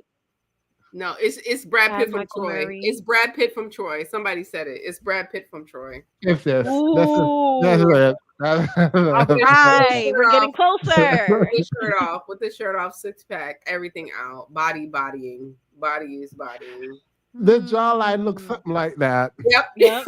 Very chiseled. Very chiseled. The jawline was. This is what she thought she was going to do. Yep. Had her thinking all kinds. There it is. That. Yep. That's what it was. That's what it was. She wanted Fight Club Brad Pitt. Correct. She was willing to do some crack. That's crazy. She wanted to be cracked like a crab leg girl. Right. Yeah. Yes. Yes. That's what she thought she was getting. Instead. Hi guys. Yeah. Okay. Stop it. No. This is what she thought, and this is what she ordered. Don't do that. That's the Timu. That's the Timu. So we don't have any more blonde left. Yeah, Oh that's he's the we got food at home nigga. You know what I mean? Yeah. I hate that for her. In this video, we will be going over. Hi guys, Lance and Jackie Vantine here, and today. There's no way. There's no way. There's no way that voice. You want to know something really bad? If she did not say that she had to pull back in looks, none of this would have happened. Because this is not even an average looking guy. This is an extremely attractive guy physically. Yeah. Conventionally attractive for sure. Yeah. He's attractive. So it's wild for her to be like, yeah, no, I had to downgrade, girl. I had to give it up. No, like that's cool. Bro, that is I'm telling this you. that man must be something. It's giving Chris Hemsworth. It's giving Brad Pitt. It's giving Brad Pitt. Because at this man is a regular guy that could be like an actor and people think he's attractive. So he would make it in the top attractive people, right? Yeah, he's an attractive dude. So outside of his voice, like he would kill it. He would. If he had a deep voice, he would be up there. And he could, up there. Like he can fake that. He can fake it. He can fake it for sure. He got to give into his Adam's apple a little bit more. Wow. That is insane. Oh, wait, hold on. Okay, who said it? Robin R3130. I didn't know who Alan Richson is, but yes, I just had to look up a picture of him. Let me look. Perfect. Child, that's who she want. That's who she had. That's what she wanted to have, girl. Oh my God, yes. So all I've been looking for is someone like him. I was looking. Whoever said this, you said it right. Yeah, Robin ate down. She ate that up. Yeah, that's what she ate that up. This is what she thought. Yep. That's what I imagined. When she was talking and then she said she had to give up on looks. And then I saw her husband who is like really attractive. I'm sitting there like, wait, who was this man that if she gave up on looks, this is her downgrading. This is her downgrade. Period. You know what? You know what? You know what? Hats off to you, girl. If you're gonna be delusional for the top of the top of the top. All right, I girl. mean, Amen. it's hard. It's hard. So somebody's got to date the uglies. She's doing the Lord's work. Actually, she thinks she's doing the Lord's work. Actually, so she said, "I can't have him. Therefore, nothing matters anymore. You'll do. Let's go." You'll do. Imagine him teaching Bible school. Yes, all the girls would be around him. I see the vision, girl. I see the vision. and mind you, he reached out to her on YouTube, and she was like, "All right." Is this where they tell their Demas, I just remember. He reached out to her and she ignored him for like 3 days. Yes. What? Oh, yeah, she ignored him and he had to follow up and she tested him. She was like, is he gonna bring me a flower? If he doesn't take me out, if he doesn't, then I'm gonna leave. I'm gonna leave. No. Right, the whole all time. these standards. All of a sudden, this bitch got standards. Now as good a time as any, I guess. Yeah, all of a sudden she ignoring him because she didn't want him. She didn't. If a girl like her who's overly going, who's showing you that I be overly going for men, and all of a sudden I'm not answering your texts, and I got all these stipulations, and I got all these. She don't want him. She don't want him. She don't, and that's so crazy. She don't want him. That's insane. She don't know what she got till another man take him. I mean, until whatever. and remember, they had a whole thing about like, this is why women should never chase men. My wife is going to tell you a story about how she. Oh my gosh, they did. Yeah. So Tilo and I've been watching these people because we were so enthralled, like. Honest to God, I just wanted her to drop a picture of the man. Like I want to drop a picture of the man you were pining after. Because if he's a downgrade, I'm gonna need to see this God. Correct. Hold on, I did a little bit perusing, and $25,000 for a 6-month-long coaching per partner in this relationship. Oh, they making money. Listen. Wait, what? They have a coaching business here? Yep, the two of them. If you want her, $25,000 for 6 months. If you want him, same price. What they coaching us through? Jesus. Christian life coaching, weekly calls, unlimited text support, and life-changing growth. That man cheating. No, I made a mistake. I didn't say till another man take him. That was a mistake. I apologize. Apologize. But y'all have to understand, like, they told this story, and he's like, my wife is going to tell you it. This is how he sounds. My wife is going to tell you. My wife is going to tell you a story about how she used to chase men and how it didn't work out for her. That's what he says. Yeah, like it's their relationship is weird, very weird. Because there's no way I would respect you if you tell me, yeah, I used to be obsessed with this person. I used to love him, overly go, and I'm saying, yeah, but I stopped all that and I settled. Yeah, I got that out my system. Yeah, and I'm over there just staring, looking stupid. Absolutely not. Absolutely not. She said, period. And just trying to do things my way, manipulate. It's giving. We both just really want to have a wedding program, and we're terrified about approaching our 30s as single people. Yeah, well, for her specifically, she definitely was obsessed. She said that with marriage obsessed. With marriage. Marriage obsessed, yeah. And then she couldn't get the man she wanted. He messaged her and she said, "That'll do." Yeah. Yep, that'll do me. And force God's hand to give me a husband. And I was so broken, and it wasn't until God told me, Jackie, I need you to make YouTube videos, and I hadn't started my YouTube industry at all. Yeah. She lying, just like God ain't told her that other man was her husband. God ain't told her to start no YouTube channel. No. God ain't told nobody to start no YouTube channel. It ain't happen. She lying.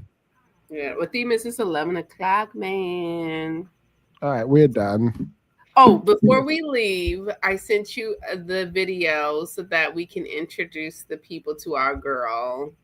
Give them a little intro to what she's like. Election to him, and he's far more dangerous than Kanks is. So I think you can see how unlikable, unelectable, unfuckable Stephen Miller is. I mean, Love her. No notes so far.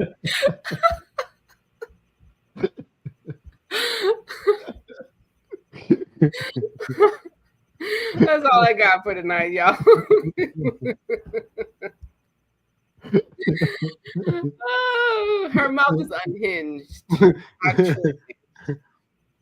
This girl, I've had it podcast, girl. They be going in. Yeah, they be going in. Yeah, they do. By the way, I mean she. I also like the other one too, but yeah. I like the other one too. I like them. Themis, you ain't got a director, period. That lady said God told her to make YouTube videos, and God ain't never told anyone to make a YouTube video. Someone was like, if you're watching this, God said to speak to you. You're lying because you said that to everyone. You're a liar. You did. First of all, God. Why is God talking to y'all people? For what? And not telling you how to solve hunger and cure. Right. Girl, get out of my face. And you still poor? God talking directly to you? No, God is talking directly to you.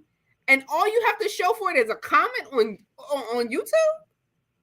Next. So, let me leave the witches alone because I don't want to get dragged. Yeah, leave them alone. Leave the witches alone because you got the Christian girlies practicing witchcraft. So I don't want to hear it. I don't want to hear it tonight. All right.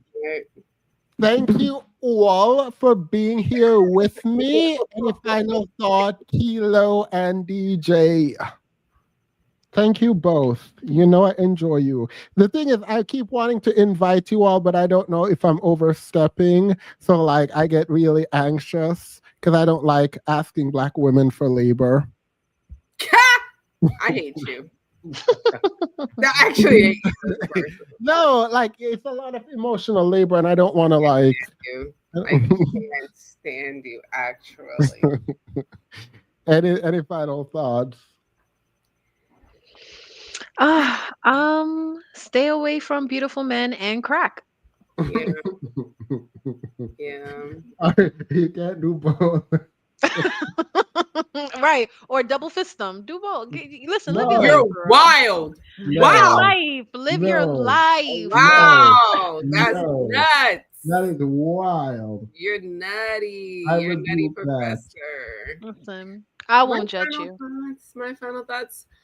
Well, I feel as though we didn't get to the bottom of all of this. Yeah, because your vernacular isn't. Your vernacular shooting you from racism is nuts. And period. You got to learn to speak in a way that will prevent racists from being racist. Correct. That's nuts. That's actually nuts. You guys were great. I'm glad to have come here. I had a rough week. This helped. I feel a little bit better. So, Oh, hugs. We're not going into the Discord, right? Because I did order food while we were on here. And no? I'm not going though, because I have to go live my life. I've given you enough of my time and my labor.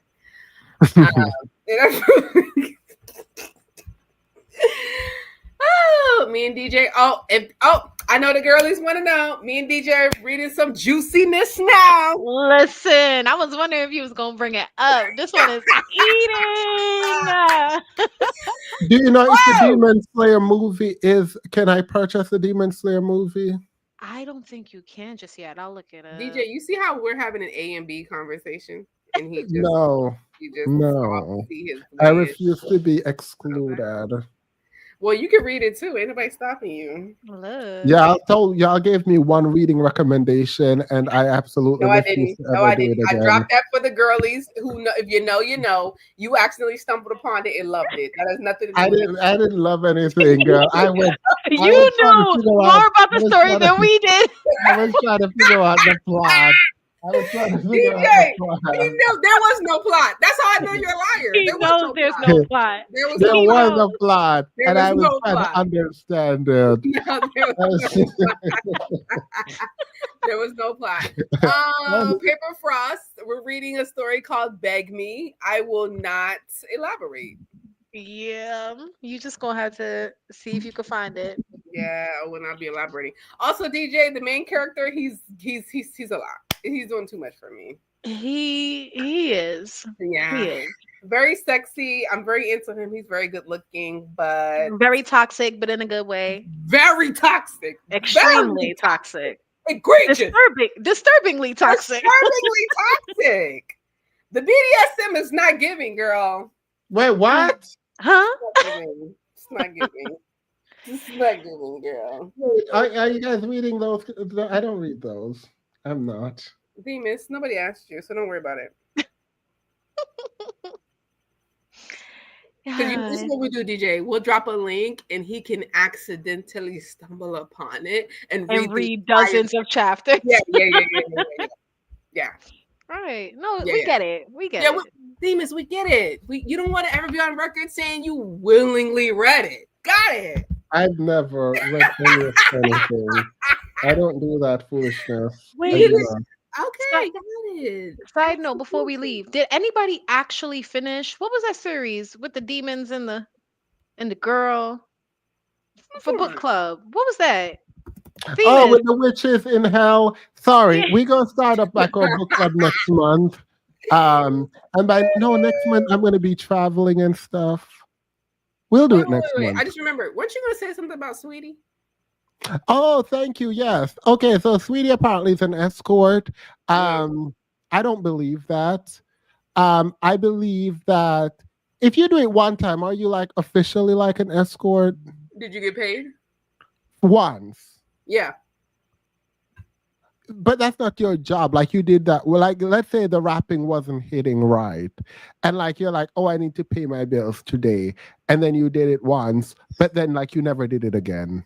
Here's where I draw the line. If I just met you and I did it once, fine. The fact that I sought out a madam and I went on dates with the men she hooked me up with and then cut her off a piece is giving very much escort. That's giving escort, babes.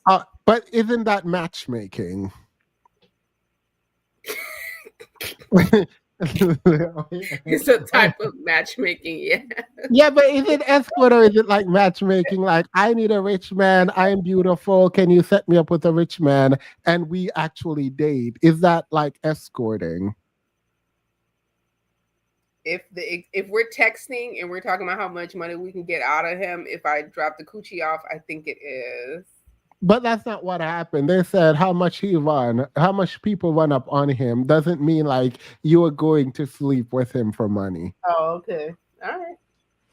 It could just mean you want to know if he's like into that stuff so you can say no. She's innocent. Free her. Free her. Free that girl. She's Free my girl, sweetie. But also, I don't believe the lady who is coming out after her because it's like if you are madam, you're messing up your business by outing your people. But then why isn't Sweetie like saying anything? Like she's a liar. Sweetie did say something. That's why because I was never going to talk about it unless Sweetie spoke up. Because I don't think it's fair to have accusations out there and just pretend like these accusations, by virtue of being accusations, are true. Right? No, I agree. So Sweetie came back and Sweetie said, let's read it before we go. I'm sorry that everyone left and thought I was done. I'm sorry. Swahili did not do anything these people said she did. I stand beside her.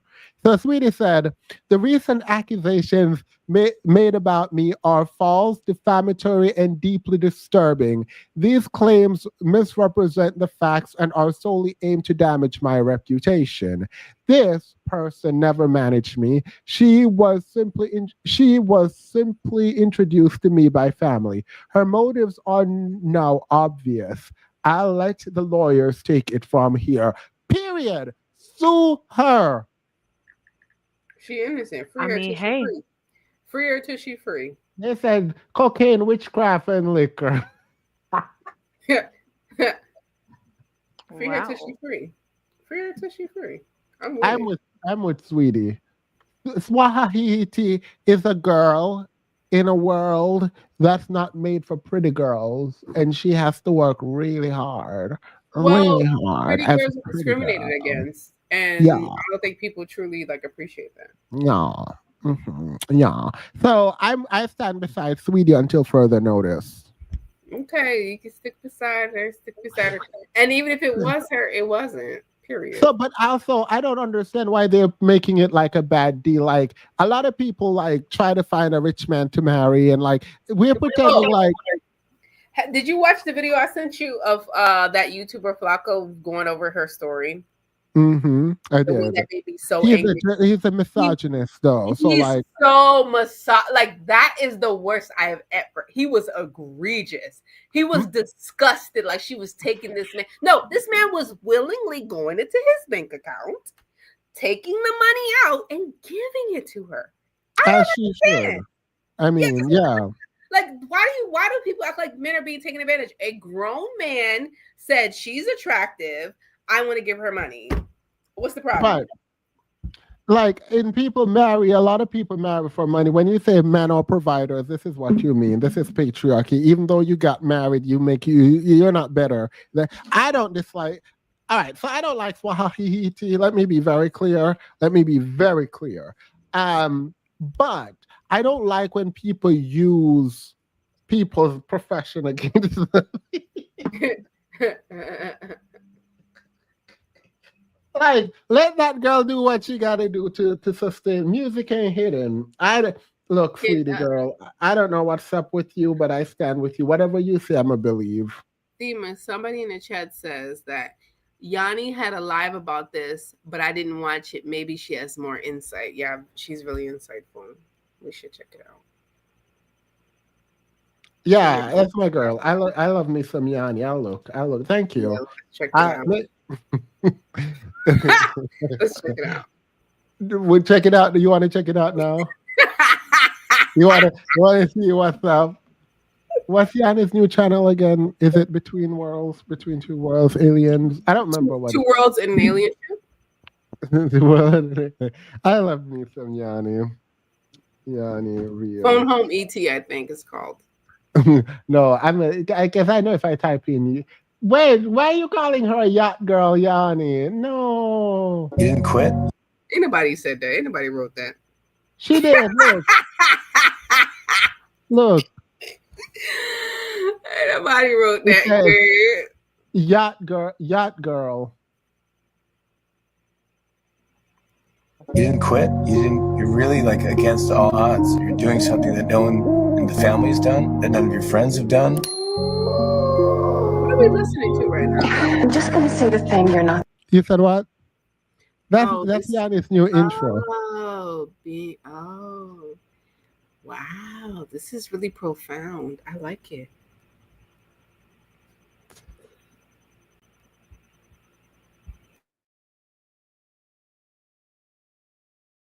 Not supposed to say. Whatever is mine is looking for me. You have to know what road to take to get to your final destination. I don't think I've ever seen the new intro. This is cute. I hope this is not AI, but like, wait, what's the spaceship about? I'm gonna ask Yanni. I'm gonna ask Yanni. Okay, I was going to tell you. Wait, you know what is it about? Remember how her first one was like, I can kiss my very perky whatever. Like, I liked her first intro. I know she upgraded. I know about it, but I don't think I've read this. Team is gonna be disappointed. No, Yanni has never disappointed me. It's just like out of this world, you know? That's all. It just means out of this world. She's different than the other girls. She's an alien. I feel like I feel like you're throwing shade. No. I'm just explaining what's giving. She's not like That the other what she said. I can ask Yanni myself. Okay. Everything that you ever wanted is on the other side of fear.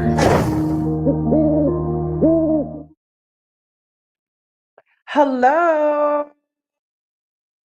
Look at my girl with her glowy skin. Period, Yanni. Come through. Happy Saturday. I decided to do this live last minute. So if you follow me on Instagram, y'all like the sensational ponytail? You like it? I love it. It's so cute. Anyway, I wanted to talk about this sweetie situation. I was sitting back and I was watching and I was like, oh, I'm not gonna say nothing. And then I was like, okay, no one's saying what I feel like needs to be said regarding this sweetie situation. So first, I don't even know where to start. First of all, I told y'all in 2024, what did I say? I said your faves, but y'all think, Yanni, you a hater. You a hater. You a hater. You a hater. You a hater. I said your faves are going to be getting exposed for being a high-end prostitute. Allegedly. To the point where the girls are like, Yanni, you're never wrong. You're just early. Now, I don't even know where to start with this. First of all, let me start with the fact that I was recruited when I was younger. I never really go into detail about this. I've had people try to recruit me into this lifestyle. Starting when I was I 17 or was I 18 yet? I think I was 17. There was this girl that I went to school with. She got into this lifestyle and she ended up moving to Vegas eventually. But I remember when she tried to recruit me, and back then, I don't know what it is today, but back then, the girls. I'm not subscribed. So I don't really watch this. That's cute. It's cutesy. It's cute. It gives. It gives. You're on mute. She ate that right on up. It gives. She ate that right on up. I'll ask you about this privately. I'll figure this out privately. It's giving right on up. It's giving something else. You are giving me something else. I'm getting a different energy. Yeah, she ate that right the fuck up. Period. Ate down. I love it. I love it. All right. DJ, any final thoughts? Because Kilo being Kilo. What? You know. Final thoughts, generally not about. You don't have to. Do okay, perfect. I'm just going over everything we've discussed. You know. Are you in bed? No, I'm not. I am a little tired, but like I don't have any final thoughts. My bad. Oh no, it's okay. It's okay. I just had a long day, but it's come to an end now. So. Oh, you're so New York. You said I had a long day. Y'all know the First of all. Oh my gosh, no, please. Let one day pass without you bringing them up. Who did that? No, it was really cute though. I watched it multiple times. I can't even lie. Period. Cat's Eye. You know he's obsessed with Oh, him. yeah. I'm obsessed with Manon. Oh, excuse me. And Laura. Mm-hmm. I don't know which one is Laura, but period. Indian. Better put some respect on her name. The other Indian. Yeah, in case y'all were ignorant and y'all didn't know. Because I'm starting to realize that people don't know they're Indians. Sumerian said, I feel you, Kilo. She still has a lot of growing and reading to do. Absolutely not. I didn't say that about Yanni. Absolutely not. Wait, The that's girl not about is Yanni. giving- I think they're talking about Cat's Eye. The girl is giving. They're talking about Cat's Eye. Okay. They say, Kilo, you so shady. It's beautiful. I love it. I love it. I love it. Y'all I just love go my set me alternative up queen. to get dragged across YouTube for no reason. I love my alternative queen. Whatever do you mean? I don't know what you're talking about. Anything black and female, I'm supporting. I felt my third eye open during that last segment. My throat chakras are open. Yeah. I'm ready. I feel realigned, you know. Marion said, I'm talking about Yanni. Your chat is messy. Not the chat reflects the YouTuber talking about. Nah, I was talking about what I was talking about. Oh no, I had to let my throat expand. Okay. Throat chakra expansion. Period. I feel open. I'm open to anything right now. Mm-hmm. I appreciate Yanni. I like Yanni's steak. I think she is. Demas, let that go. Let that go, Demas. No, Themis actually does like Yanni. He does. Yeah, I'm but I laughing do. for We no all reason. do. We love it. I support. Why does it feel like I feel like y'all are being shady, and I'm I not sure if love it's like it. my I liver love it. spiciness. Mm-mm. No. She's love great. it. She's great. And I she's love pretty. She's great and she's pretty. Very cutesy, very demure, very outer worldly. Ooh. Mm-hmm. Wait, are y'all jealous of Yanni? Alternative girly. Alternative girly. I love it. I want to be her. You Beats caught down. me. You I'm caught so- me. Listen, I'm jealous as fuck. This vibe is so weird. This vibe is so weird. I She wish was like Yanni because of pretty privilege. I think she is beautiful. Well, I think she's pretty. She's also really kind to me. I don't know why we're talking about this because I love the her. to I don't know why me we're talking sent about me. Because I don't know I don't want to invalidate y'all's experiences. I said she was Oh, wonderful. I don't What have an experience. Me and I don't DJ said experience she her. was great. She's doing her thing. She let her do her thing. What more do you want from me?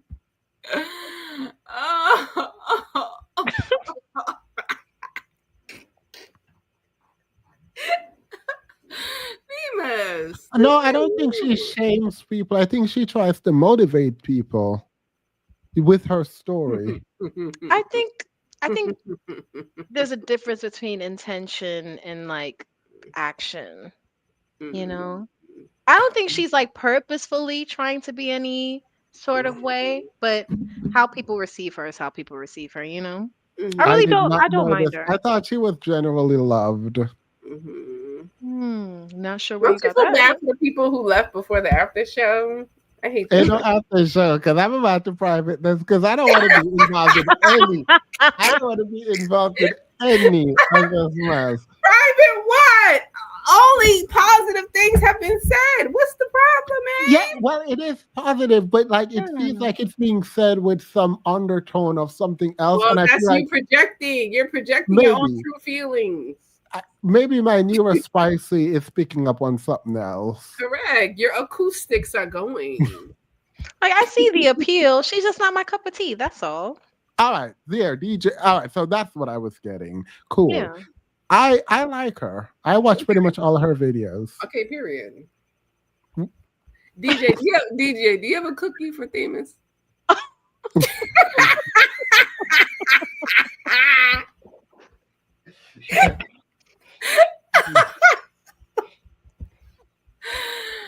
Because I think he want one.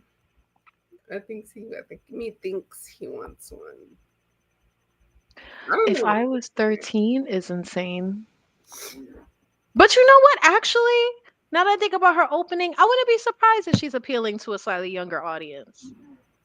Yeah, I think she intentionally is trying to mentor young girls. And I think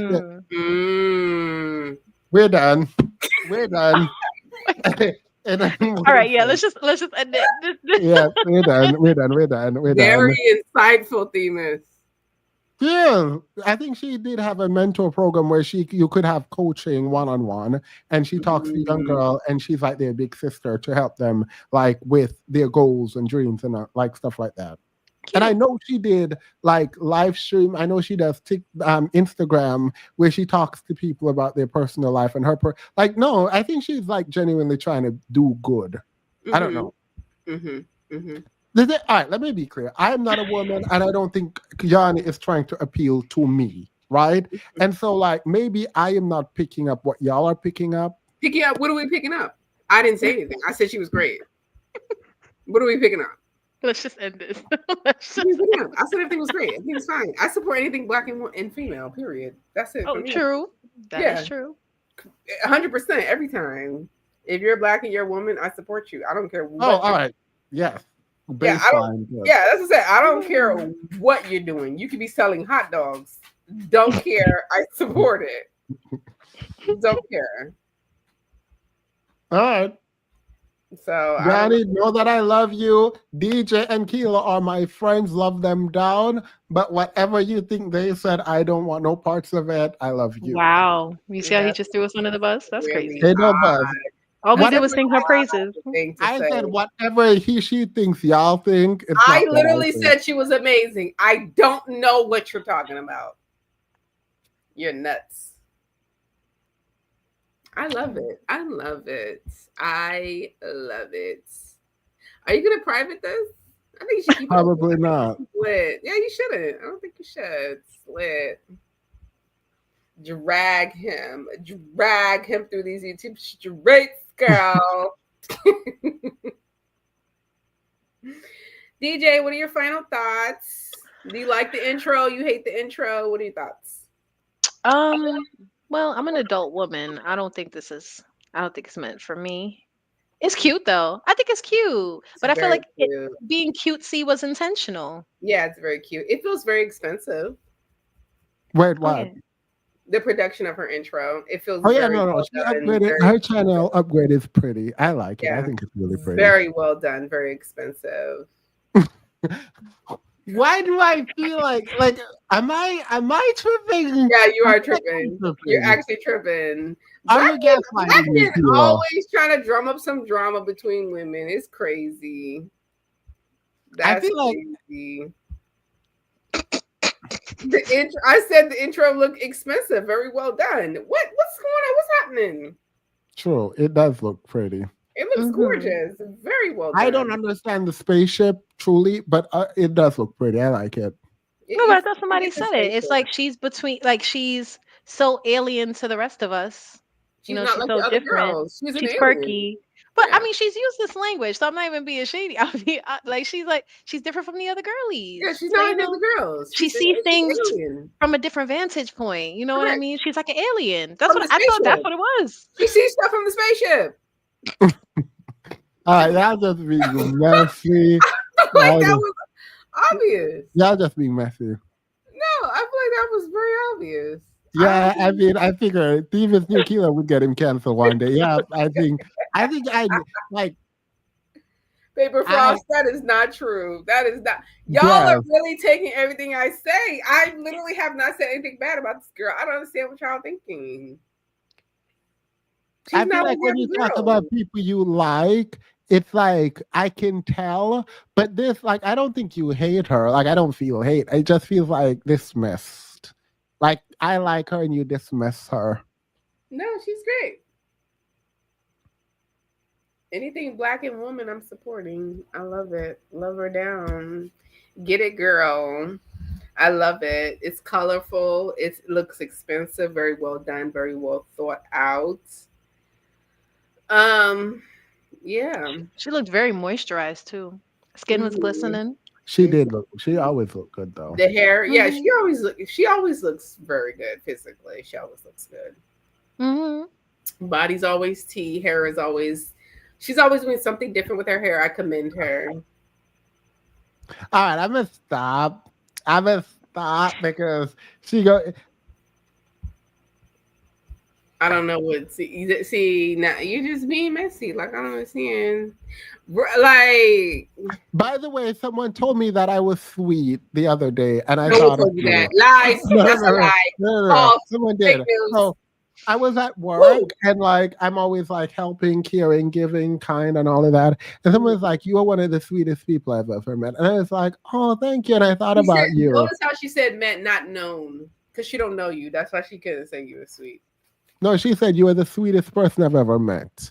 Yeah, just met you. You seemed sweet. She don't know you. Oh well, yeah. I mean, Yeah, you're not sweet. It's fake. It's yeah, fake. yeah.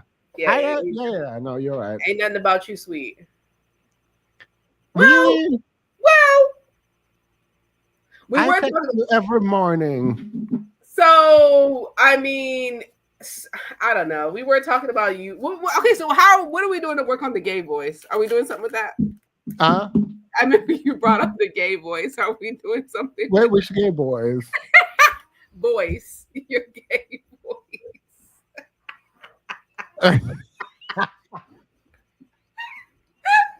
Wait, are you telling me I need to get a deeper voice? You brought it up. I was just circling back to see where we were on this topic. I'm not the topic of my gay voice. That nobody said to you, by the way. No one said that. Kilo said I have a gay voice. No one, And no one said that to you. Kilo said I have a gay voice, and that she does not like when I'm talking to her one-on-one because my voice is too gay. So can we just text? So can we just text? So now we just text. No one said that to you. You did. And we don't just text, we talk all the time. I do not care about your voice. Listen, y'all.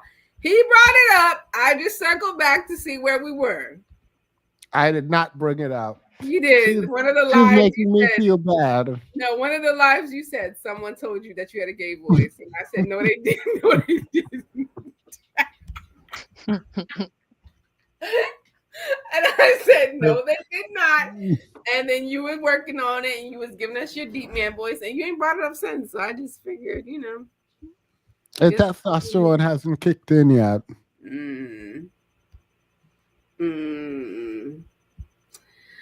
Well, exclusive. Why are y'all still talking about Yanni? See, y'all so messy. That's so messy, girl. We talk about Themis' gay voice. She's a controversial figure a little bit. I wasn't expecting this. I didn't realize the chat. No, that's why I'm like I'm looking in the chat. I was like, oh, I thought Yanni was like really well loved. I'm sure she is. Faith says you need to speak above your Adam's apple, Themis. Hi. You're ridiculous. Wait, how do you speak above your Adam's apple?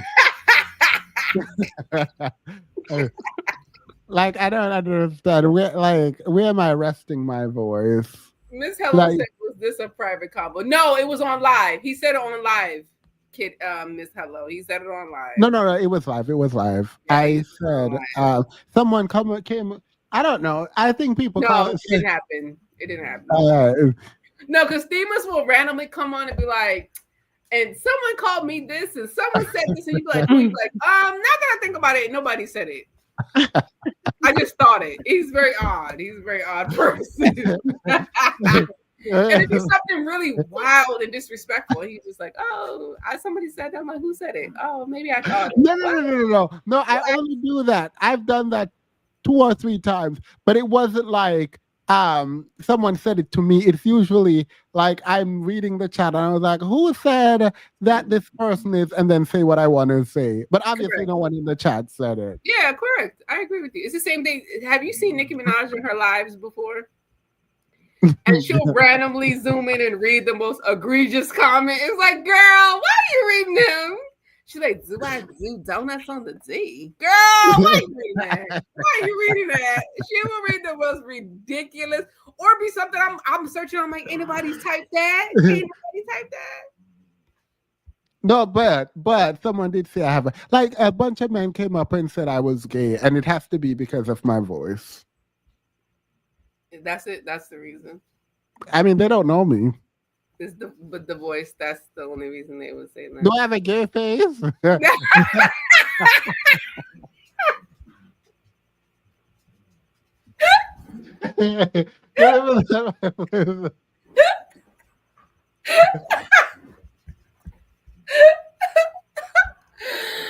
Oh, DJ, go ahead and get in here, girl, because I have nothing to say. Go ahead and get in here. Wait, Keela, are you saying I have a gay face? No, definitely not. You're a beautiful man. Well, that don't answer the question. Beautiful man. Any person would be confused when they saw you. You know, these men feel all kinds of things beautiful, and then they just get angry and they just start attacking you. Demons, maybe your eyelashes are giving gay. First of all, you're not finna put no words in my mouth to make it seem like I said Demon's got a gay face. Absolutely not. That's what happened. That's what happened. You So we said it just was got- your voice, and I said, "Oh, is that When- it?" That's all. When Keela comes on, just drop a face. I don't know how to drop the face thing in the chat as the emoji. No. Child, I saw Themis on TikTok. It was giving. Oh, Thank you.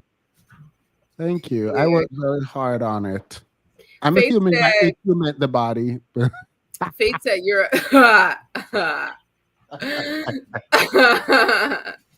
Faith said you're a beautiful chocolate man. Faith, did you get picked yet?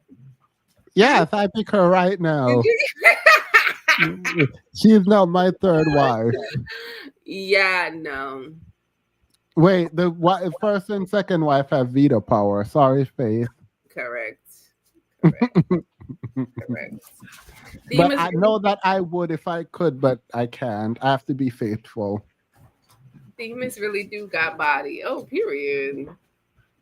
Period. Wait till it comes all the way in at the end of next year. It's over on Instagram. Wait till the rest of his body grow in. So I stop having a gay face.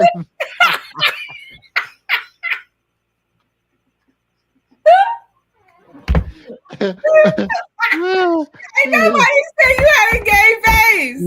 Stop it. Yeah, this is why I'm just scared of so.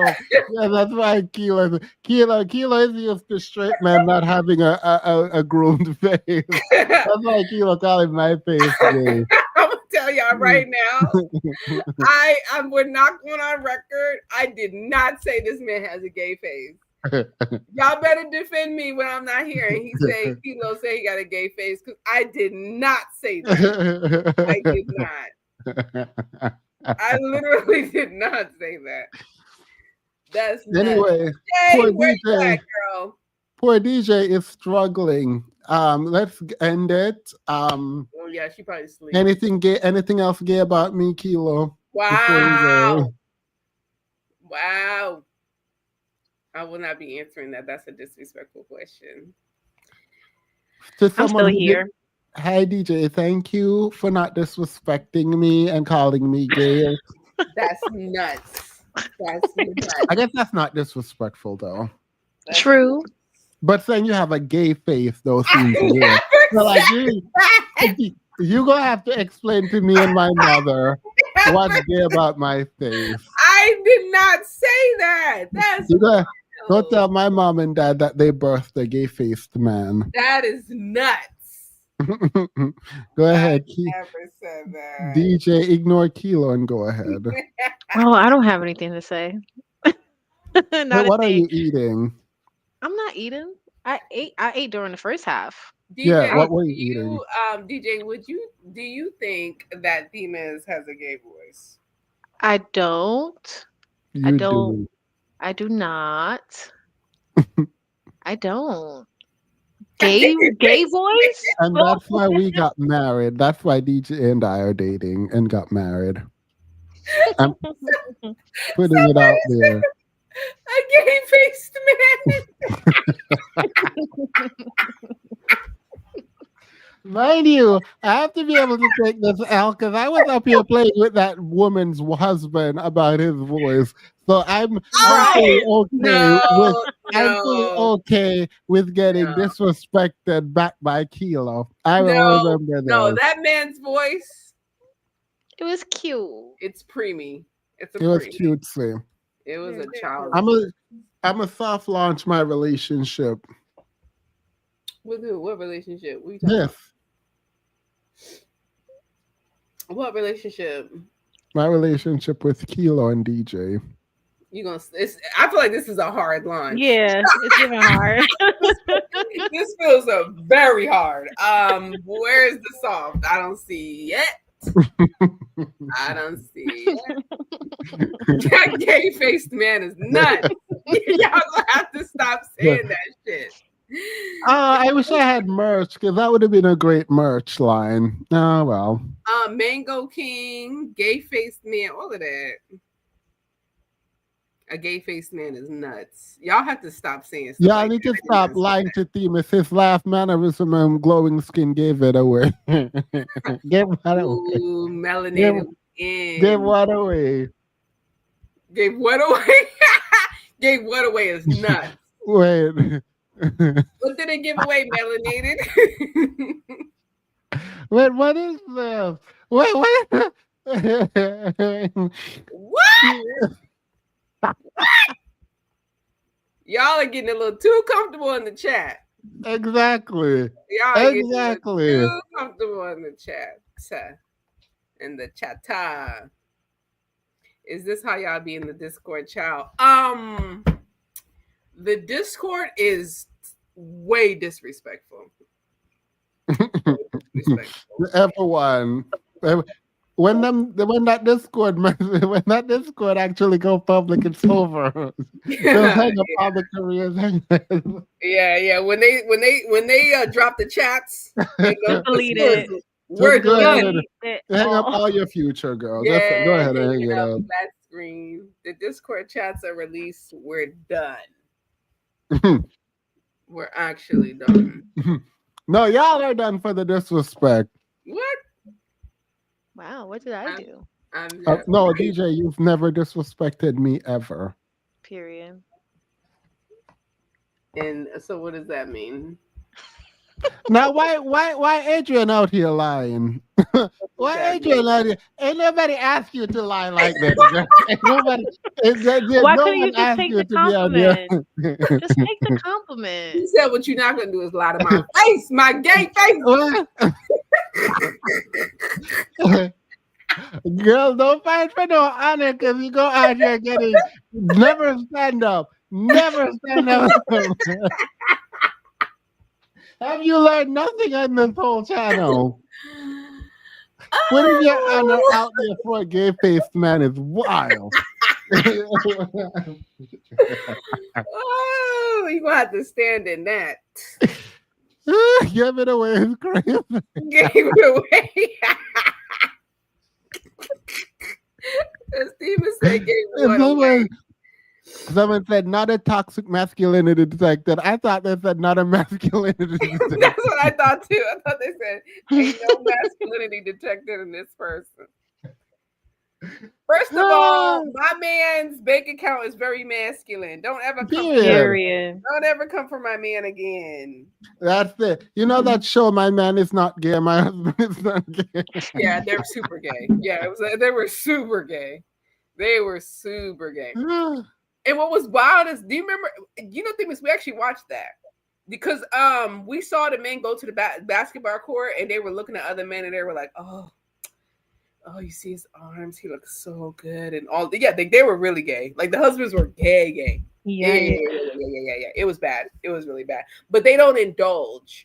So yeah. Once you don't act on the impulse, a lot of people say you can be like Christian gay, just don't act on it. Right. They'll let you in the back door to heaven. I mean, the back door is nasty work, but Yeah. As long as you don't act gay, you can think gay, but if you don't act gay, they'll still let you in. That's what I heard. I ain't never been there. I don't know nobody's been there, but that's what I heard. Yeah. All right. Well, thank you. See y'all next week. Same thing.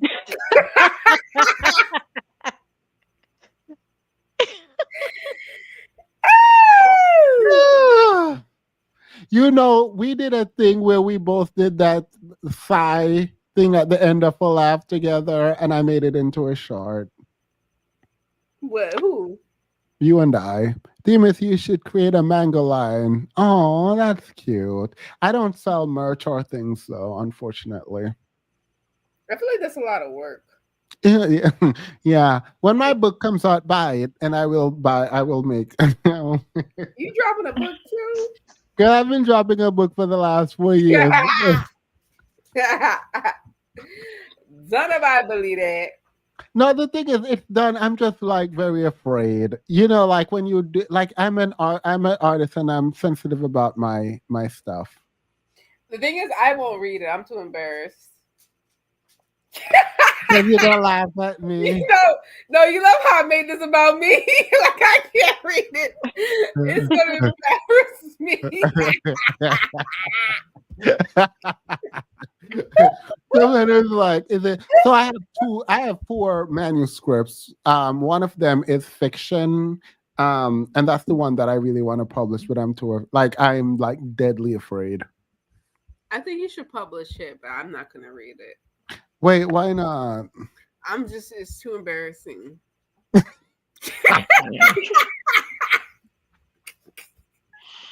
don't know how to describe it, but just the thought of you dropping a book is just really scary to me.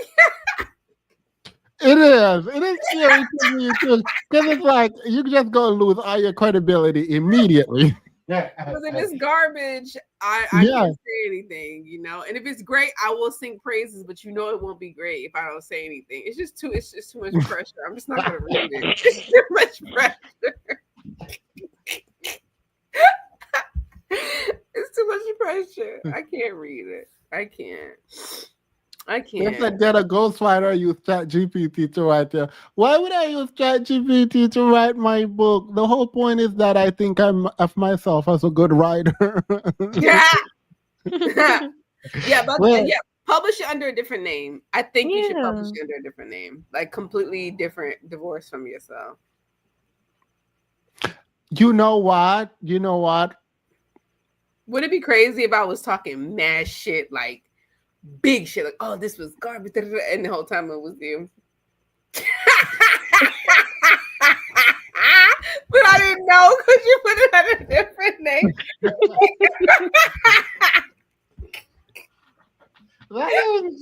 I would cry. Because here's the thing. Here's why I would cry. There are very few people whose opinion of me would matter. And like someone who I think is my friend trashing what I did, even if they don't know, like I think I would actually cry. I'm not mind you, if other people like trashed it, I would care. But like if my friends trashed it, I would cry. And imagine I gave it like a legit time and effort to fry the book up. Like I really took notes about how terrible it was. See, that's I know. This is what's gonna happen. I'm not gonna read it. Demon's lips are serving mango juice and coconut. So period. It's so my are you saying he has gay lips?